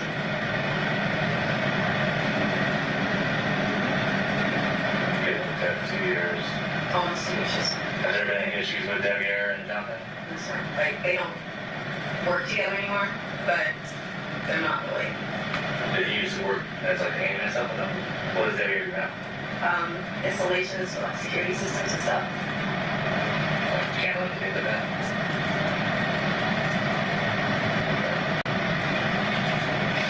Just taking the cameras down. Who did? John and I, we had just taken the cameras down. They're at my house. The ones, there were cameras on the house. When did those go down? Last night, you just brought him over. Oh, you just did one last night? Yes, sir. There's no cameras left on it at all.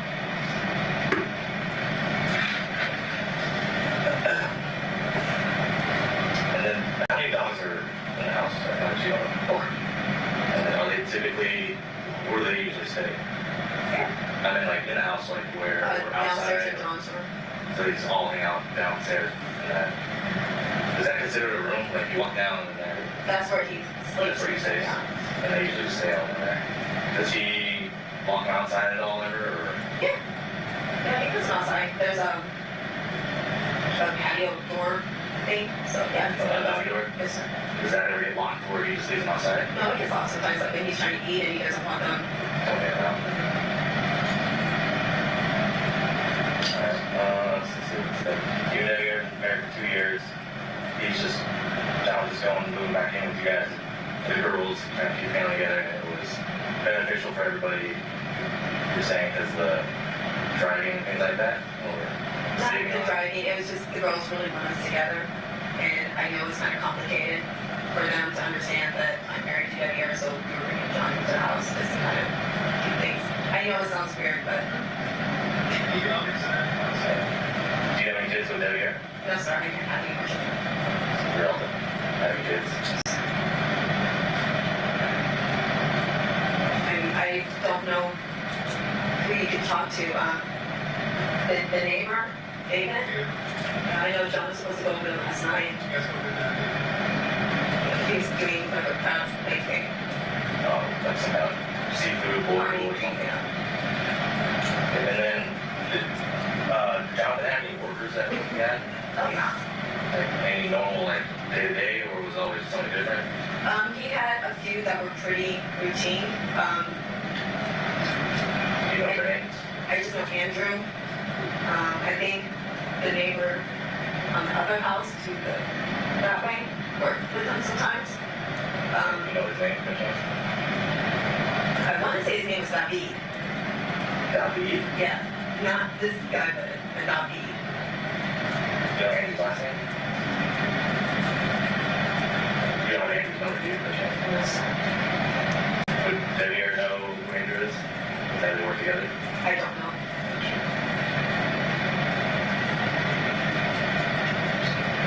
Because like when John texts me, it's usually, hey, I got this job, it's this, and this. So I have those. But they don't really have names on them or anything like that. When John goes to bed, is there like normal clothing that he wears, like pajamas? Like when he's asleep, there's just like shorts on, no shirt, or just like underwear, boxers. The last time John and I shared a room, my daughter was 3 days old, my oldest daughter. So he used to wear boxers to bed. And that's it? Yes, sir. So, that sucks. I know it was a long time ago, but sometimes habits don't change, you know? I know he used to wear boxers. I don't really. That's all he just wear boxers, no shirt, and that's it. Yes, sir. When I left, he was wearing boxers. He had on, I want to say like black boxers. Boxer briefs. Does John have any tattoos? Yes. Do you know where and what? On his arm, I don't know which one is which, but it says Oriental John. And then anywhere else? Do you know? Oh, left arm? One on each arm. I don't know which one. Oriental John. Yeah. But he's had those as long as I've known him. So you guys been moving his stuff out of here, or was it the girl stuff? Oh, we brought all the girls' clothes and like the majority of his stuff last night. And how long have you guys been moving stuff out of the house? Last night. That's it? Yes, sir. He loaded everything up that he could and we just brought it over. Like, he made it as big as possible.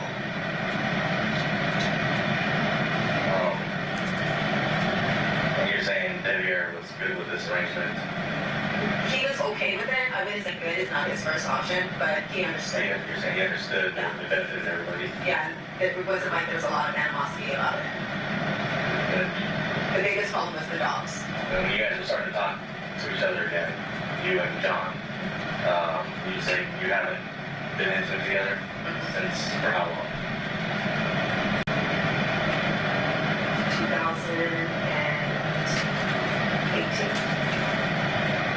Do you know anybody else that he might have been dating prior to Andrea? Everybody.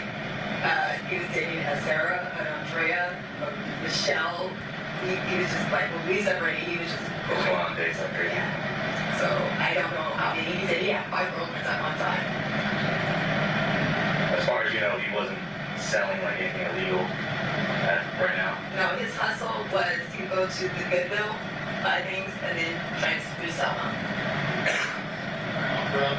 Yeah, that's why, like, if you look in the backyard, there's a ton of bikes.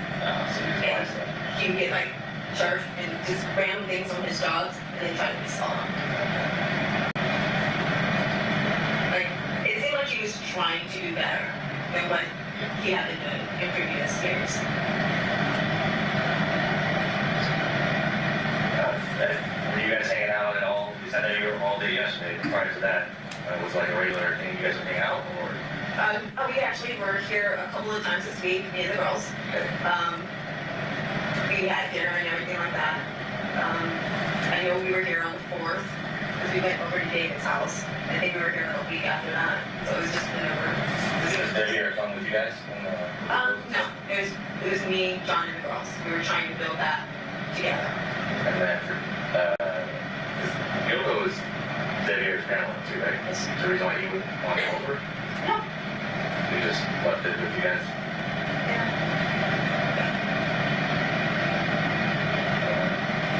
Any additional questions for the tech practice? Okay. Well, we have your phone number, so if there's anything extra that we need to talk to you about, we'll give you a call, okay? Only thing I said, Motion 1243, and that's it. Shall I keep going? Okay, Councilor Purvis.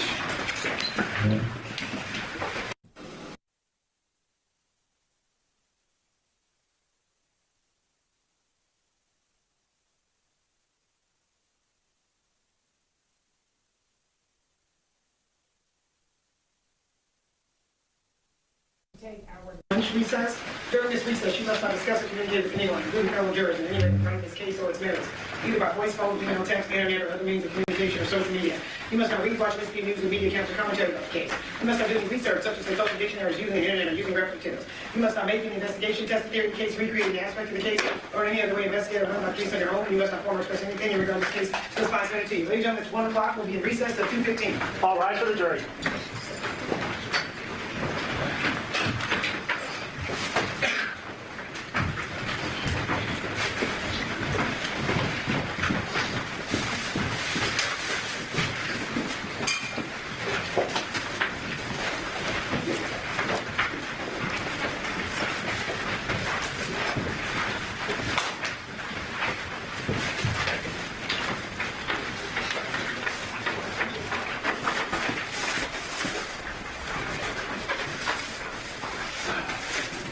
Sir, you are excused. Just remind you that you are under oath and you're not allowed to discuss your testimony with anybody, and if you could be back at 2 so we can promise time at 2. Okay, thank you. May the record reflect outside the presence of our church. They have 11A been admitted. You showed it, but apparently we don't have it as actually being admitted. Oh, it was in the stack. I may have not said 11A, but there was no... To 11A? There was no objection. Okay, 11A is there. All right. Anything we need to do outside the presence of No, no. All right, we'll be back in the meeting.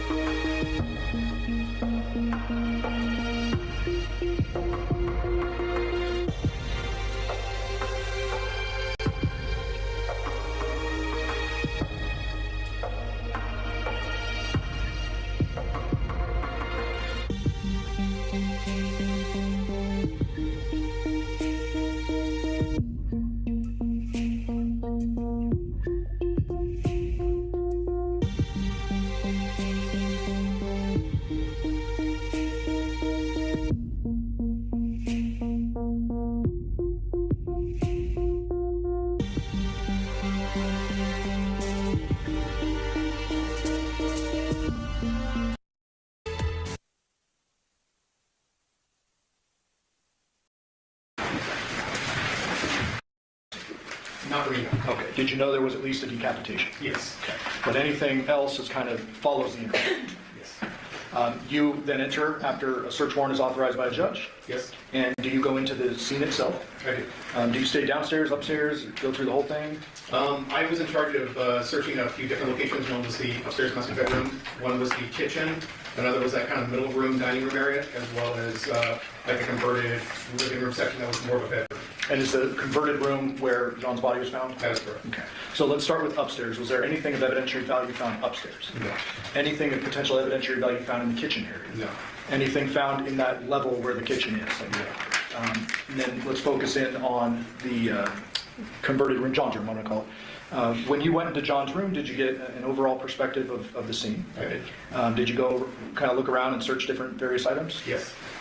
Did you make any observations of the body itself? I did. And what were those? That the body was laying, across the bed with obviously decapitated. Did you notice a substantial amount of blood under his head?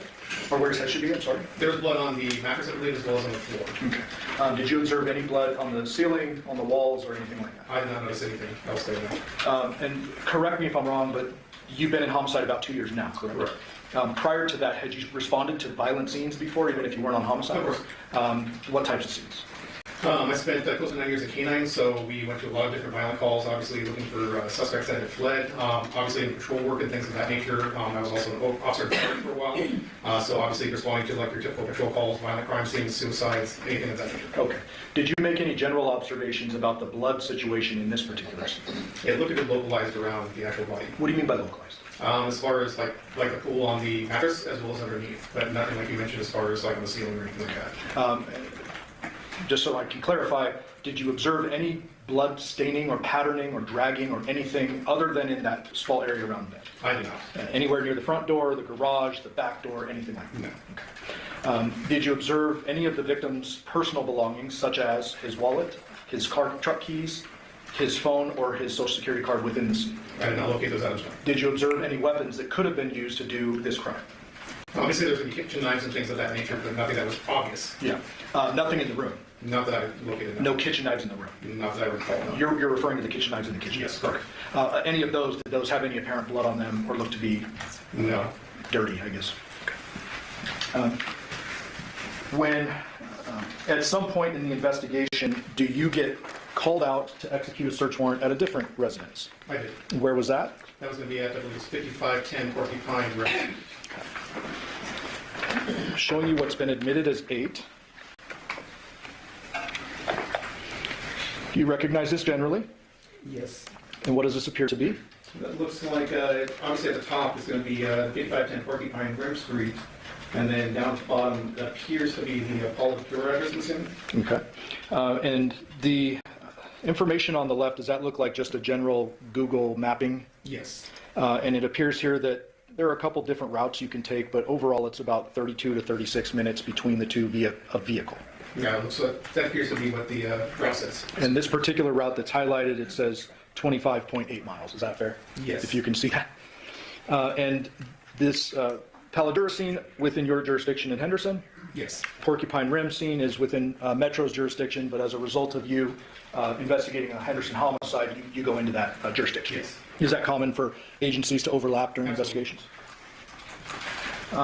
When was it that you responded to this Porcupine Rim scene, if you can recall? I believe it was later in the evening on the 7th. So we're still on the 7th? Mm-hmm. Okay. Is that a yes? Yes. States 239, already admitted. Is this the Porcupine Rim address? That appears to be so, yes. And there's 2 very apparent vehicles, but then there's one kind of tucked behind the van. Can you see that? Yes. Were you present for the searching of any of that? For the overall residence, yes. Okay. Were you present for the searching of the vehicles, or? I believe the other detectives in our unit were actually searching those specific vehicles. Okay. And you obviously are working in tandem with other detectives and crime scene investigators as well. That's correct. So I pulled a few photos. We'll have a crime scene investigator talk about the scene later, but I want to direct you to a few things. States 265, do you recognize this? Yes. What is this? That appears to be the front entry room inside the residence. Okay. Fair to say there's a shoe rack on the right side here? Correct. And did you find any shoes that were black and white Nikes with a white Nike swoosh across the outside? I did not look at it. Showing you states 268. Is this the same room? Yes. Do you see these samurai swords here? I do. Were those of something of interest that you guys were interested in? Yes. And did you observe those? I do not recall actually pulling them up personally, but I did observe them in the room. Okay. Did somebody pull them out and check if there was blood on them? I assume so, yes. Okay. But you wouldn't know that? You don't recall? I did not personally do that. Okay. 267.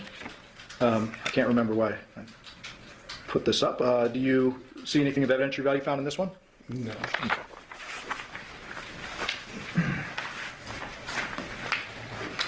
291A. Did you participate in any of the upstairs searching? No. Oh, okay. Do you recall ever having found you or anyone on your team black and white female-sized Nike shoes with a white swoosh along the side? No. No. Did you participate heavily in the search of the main bedroom? The downstairs master? Yes. Right. I did. Tell us generally what your observations were of that bedroom. Appeared to be like the largest bedroom in the house. That was downstairs. It was cluttered with lots of different clothes, papers, electronic devices, things of that nature.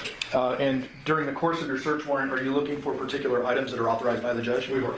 And then if you come across something that was not originally expected or authorized, what is the procedure then?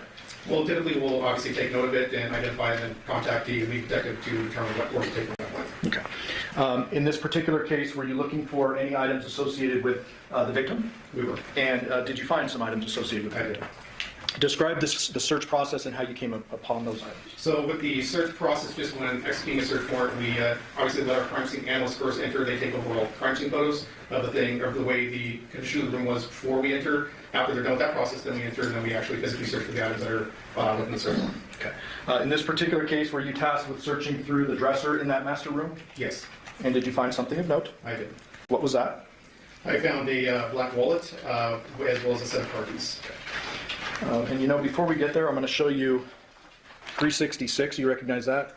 Yes. You remember where that was found? I believe that was on the bed. 373. What is this? That looks like the same bag with the cell phone. Okay, and then we have some items that appear to have been removed from that bag. Appears to be, yes. 374, was that an item that was in that bag? I believe so. 367, is that another item that was in that bag? Yes.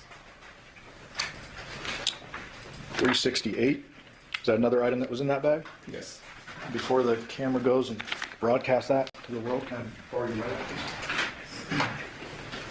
Fair to say that's a social security card, sir? That appears to be, yes. Just for the record, I redacted out the social security number, Judge. 368.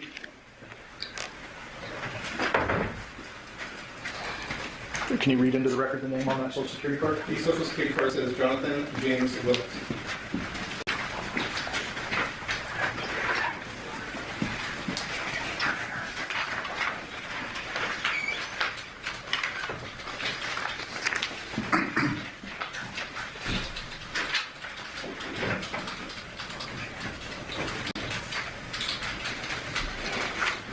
$394.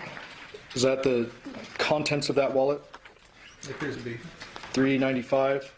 The rear side of the contents? It appears to be a little bit. Oh, sorry. Yes.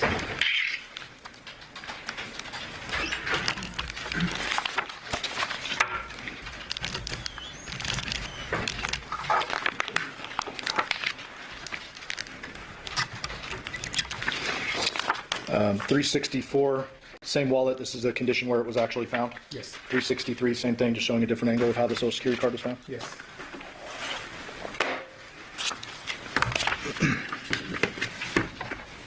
You mentioned searching the dresser? I did. Showing you 344. You generally recognize this? I do. So tell us about the search and how you came upon this item, and was it in this position when you first found it? So when I first found it, it was actually in the top left drawer of the dresser in the back right corner, buried under like women's lingerie, underwear, things of that nature. The items, which were actually the wallet as well as the Chevrolet keys, were in a series of bags. So like the wallet and the keys were in one bag, and that was tied off, and then that was in another bag, and so forth. I believe for a total of 6 bags. Ultimately, do you document, you and other people document the process of unraveling those bags to see what's inside? 345, unraveling the bags? Yes. 346, unraveling the bags? Yes. 347, Is this the innermost bag? I believe so. And I note the person holding it is wearing gloves. Yes. Is that you, do you know? More than likely, I believe it is. Okay, anyone who touched this bag within the scene, would they have been wearing gloves? Yes. And what's the purpose of that? Just basically prevent contamination of the crime scene as much as possible. Ultimately, is that last bag opened? I believe so. There could be one more. I don't. Okay, well, let me show you 348. Ultimately, I mean, every bag is opened. Yes. And what is inside? So that is a black wallet with Jonathan's driver's license in it, as well as a set of Chevrolet carpets. 349, a little closer image, it shows both those items. Correct. 350, there's the truck keys in there. Yes. 351, just a different angle of both items. Correct. And 352, that's the outside of the wallet. Yes. Ultimately, 436, that's photographed later, correct? I believe that was taken by a crime scene analyst somewhere else. 360, what are we looking at here? That would be the bed in that same bedroom. And what is this item here? That is a blue striped dress. 361, same dress? Correct. It appears there's a notebook next to it? Yes. Did that notebook contain anything? I don't know if it was that specific notebook, that there were various, I believe, notebooks in the area. Were there various notebooks and writings in the area? I believe so, yes. 335, does that show some of those writings? Yes. 336, is that zoomed in on the one in the center of the photograph? Yes.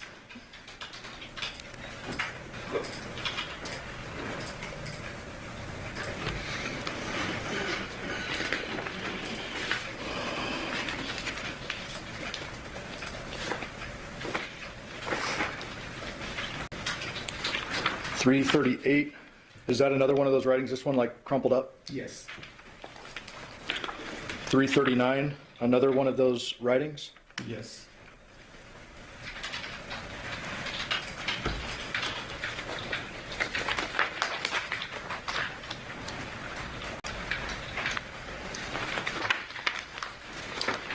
.337, another one of those writings? Yes.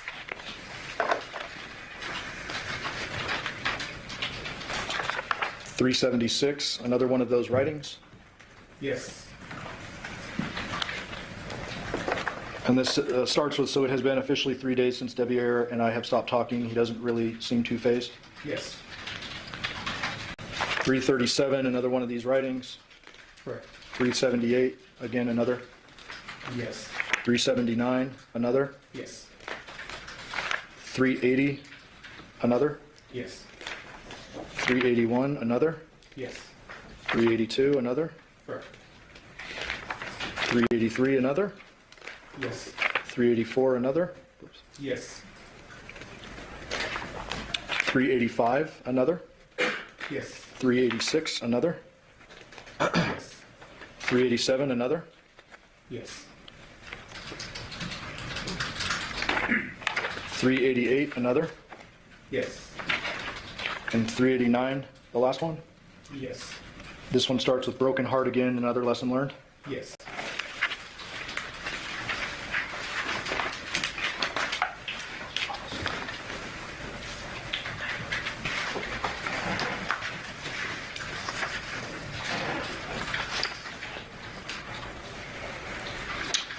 The following day, did you participate in writing a search warrant for some call detail records? I did. Do you remember which call detail records you were searching for? That would have been the Devyn's phone number, which was the 702-677-4430 number. Okay, and call detail records come from the cell phone company, right? Correct. In that case, I believe it was AT&T. And other detectives will be better suited to talk about the contents of those, not yourself. Correct. You helped obtain them? Yes. Okay, I'll pass the witness.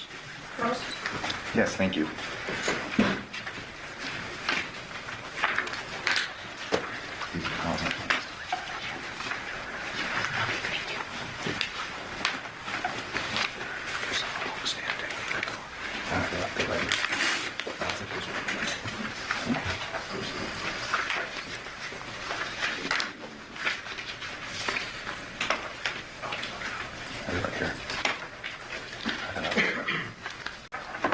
Detective, in reference to the writings that I'm gathering here from counsel's desk, you would testify that these were recovered at the Porcupine residence? Were those ones that we were just going over? Correct. Several of them, correct? Correct. You reviewed these in preparation for your testimony today? I did. Would you agree with me that these appear to be entries into a diary? perhaps? I'd say like a journal of sorts. Okay, fair enough. And did these writings contain dates that you recall? I don't recall seeing dates. Okay. So in reference to the contents of these, you can't give us any indication as to when they were written? No. Months before, years before, fair to say? That's fair to say. Are you aware how long the occupant, or first of all, who owned this home? Legally, I don't know exactly who owned the home, but I was told that Devyn and Debbie lived there. Okay. Are you aware as to how long Devyn had been living there? I am not aware of that. Years, months, no idea. In fact, you have no idea where these were authored, correct? No. Were you aware of what was going on between the two houses, the Palmadura house and the Porcupine house? Occupants, what was going on, a move? Were you aware of what was going on? Yes. Based upon your knowledge, Jonathon Willette was moving into the Porcupine residence, Yes. correct? That's what we're under the impression. And that was the residence where you found the wallet, the keys, social security card, correct? You'd agree with me, it appears that items had been moved in, they were out of place. I mean, the place was kind of messy and looked like a move. It did. Okay.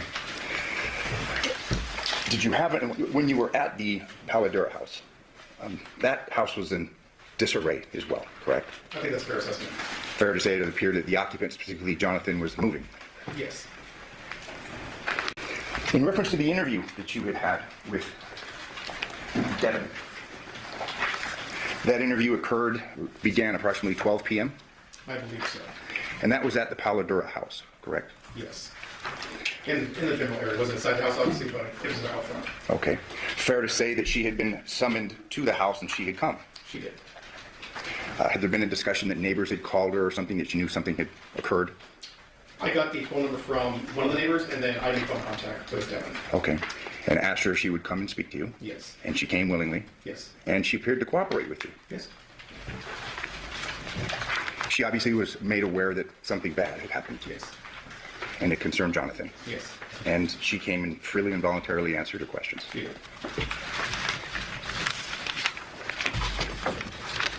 Thank you. I have no further questions. Oh, actually, one more question. You were given the map, the distance between the two houses. Do you have that, counsel? Yeah, right. I have one map. It's probably under this. Do you recall that it was a Google map in the distance? So that would have been a map, yes. There was a time on that map, correct? I believe there was. Now, when Google calculates that time takes into account the time of day, correct? I'm not sure with Google. I'm more familiar with Apple Maps. Like as far as on your iPhone, I know that it will typically account for traffic conditions. So the time, perhaps, if that's pulled in the middle of the day, would be a different time. Let's say that if it were pulled at 2:30 or 3 in the morning. Yeah, exactly. Yes. I mean, fair to say that those distances and that, well, the distance would remain the same, but the time to go from point A to point B would presumably be less in the middle of the night versus in the middle of the day. And when you pulled that, or when that was prepared, are you aware of what time of day that was? I'm not. Thank you. I have no further questions. No, thank you. Do the ladies and gentlemen of the jury have any questions of this witness? Okay, seeing no response, the deputy, you're excused. Thank you very much for your testimony here today.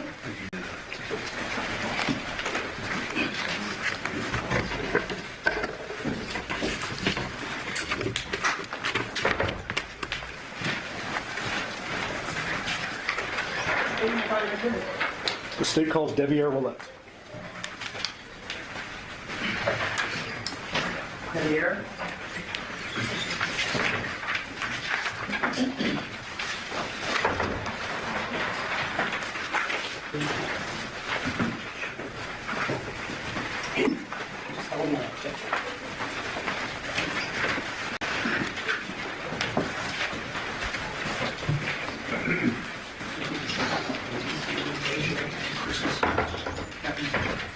Sir, affirm the testimony you're about to give in this action shall be the truth, the whole truth, and nothing but the truth, so help you God. You may proceed. Sir, if you please state your full name and then spell it for the record. Devyn Michaels. Can you spell that for us, sir? DEVIERD, Thank you, sir. Whenever you're ready, sir. Devyn, how old are you? 29, sir.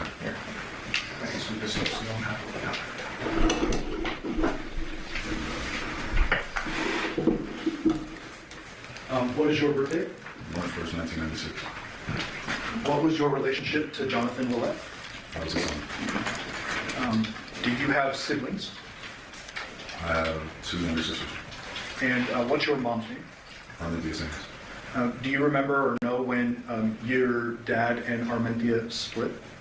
I was probably 1 year old. When they split, you were 9 years old. Where were you guys living generally? Was it here in Vegas? I don't remember. Did you go back and forth between Vegas and California? Yes, sir. Quite a bit in your life? Every summer. Okay. Did there come a point in time where your dad moved here and stayed in Vegas pretty much permanently until his death? Yes, sir. And where was he living in the latter years of his life? On Baltimore. Is that with your grandma? Yes, sir. Is that Yoko? Yes, sir. Did there come a point in time when you were introduced to a woman by the name of Nikki? Yes, sir. And ultimately, you end up getting married to Nikki. And we have a lot to unpack here. I'm sorry to air your dirty laundry, but we have to ask a lot of questions about this, okay? When you first met Nikki, was she dating or in a relationship with your dad? They were dating at the time. They were dating at the time? Yes, sir. Where were they living at the time, if you know? I don't know.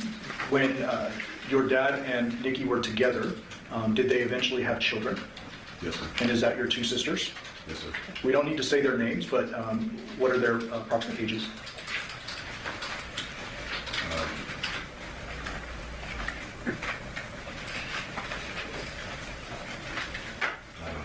Okay, that's okay. I just need an approximate. So are they right now under the age of 13? Yes, sir. Okay. So were you in kind of living with Dad or anything like that when he was with Nikki? Yes, sir. And when they had the children together, were they living together? Yes, sir. Do you remember where that was? Not the numbers, but it was on Blue Magic Street. Blue Magic? Is that here in Vegas? Yes, sir. Before the girls were born, did there come a point in time where you and Nikki became intimate? Or was it after? It was after. Okay. So girls are born. Do Nikki and your dad stay together after the girls are born? Yes, sir. And for how long did they stay together before they split?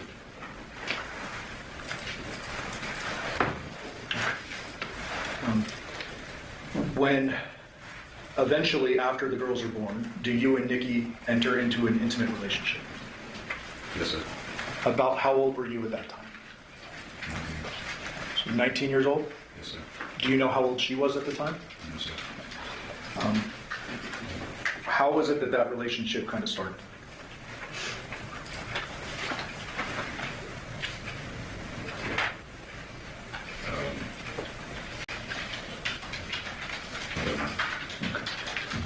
Do you remember who kind of, I don't mean to be crass, but like who made the first move or any of that? Okay, it was a long time ago, right? Yes, sir. While you were intimate with Nikki initially, was she still dating your dad? Or in a relationship with your dad? Yes, sir.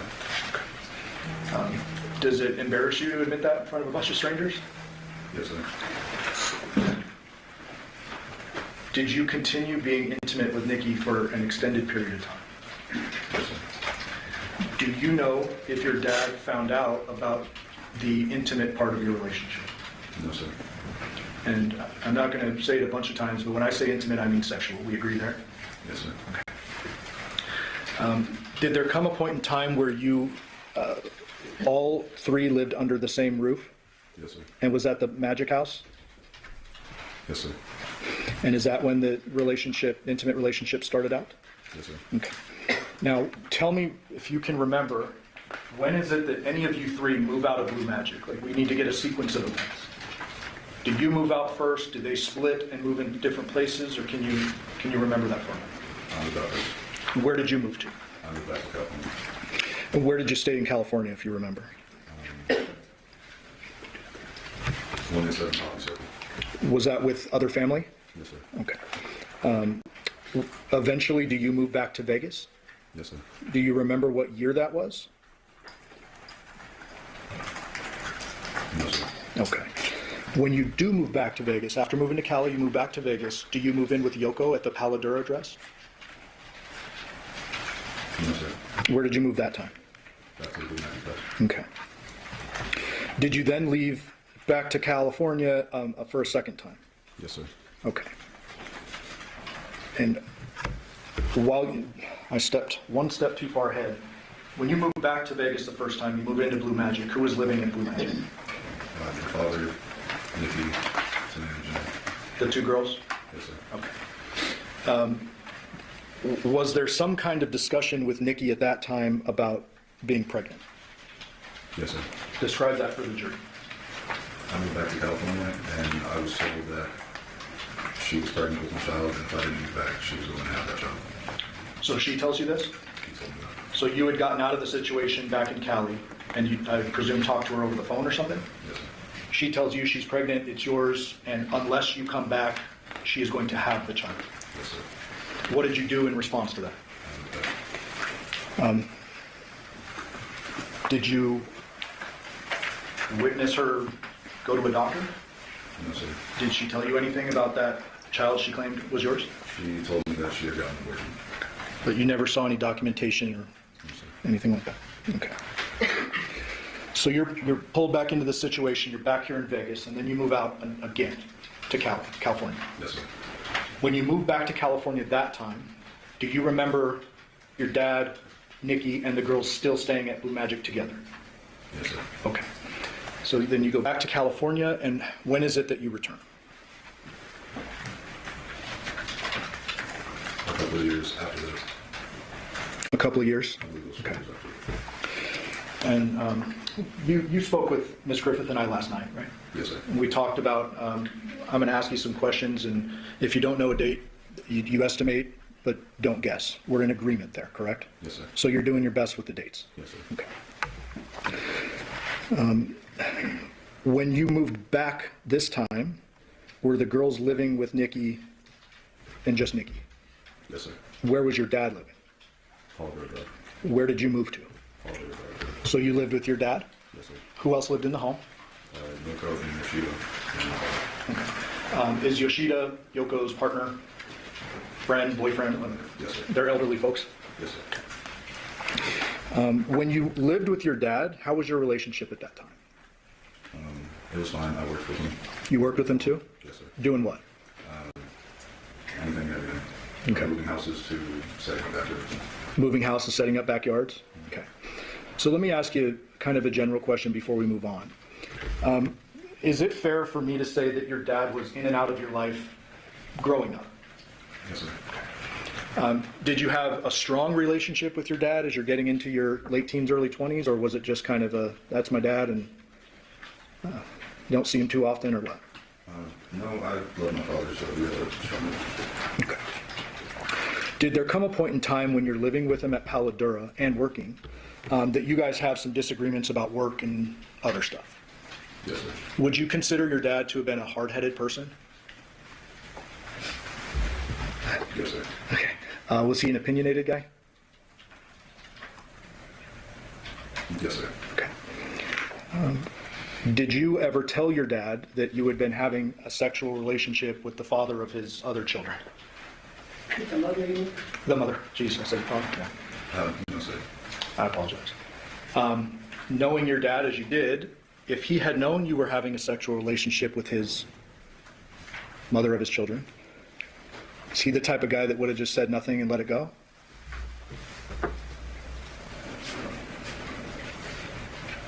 Yes, sir. Okay. So you never tell him. I don't want to ask an obvious question, but why not? I couldn't tell the courage to do it. Okay. Eventually, do you move out of the Palo Duro? 1 second, Mr. Dunn. You can't hear him? Okay. And I'm sorry, sir. Your voice is, thank you so much. Your voice is just way soft. And we're going to see if we can get that. So can you just like say test for me? Oh, test. Can you hear him better now? Okay. Go ahead, Mr. Dunn. Thank you, Judge. Oh. Nobody can be held in contempt. All right. I'm going to keep that one in the back pocket. So you eventually move out of Palo Yes, sir. Dad stays, Yoko and Yoshida stay. Yes, sir. Where do you move? to 5510 Porcupine Rim Street. Did you move in with Nikki? Yes, sir. And I've been saying Nikki. Did you know Nikki by several different names? Tracy, Devyn, and Nikki. Those three. Tracy, Devyn, and Nikki? Yeah. Okay. Is Devyn spelled Devyn? D-E-V-Y-N? Yes, sir. Okay.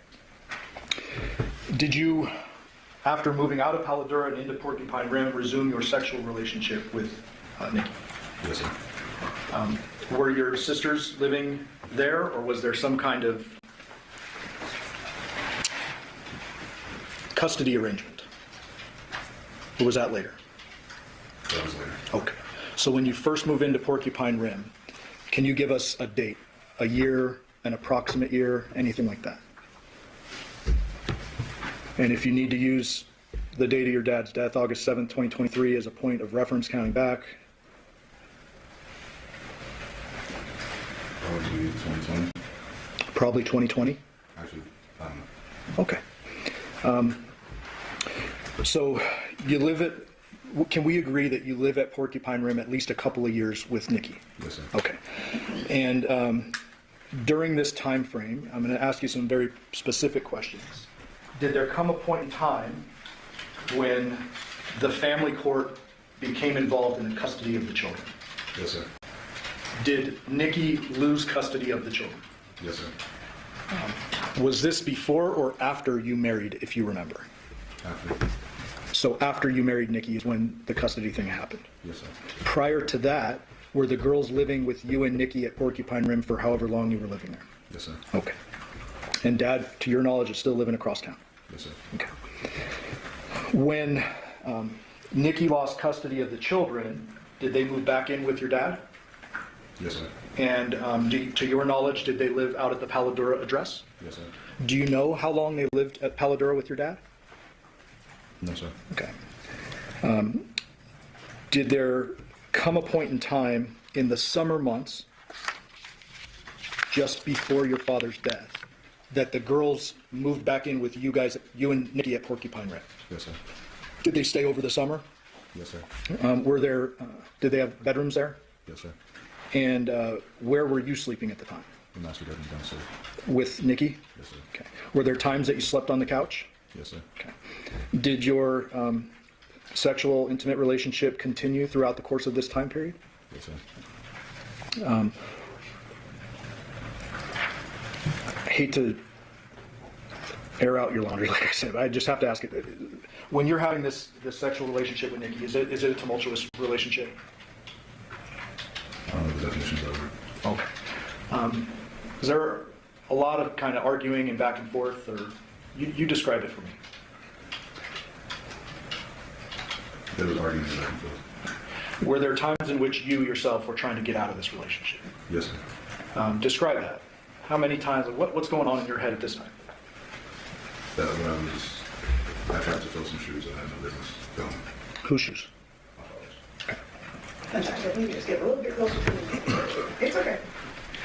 So, I believe you said that you were trying to fill some shoes that you had no business filling. Is that fair? Yes, sir. As a result of that, did you start to get a little uncomfortable and attempt to leave a couple of times? Yes, sir.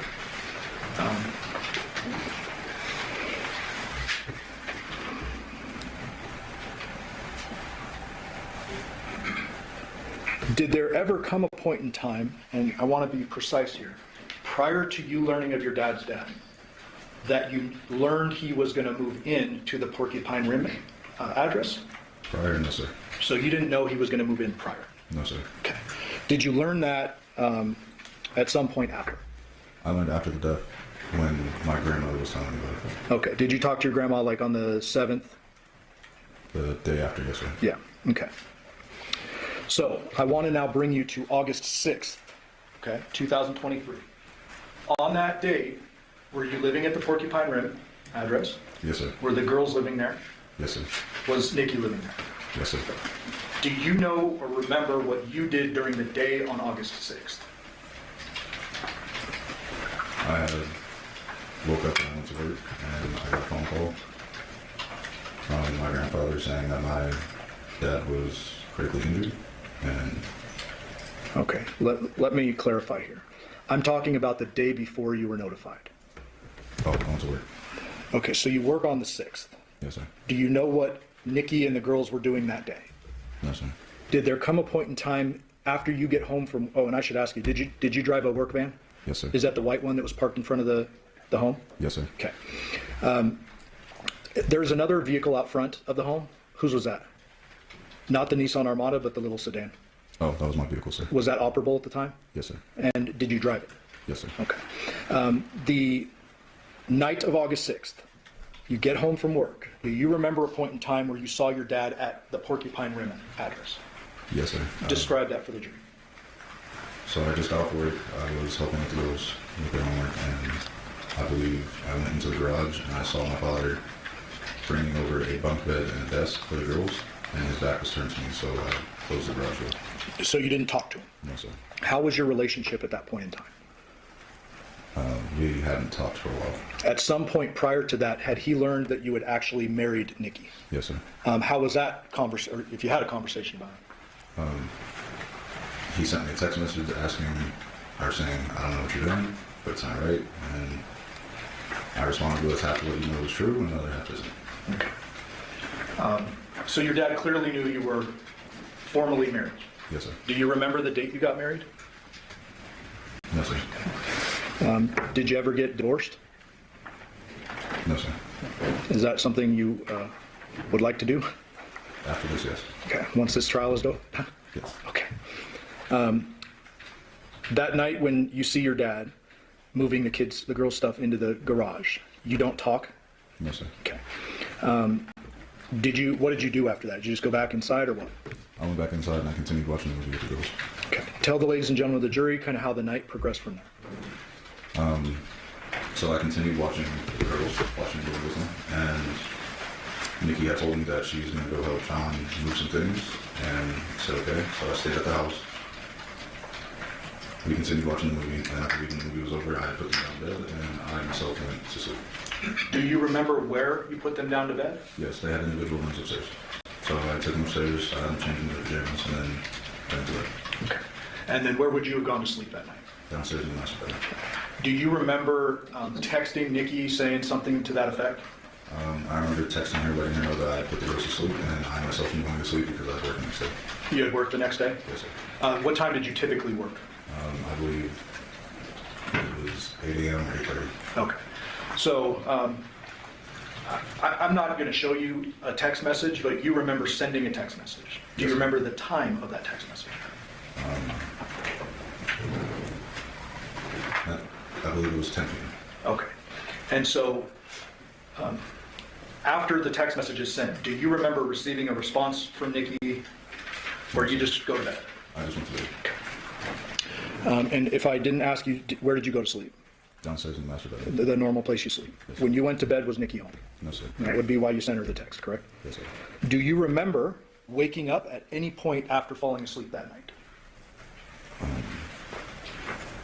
I remember waking up around 2 to her getting into bed, and since I work early in the morning, I didn't ask anything of her. I just looked over, I saw her, and I went back to sleep.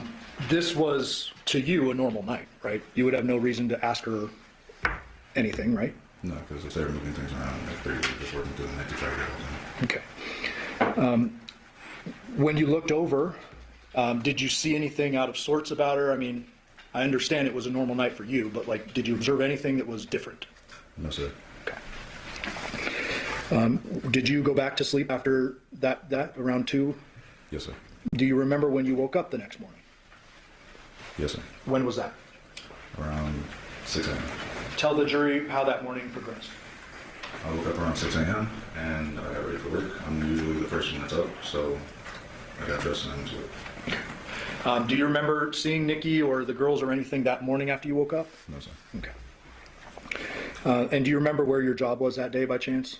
I worked at Hometronics, so I was all over the place on the stage. Okay. And when you're working, do you drive the, work van? Yes, sir. When you're on your off days, do you drive the work van or the car? The car. Okay. So on this day, can we presume that you're driving the work van if you're doing a job? Yes, sir. Okay. So I believe you said you work normally around 8:30. Yes, sir. At some point in time, do you get a phone call? Yes, sir. Describe that for the jury. It was a phone call from my grandfather saying that my father was critically injured and in the hospital. Okay.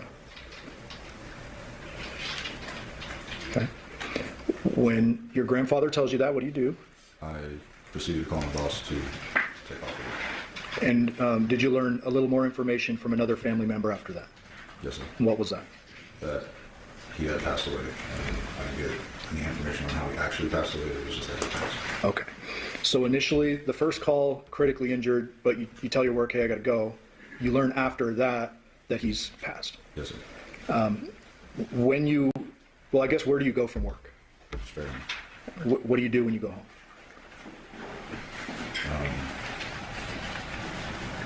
Started drinking. Okay. Did you drink back then? Yes, sir. Do you remember, before you started drinking, if the girls or Nikki were home when you arrived home? No, sir. You don't remember, or they were not? They weren't home. They were not home? No. Okay.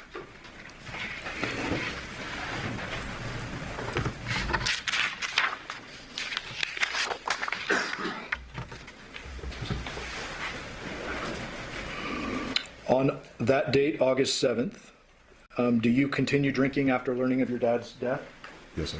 Do you remember the next time you saw Nikki?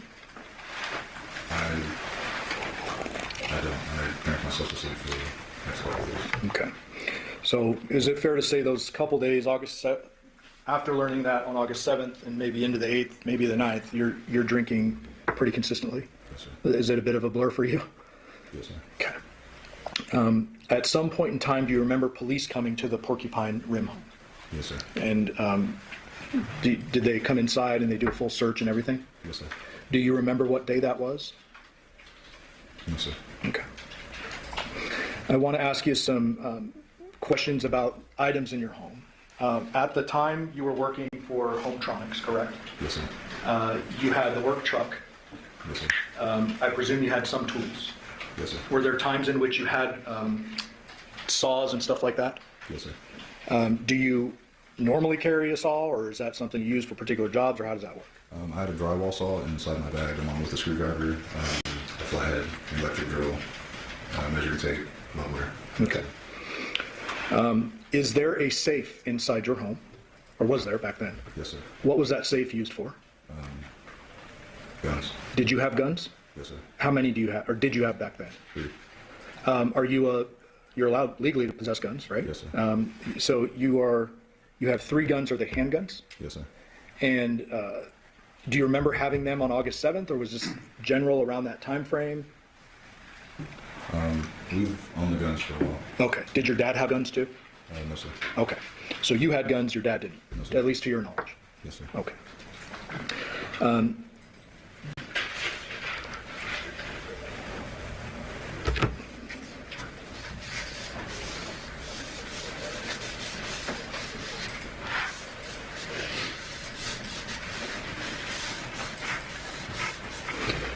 So try to give us any memory you have. But you don't remember the next time you saw Nikki, but you did see Nikki back at the home, right?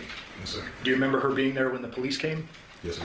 Okay, so at least when we can figure out from the police when they showed up, you know you saw her then. Yes, sir. When is it that you have any conversation with her about your dad's passing? I believe it was the night that I found out. I was drinking heavily, and I believe she came home and said, "I'm sorry that this happened," and I kind of just wanted to go home. Okay. You eventually, during the course of that search of your home, you're interviewed by police, correct? Yes, sir. And you understand that was recorded? Yes, sir. At some point in time, you give a lengthier interview, correct? An interview. Oh, yes, sir. And with that, you understand that was recorded as well? Yes, sir. You ultimately learn that Nikki is arrested, correct? Yes, sir. When is it, if you remember, that you learn she's arrested for the murder of your dad? I want to say a week afterwards, maybe 2 weeks. Okay. So somewhere in the range of a week or 2 weeks after the actual death? Yes, sir. In the interim, before she gets arrested and after your dad's death, do you remain at Porcupine Rim? Yes, sir. Do you question what happened to Yvette. Yes, sir. Are there a lot of kind of unanswered questions you have during that time frame? Yes, sir. Did there come a point in time after her arrest that she contacted you from the detention center? Yes, sir. And Judge, we would move to admit 631, which is a recording of that contact. Objection. Thank you. 631 will be a minute.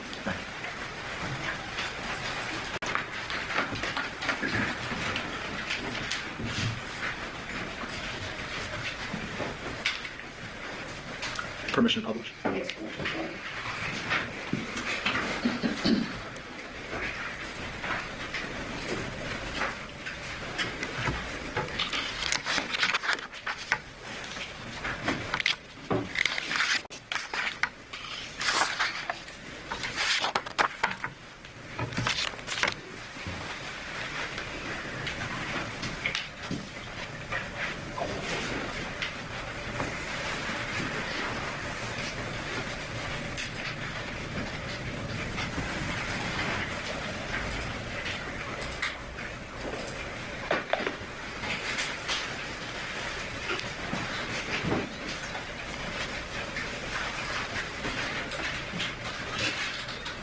Call from. An incarcerated individual has entered the detention system. This call is not private. It will be recorded and may be monitored. If you believe this should be a private call, please hang up and follow facility instructions to register this number as a private number. Hello? Huh? Hello? Can you hear me? Can you hear me?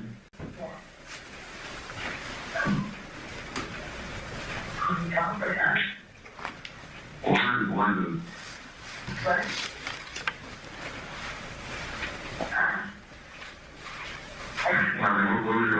what would you like to talk to?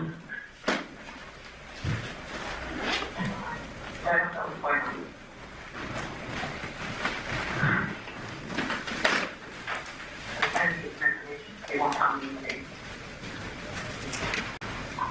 Very slim without you, and they're not very pleasant. They're holding me here while they look for evidence. Because they don't have any evidence. They have no murder weapon, no motive, no nothing. They're holding me here to find it. I'm pretty sure that they started. What? You sound like you should have been released already. I have one call yet. I go to court tomorrow.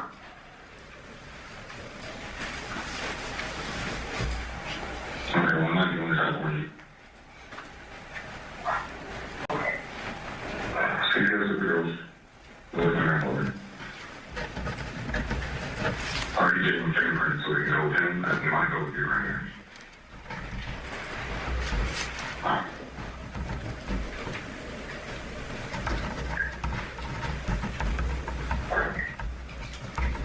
So will you get released tomorrow? I should.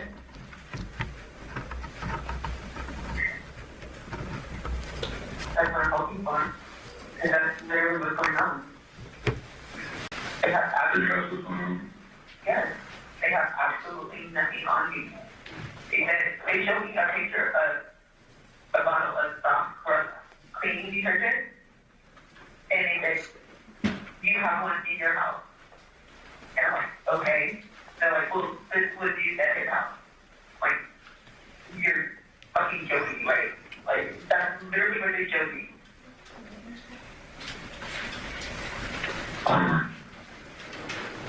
If you're getting released tomorrow, I'll leave it over.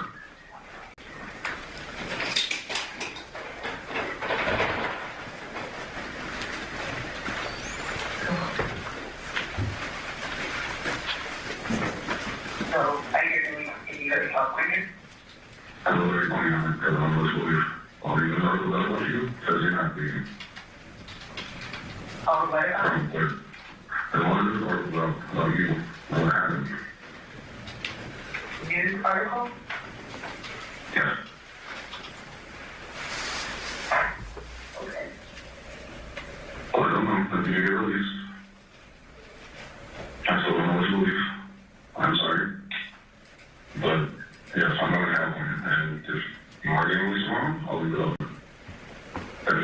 and I can do something with them.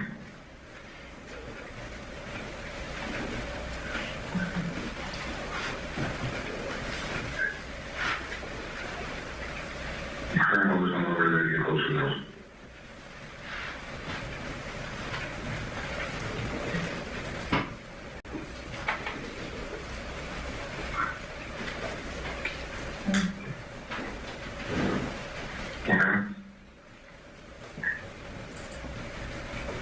People started making movies or news articles about me and have literally nothing.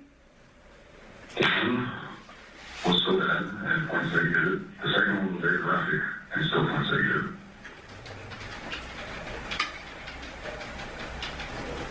Like I said, if you go to court and they release you, I still don't know what to leave and I can't be here.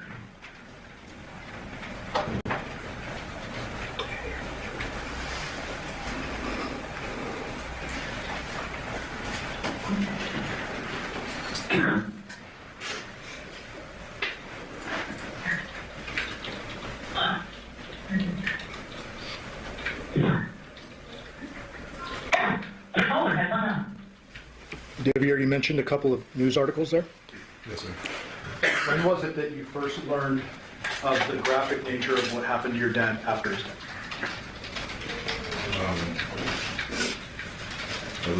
I believe it was a day prior to the phone call that I was sent an article from the Las Vegas News explaining what happened to my father and that she was involved in it. At the end of that phone call, somebody hung up. Who did that? She did. When you were telling her, I'm leaving to California, I'll leave the dog, did you already plan when all this kind of madness started to break off? Yes, sir. Was that essentially what the jury just heard, your breakup conversation? Yes, sir. Do you remember if you ever talked again after that? We never talked again after that.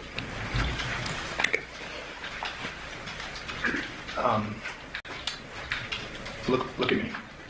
Did you kill your father? No, sir. Did you have any involvement in killing your father? No, sir. Did you have any involvement in what happened to his body after? No, sir. That's good. All right.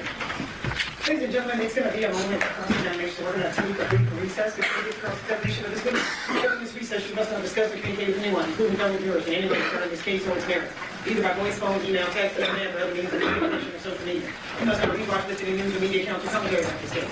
You must not do any research such as consulting dictionaries, using the internet, or using reference materials. You must not make any investigation, test the theory of the case, recreate the aspect of the case, or in any other way investigate or learn about the case on your own. You must not form or express any opinion regarding this case, so it's fine to you. Ladies and gentlemen, 3:25 will be recessed until 3:40. All rise for the jury.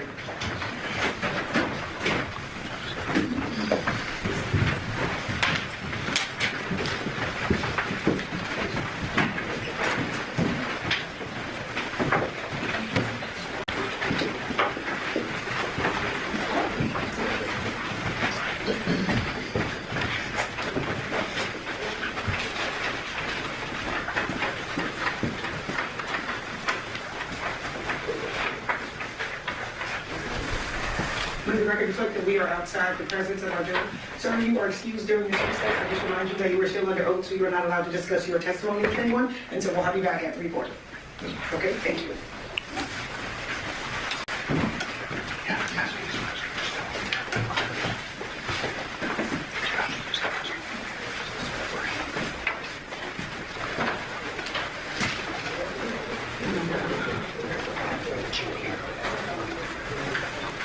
Okay, the record reflect that we are outside the presence of our jury. Do you guys have any matters outside the presence?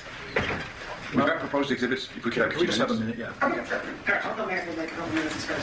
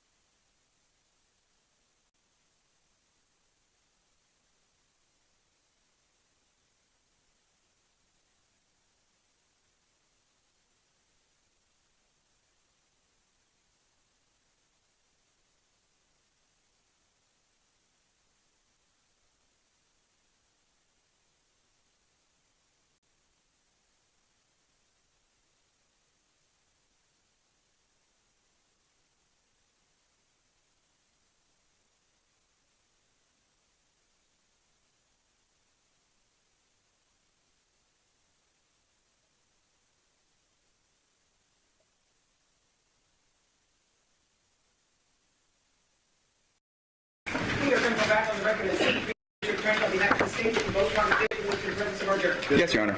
All right, and sir, I'll just remind you that you are still under oath. Okay, Mr. Koskinen, are you ready? Mr. Willette, my name is Robert Draskovich. My partner, Mike Horvath, and I represent your wife. You and I have never spoken, have we? No, sir. You've never spoken with my investigator, Ken Hardy, have you? Investigator? No, sir. No. So this is the first time that we're actually having an opportunity to communicate, correct? Yes, sir. I'm sorry, sir, if you just get a little closer on my microphone. Thank you. You had testified today, fair to say, for the first time, that you had a relationship with your wife that went years back. Yes, sir. You've been asked that by a lot of people, correct? Yes, sir. You've been asked that before under oath, correct? Yes, sir. But you didn't tell the truth, did you?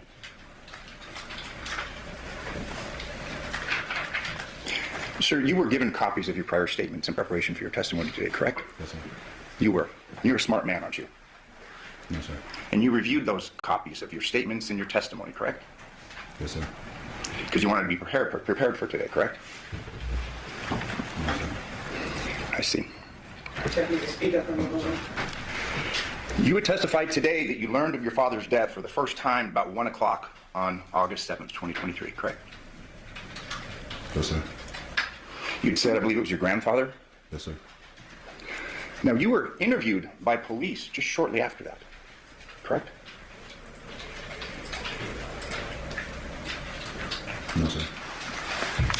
You were interviewed at 2:35 p.m. August 7th by Detective Ozawa.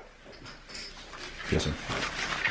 He came to ask about you, your wife, stuff that was going on in the house and at the other house, correct? The Paladera house. Yes, sir.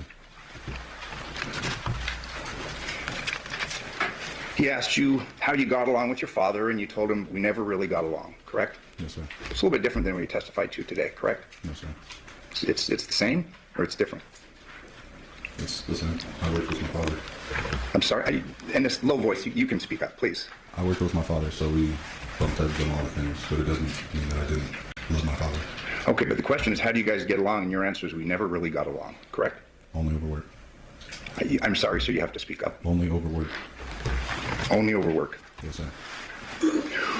Well, it was just a few seconds after that that you said that you knew he was going to move in there, correct? And you didn't want to talk to him when he was at the house. No, sir. On August 6th. You don't recall telling the detective that? I mean, you have this transcript that I'm going to start referring to. You referred to it and you reviewed it before and to prepare for today's testimony, correct? Yes, sir. I was so shortly after his death that he was going to be in, then I had no prior to that. Counsel, I'm referring to page 4.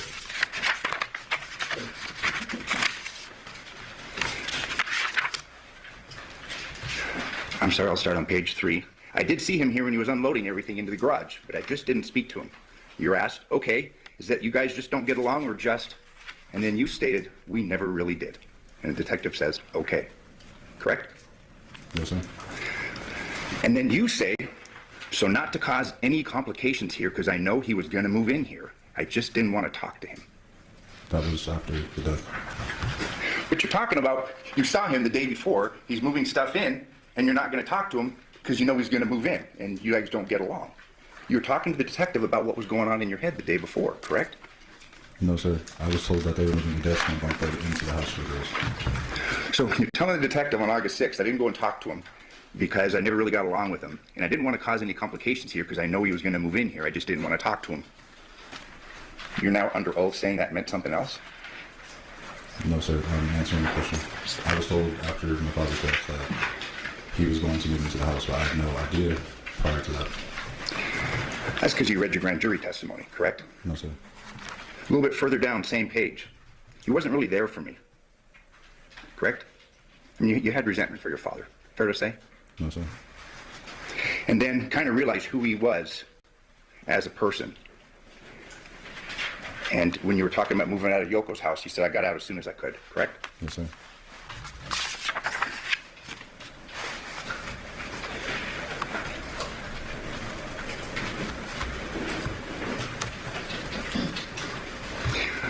Page 5, you're asked, and then I guess, so your mom tells us that he was going to move in here what's that arrangement? And you said, she was going to tell me to move out, or she was going to give me some time, but he needed to get out of Yoko's house, and she was going to let him stay here, correct? Yes, sir. And then you were going to move out, and you say, correct? Yes, sir. So you're telling the detective who you speak to for the first time that you knew that Dad was pushing you out, and that you were moving out of the house, correct? I was told that the day before. Oh, so now, you said before, until after your death, now you're agreeing you knew at least the day before that your dad was pushing you out of the house, correct? No, I'm talking about the interview. So when I had the interview with Ozawa, that's when I found out everything prior to the interview. But you're talking about not talking to him the day before because you know you don't want problems and you know that he's moving in. Yes, sir.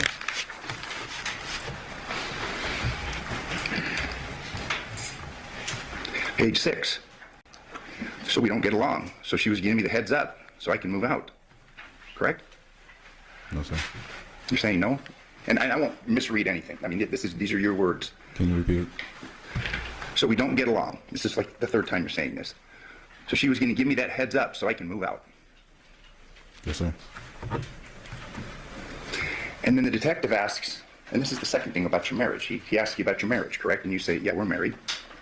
Yes, sir. Correct? And you tell the police officer that we're certified, but it's not like we're really. Because she has a whole bunch of health problems, all that stuff. Remember that conversation you had with the detective? Yes, sir.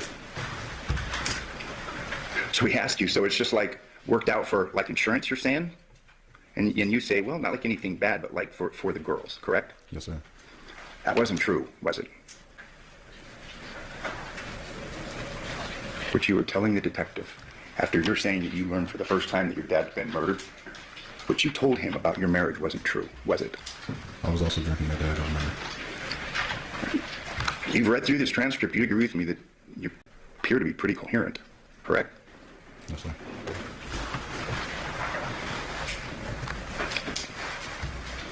And you agree with me that Detective Wasaka was kind of confused, and he's saying, well, wait a minute. She had kids with him, but you're his son, correct? Yes, sir. And it is clear Yoko didn't know, correct? Yes, sir.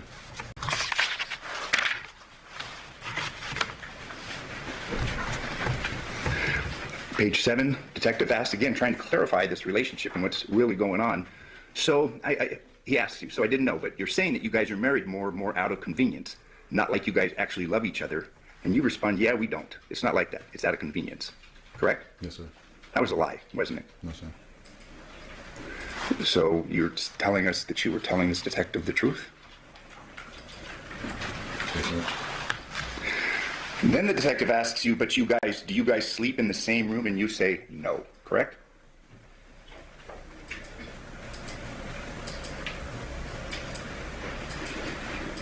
Yes, sir. You guys actually did sleep in the same room. You slept in the same bed, didn't you? Yes, sir. But when he asked if you two slept in the same room, you said no, correct? Yes, sir. Then he asks you, are you guys intimate at all?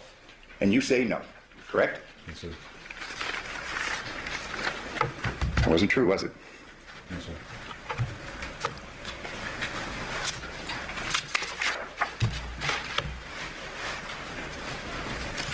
Fair to say that you were downplaying your feelings for your wife when this detective came to ask you about the murder of your father. Yes, sir, because I didn't know what actually happened to my father. Please say it again. Yes, sir, because I didn't actually know what happened to my father. Okay. But you're lying to the police officer about your relationship with your wife, correct? Yes, sir. So, the detective, page 8. Okay, so then you knew he was moving in, and she told you that you were going to have to move out. And your response recently, yes. It was kind of a short notice, but yeah. And I mean, I know the person he is, so I was like, okay, whatever, I'll deal with it. That's what you said to the detective, correct? Yes, sir.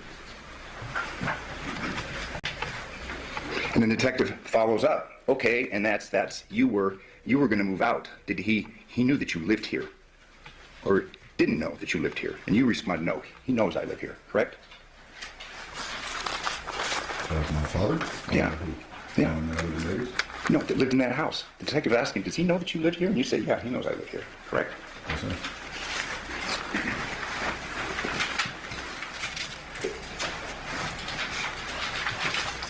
You did confirm that you knew that she was going over there to your dad's house with the girls, correct?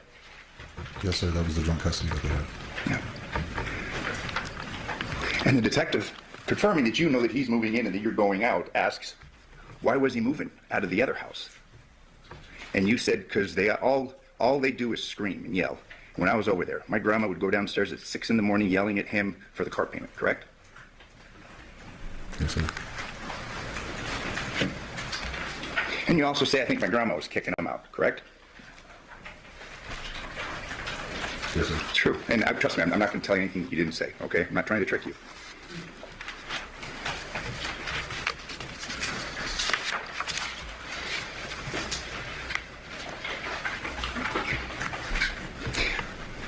You're asked, page 10 by Detective Ozawa, bottom of the page. Okay, so then, how long has, I guess, it been planned for them to move John in over here?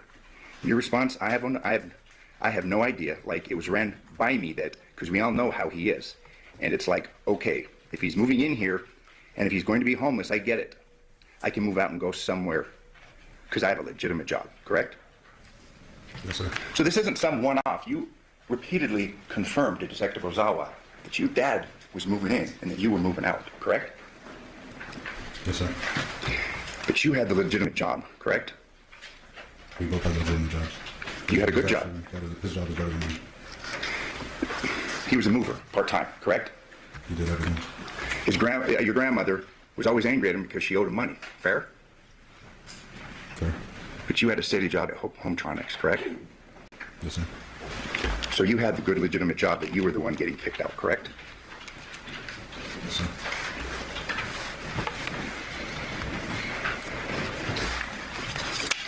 In fact, you go on to state that you're a technician for Hometronics, correct? Yes, sir. And that you do security systems, correct? Yes, sir. And you install entertainment systems. Yes, sir. You told the officer that you'd been doing that for about 2.5 years, fair? Yes, sir.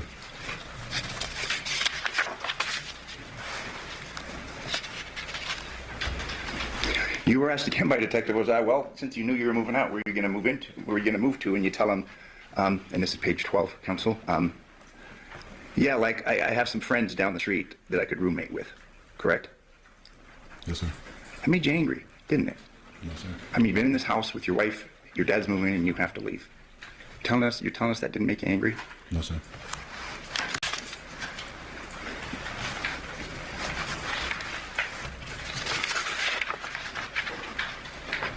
Now, today you testified that you worked the day before, August 6th, correct? Yes, sir. But you were actually off the day before, correct? You didn't work on August 6th.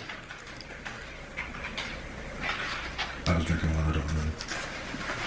But you would first tell the police officer, yeah, I worked yesterday, but then... Sir, I have to have you to speak up. The jury's having a hard time. Sorry about that. Is that better? If you could just please repeat your answer. I'm not trying... If you could speak up, please, and just repeat that last answer. I was drinking a lot, I don't remember. But you actually made the same mistake and initially told him I was working yesterday, but then you corrected yourself, correct? Yes, sir. So you really weren't drinking that much. Because you at first said, well, I worked yesterday, and then you said, oh, actually, you know what? It was my day off. Correct? Sundays are your days off. That was 10 years ago, and I was drinking very heavily during my father's death, so I don't know. Okay. But, sir, this conversation occurred August 7th, 2023. All right? Sorry. Or, I mean, you do... Fair to say, it hasn't been that long, has it? Not 10 years.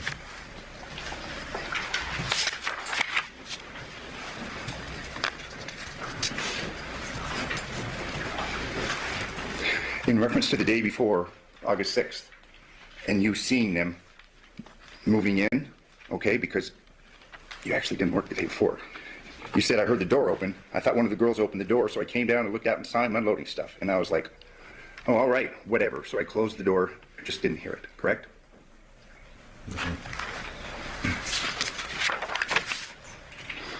And at this point in time, you tell the detective that you actually don't have a room in the house, correct?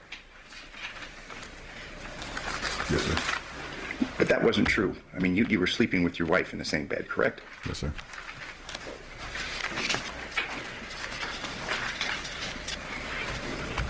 He said that your guy's a hot-tempered guy, correct?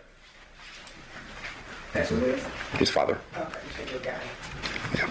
You said he's like a hot-tempered guy, correct? Yes, sir. You said he had no filter, that kind of guy. Yes, sir.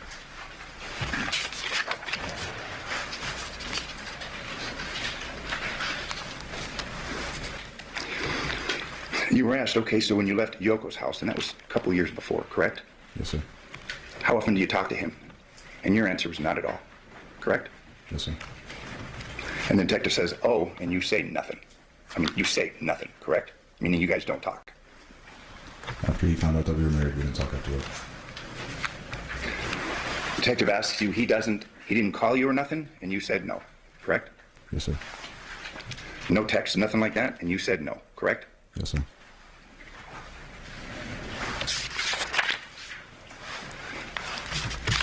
The detective then asks you about you speaking with him a couple of months ago, and what did that entail? Like, what were you guys doing at that point? You correct him and say, I didn't say I spoke to him a couple of weeks ago, correct?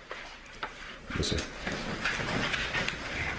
And then the detective says, I thought you said the last time you spoke with, like actually talked to him, was a couple of months ago. And you say, well, like it was probably years, correct? Yes, sir. You say, he doesn't call me on my birthday, not on Happy New Year's, like none of that. So not Thanksgiving, so we just didn't talk, correct?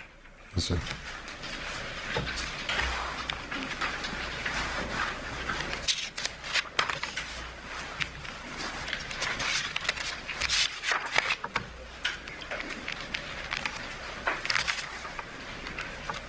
And then you're asked by the detective, counsel is on page 18, is there anything you can think of that you haven't told me that you think might be important for us to know? And you say, correct? Yes, sir. So they're there trying to figure out this dynamic, and you've lied to them about the relationship that you have with your wife, and you've lied to them about the living arrangement where you're getting kicked out by your father, correct? He's moving you out. Yes, sir, because I didn't know what exactly happened.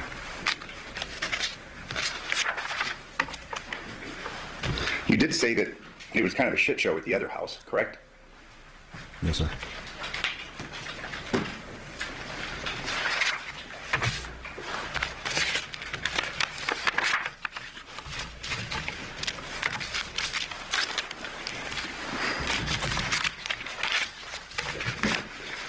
That wasn't the first time that you had discussed issues concerning this dynamic, correct? Concerning your wife, you, your father, the moving arrangements, correct?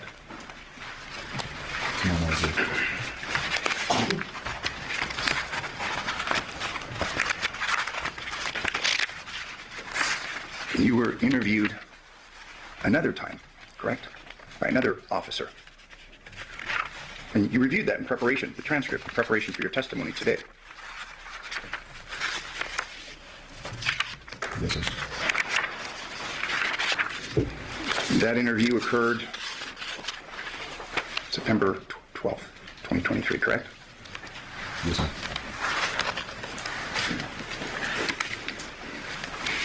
And this detective now, after speaking to you, it's a little bit into the interview, tells you, well, you know, you weren't the main suspect. You know what I mean? This is, meaning the situation is a little different than hers. We're here to, you didn't do it, to clear you, correct?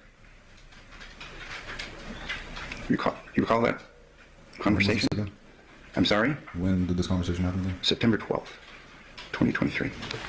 Yes, sir. Remember that? And you're there being interviewed concerning being a potential suspect. And you remember the date, correct? Yes, sir. And you're being told now that we're working to clear you, correct? Yes, sir. You were relieved, fair to say? Yes, sir. The detective asks you, does that make sense? And you say it does, correct? Yes, sir. And then the detective says, and while the chances of you even being there are so slim that it's just, there's, you know, that's not even on the radar, correct? Yes, sir.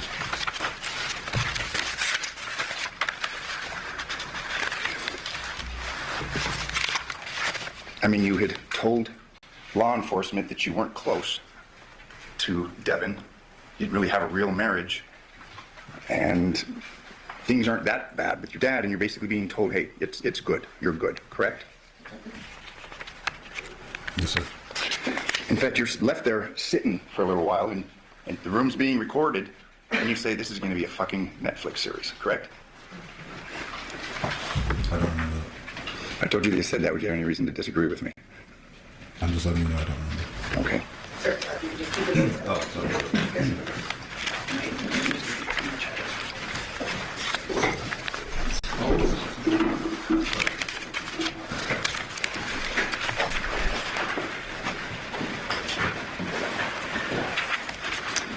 And before I forget, I'm sorry for going back, but there was some discussion with Detective Ozawa about the problem the morning, August 7th, about your wife trying to register the girls. Your dad was supposed to register them, correct? Yes, sir. That's because they were moving into the house, and the girls were starting at that school, correct? Yes, sir. So that's, again, a confirmation that you knew. You knew that they were moving into the house.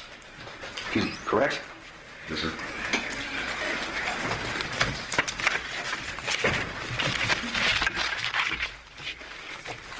You testified before a grand jury, a little different room, but you were put under oath and you were called as a witness on September 14th, just a couple of days after that last interview, correct? Yes, sir. And under oath, you testified, like you did initially today, that you were unaware that your father was moving into the house, correct? Yes, sir. And that it was something that you had learned after your father's death, correct? Yes, sir. And that there were no discussions about you potentially moving out, correct? Yes, sir. In fact, that's exactly what you said, no, sir. There was never a discussion and you said no, sir, but there was. There were multiple discussions, correct? See what I can remember, yes.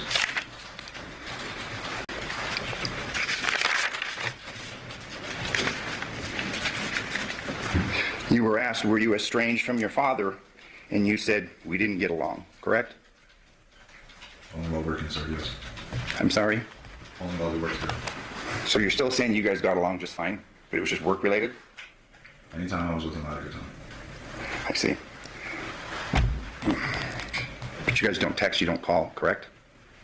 Not after he found out I was married.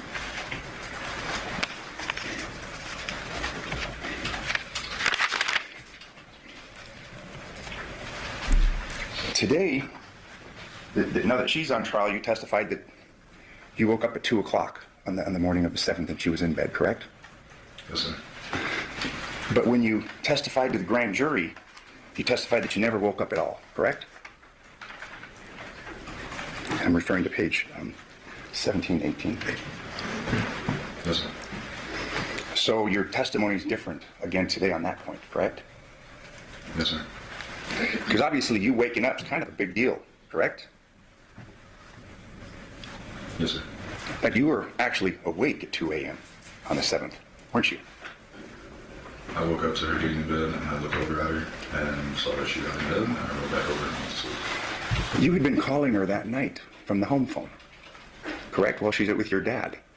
We don't have a home phone. Testimony is that you don't have a home phone. All right. So it's your testimony that you didn't call over and over again? I believe I sent a text and she didn't reply, and then that's when I put the girls to sleep and I went to sleep myself.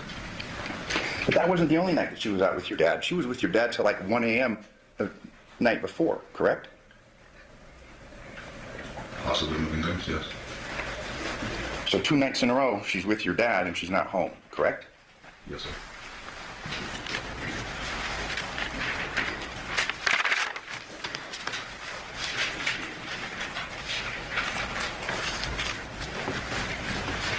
In fact, through the course of your grand jury testimony, you are asked by a grand juror, because unlike this, I mean, grand jurors can ask you questions, correct? I mean, that was your understanding. They spoke to you.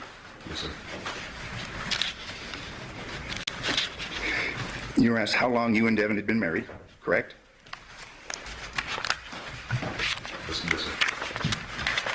And you answered 3 years. Yes, sir. And then there's some follow-up questions. Just like to ask you a couple more questions about that. Did you and Devyn... I'm sorry, page 35. Did you and Devyn get married in the traditional sense? And you answered, yes, it was more of me helping out with the girls when she couldn't find a babysitter. So I figured, well, we both kind of sat and talked about it. When she has to go to work and can't find a babysitter, I could be there. She also had a whole bunch of medical problems, and it was very expensive to keep the girls at daycare, and she's sitting in the hospital, so I would normally be there to watch them. And then there's a question, okay, and I'm sorry to ask, was it an intimate relationship that you were in with Devyn at some point? And your testimony under oath to this grand jury on this day was, yes, after the first year it started to get intimate, correct? Yes, sir. After the first year of marriage it started to get intimate, correct? It does not say that. The context of the question, I've read it, it speaks for itself. Okay, so ladies and gentlemen, the jury can determine what the context is. You just need to read the verbatim. So that objection will be sustained. And if I may just read in for the record, I mean, this is prior testimony. This is from the grand jury? Correct. What page are you on? Page 35. I'll start at line 15, page 35, by juror. How long have you and Devyn been married? Answer, 3 years. Question. If I could ask you just a couple more questions about that, did you and Devyn get married in the traditional sense? Yes. Answer. But it was more of me helping out with the girls when she couldn't find a babysitter. So I figured, well, we both kind of sat and talked about it. When she has to go to work and can't find a babysitter, I could be there. She also had a whole bunch of medical problems, and it's very expensive to keep the girls at a daycare when she's sitting in the hospital, so I would normally be there to watch them.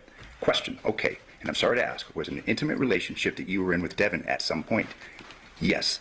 After the first year, it started to get intimate. Next question, did it remain intimate up until the time of your father's death? Yes.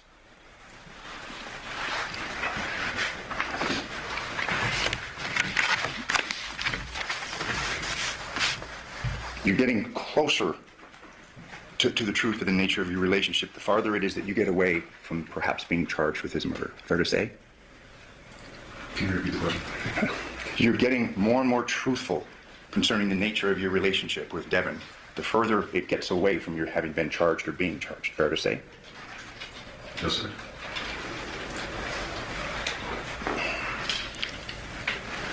You testified today that you didn't remember the date that you married her, correct?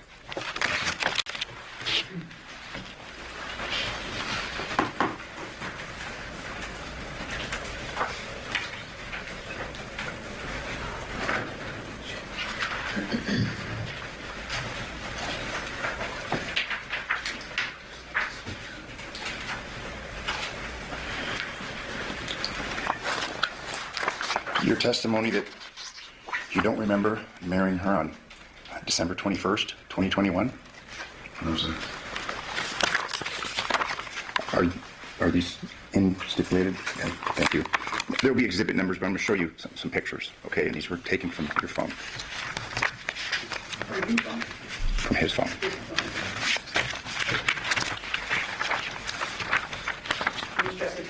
Are those stipulated? Yeah, we have no objection. We just want a copy because absolutely. We just seen them. Okay. I think we do for. Objective to this stack? Correct. I think. Okay, well, let's just make it record. Yeah, put them on. This is L3. It's been marked by your clerk. He was ahead of me, so thank you. Right, but I just need you to tell me what it is, so we can put it on record.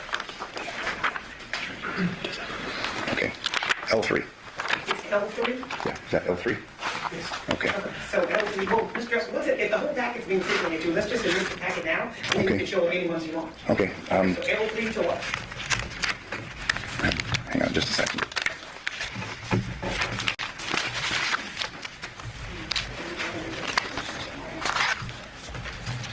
A3 to S3. All right, A3 to S3, we mentioned some stipulation, we have to mention first and all. And in the interest of time, and since these will go back, I'm not going to go through each and every one of them.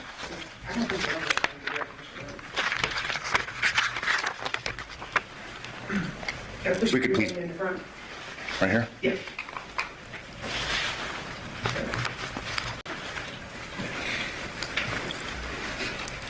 Remember that date? I remember the date. Okay. But you do remember marrying her, correct? Yes, sir. Remember this? Yes, sir.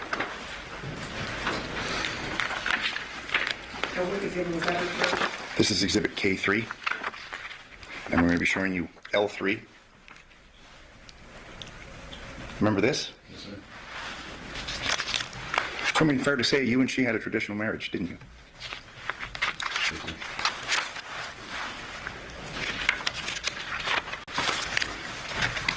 mean, obviously it was a fairly passionate relationship, wasn't it? You got worded, yeah. I mean, for good and bad, correct? Yes, sir.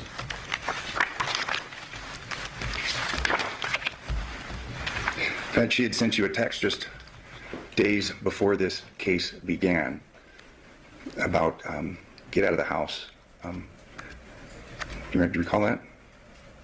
Get your stuff. Don't think you're coming back. I want a divorce. I don't remember anything like that.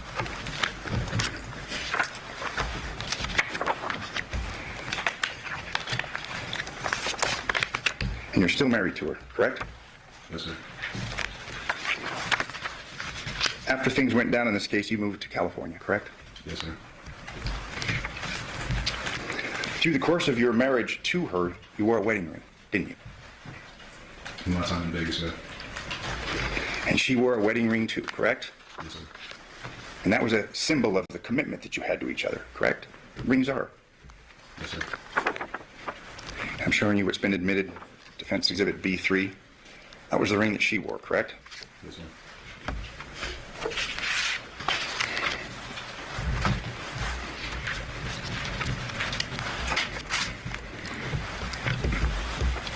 You worked at Hometronics and you had tools, correct? Yes, sir. You were good at installing home security systems, correct? Yes, sir. You had hundreds of pictures on your phone of various systems that you installed, correct? Yes, sir. After I was done with the job, I had to upload it to the Hometronic website to prove that I got the job done.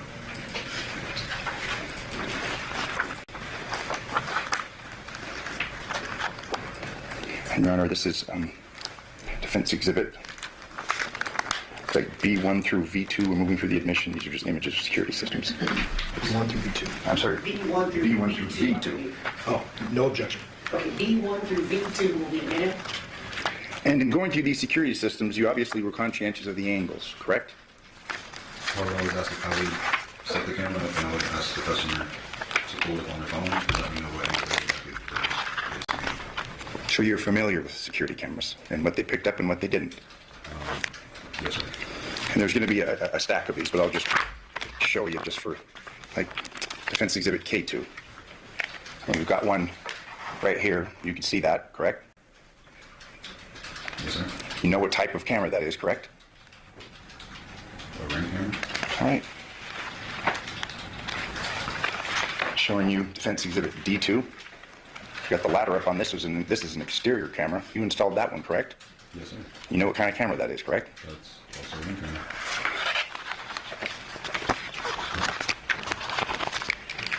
I mean, you were good at what you did, correct? Yes, sir.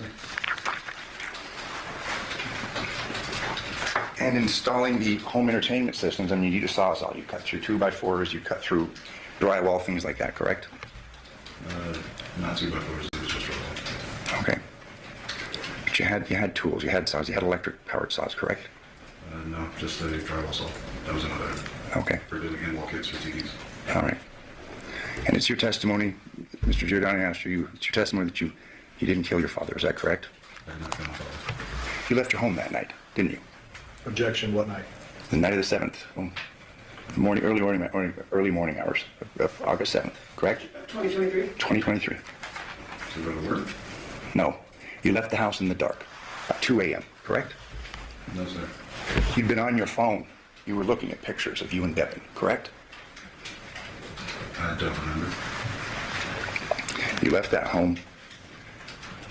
You went to the Palo Verde residence, didn't you? The Palo Verde residence. No, sir. If you're talking about the night that my father was murdered, Yeah. I was home with the girls. We were watching a movie. I put them to sleep. I received a text letting her know that I put them to sleep, and I went to sleep myself. And that's your testimony under oath, correct? Yes, sir. Like the testimony under oath that you've given to the grand jury previously, correct? Yes, sir. You'll agree with me that you'll lie under oath if it fits you. No, sir. I became a very big alcoholic. Okay. So it's a little fuzzy, but I would answer truthfully to what I did. But you'd agree with me that you were an alcoholic before that day and you had a drinking problem, correct? Before August 7th, 2023. Yes. In fact, it became a really big point of contention between you and your wife, correct? Yes. The actions, correct? Things that you do, correct? She'd send you texts. I mean, she'd get angry about that, correct? Yes, sir. She'd tell you that you were turning into your father. Isn't that true? And you resented that part of your father, didn't you? Because he did the same thing, correct? No, sir. And you'd agree with me that when you drink, you do things that you wish you didn't, correct? Other than do so, no, sir. It affected your judgment, didn't it? No, sir. Affects your memory, doesn't it? Yes, sir. I have no further questions for you. Thank you.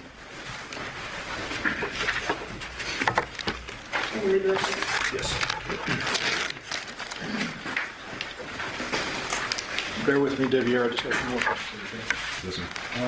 I want to clarify a couple of things. So, Mr. Draskich started his questioning by asking you if you'd ever talked to him or his investigator or anything like that, correct? Yes, sir. Since after that jail call we heard, you moved to California, correct? Yes, sir. And you've maintained a job out there, correct? Yes, sir. Living a normal, or I guess relatively normal life. Yes, sir. You traveled here after we contacted you and said this trial's coming up and we need you to testify as a witness, correct? Yes, sir. You came here willing. Yes, sir. You didn't make me go arrest you to bring me here, correct? Yes, sir. We flew you out and you came and you brought your girlfriend for support. Yes, sir. And your girlfriend's the young lady sitting in the back of the courtroom? Yes, sir. Is it easy for you to talk about your personal sexual life in front of all these strangers and that big old camera right there? Yes, sir. Okay, so tell me tell the jury. Was this a dynamic, untraditional relationship?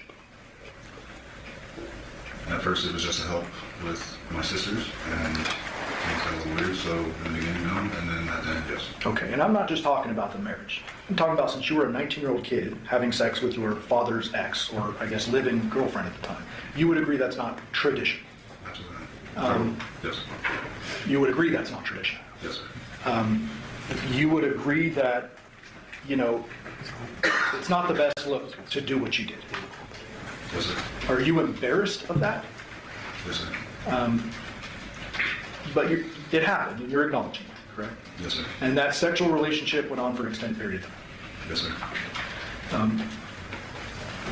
sir. Without going through all these exhibits, you would acknowledge and you understand that the detectives took your phone and took a whole bunch of other phones, correct? Yes, sir. And before you even took the stand in front of these people today, you know that we, all these lawyers, have access to your most personal, intimate conversations. Yes, sir. Okay.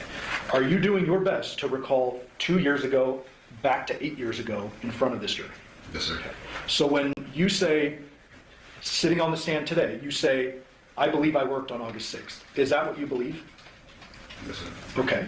So, Mr. Draskevich made a big point of this, and I want to address it real quickly. Page 13 of the voluntary statement of counsel.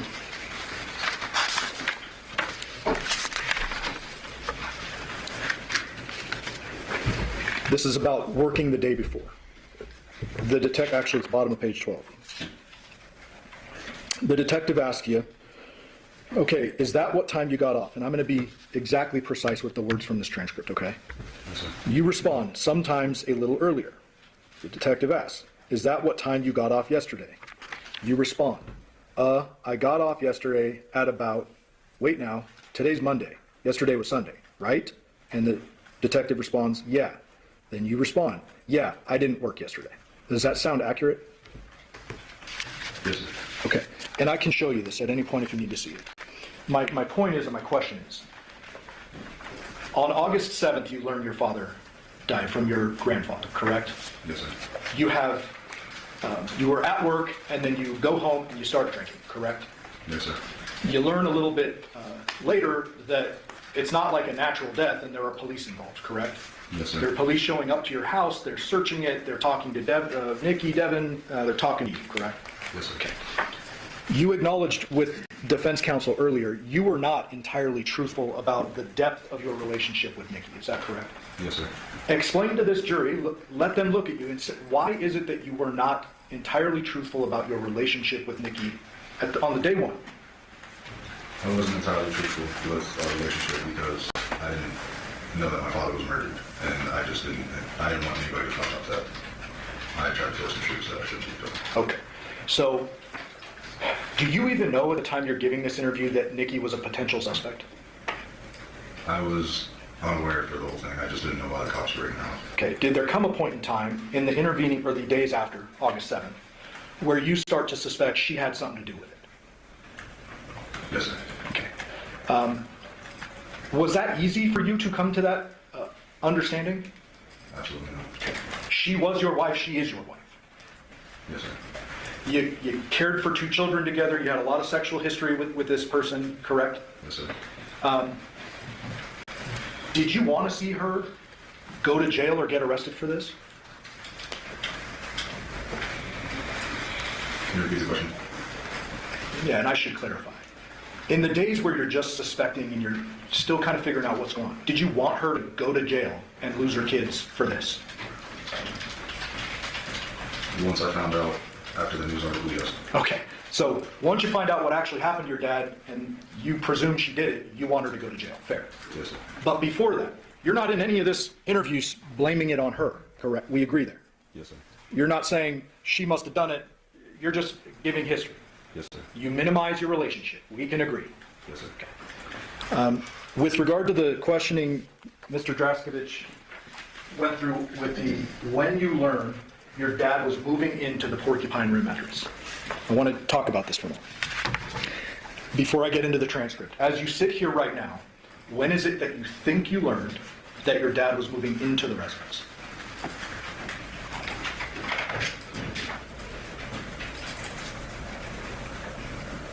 It was talked about before. I drank a lot. According to the paper, I did know about it apparently, but okay. I didn't think it's actually that. Okay. So, and bottom of page 8. I'm going to read verbatim. You are asked, about line 300, counsel. Okay, so then you knew he was moving in and she told you that you were going to have to move out, period. You respond, recently, yes. It was kind of a short notice, but yeah, period. And, period, I mean, period, I know the person he is, so I was like, okay, whatever, I'll deal with it, period. They then ask, okay, and you were going to move out. Did he knew that you lived here or didn't know that you lived here? You responded, no, he knew I lived there. Detective says, and then, ... and you continue and you say, but since I didn't talk to him and she was going over there for the girls and him, I kind of stayed away. I guess they would talk about it and she ran it by me. I drink a lot, so she ran it by me apparently, and I was going to move out for a short period of time until he got on his feet and I was going to come back. Does that sound accurate? Do you dispute what is in the statement? Yes, Does it sound accurate? Yes, sir. You're not disputing what's in the statement? No, sir. So even back then, you're telling them, like, I drink a lot. She apparently told me this. Yes, sir. As you sit here right now, do you 100% remember when you learned your dad was going to move in? No, sir. Okay. Had you known beforehand, before his death, would that have caused you to fight him, hurt him, kill him? No, sir. Would you have had any reason to kill him? No, sir. Did you want out of this relationship with Nikki at varying points of time? Yes, sir. And so had your dad moved in and you've been told you got to go stay at a buddy's house and move out or whatever, would that have been a big deal for you at the time? Absolutely.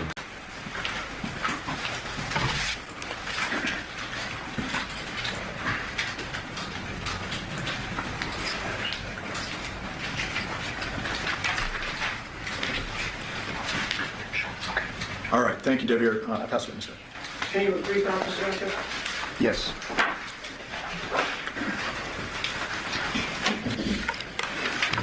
This whole issue about the sexual relationship that you had with Devyn, beginning when you were 19, you didn't speak to the prosecutor or anybody about that until yesterday, correct? Yes, sir. You watched this opening statement, didn't you? Our opening statement, where we laid out what was in the phones. Isn't that right?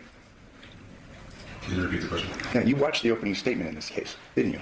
What was the opening statement in this case? You don't know what an opening statement is, or the opening statement? I don't record it. I see. So she's on trial, you're in California, or you're getting here, and you didn't watch this? I seen the YouTube video. Then you talked to the prosecutor about these issues, correct? So you watched the YouTube video, you watched the opening statement, correct? And you adjusted, isn't that right? What do you mean by adjusted? You know, you received a couple of texts from your father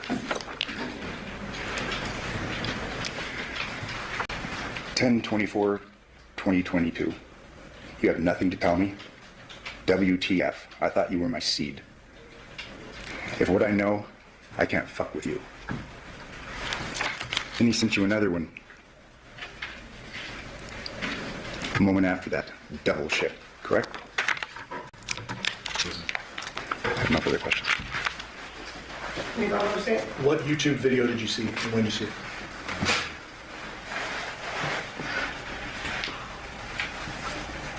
It was earlier in the year. I think it was about the custody case. It wasn't about this one. Okay, so that line of questioning just now was a bit misleading, so let me clarify something. I'd object. That question was clear. It's whether it's his answer, I think, is misleading. So. Mr. Giordani's objection, Mr. Giordani's characterization is going to be sustained. Mr. Giordani, if you think something needs to be clarified for this jury, you can ask a clarifying question. Okay, so the way, maybe I mischaracterized or misunderstood the question. I thought the question was, did you watch a YouTube video last night of the opening statement that happened in this trial? No, sir, I'm sorry.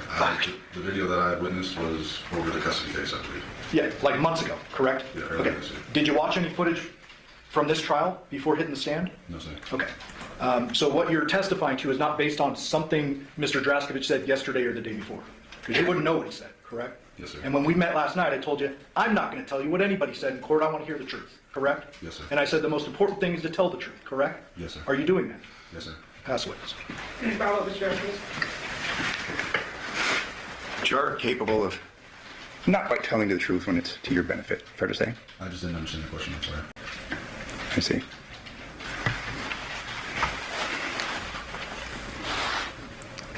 You reviewed those transcripts prior to your testimony today, correct? Yes, sir. When you spoke with investigators from the district attorney's office in preparation for this trial, didn't you? Yes, sir. They went through what your testimony was going to be. They went through what your statements were going to be, correct? Yes, sir. They provided you transcripts of your prior statements, correct? Yes, sir. And it wasn't until last night that you talked about having the sexual relationship with your wife, about 19, correct?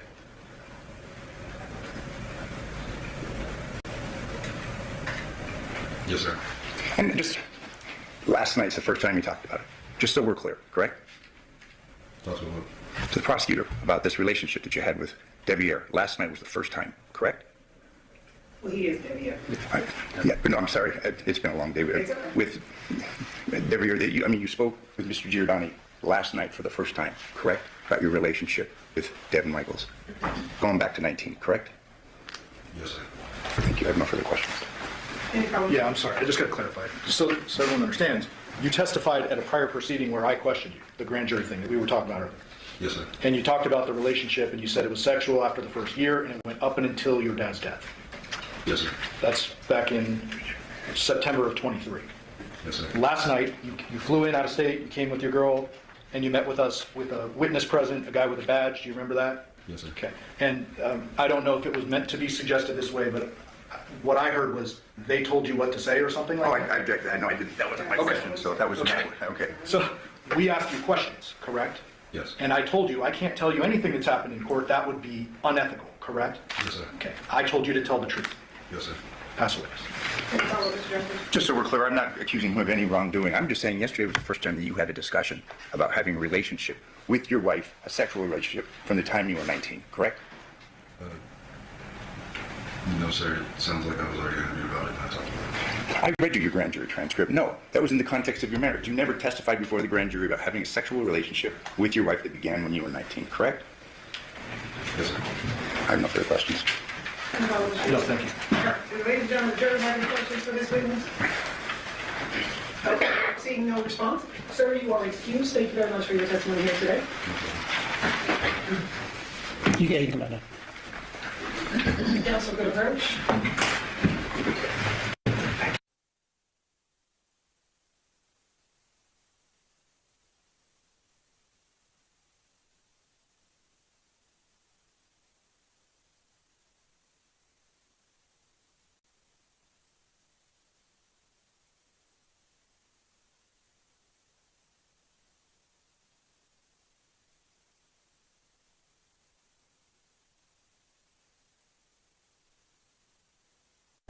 We are going to take our nighttime recess.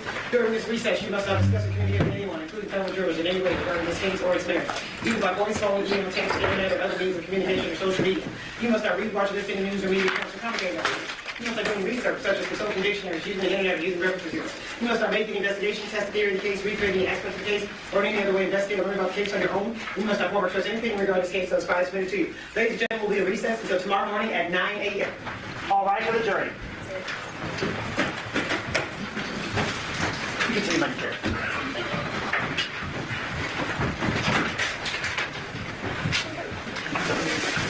No, 9 o'clock. 9 o'clock. 9 o'clock.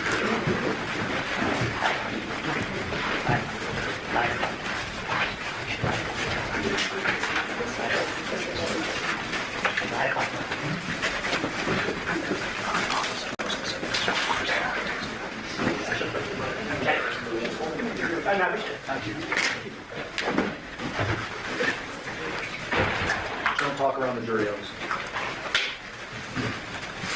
All right, may the record reflect you're outside the presence of a jury. We are off the record.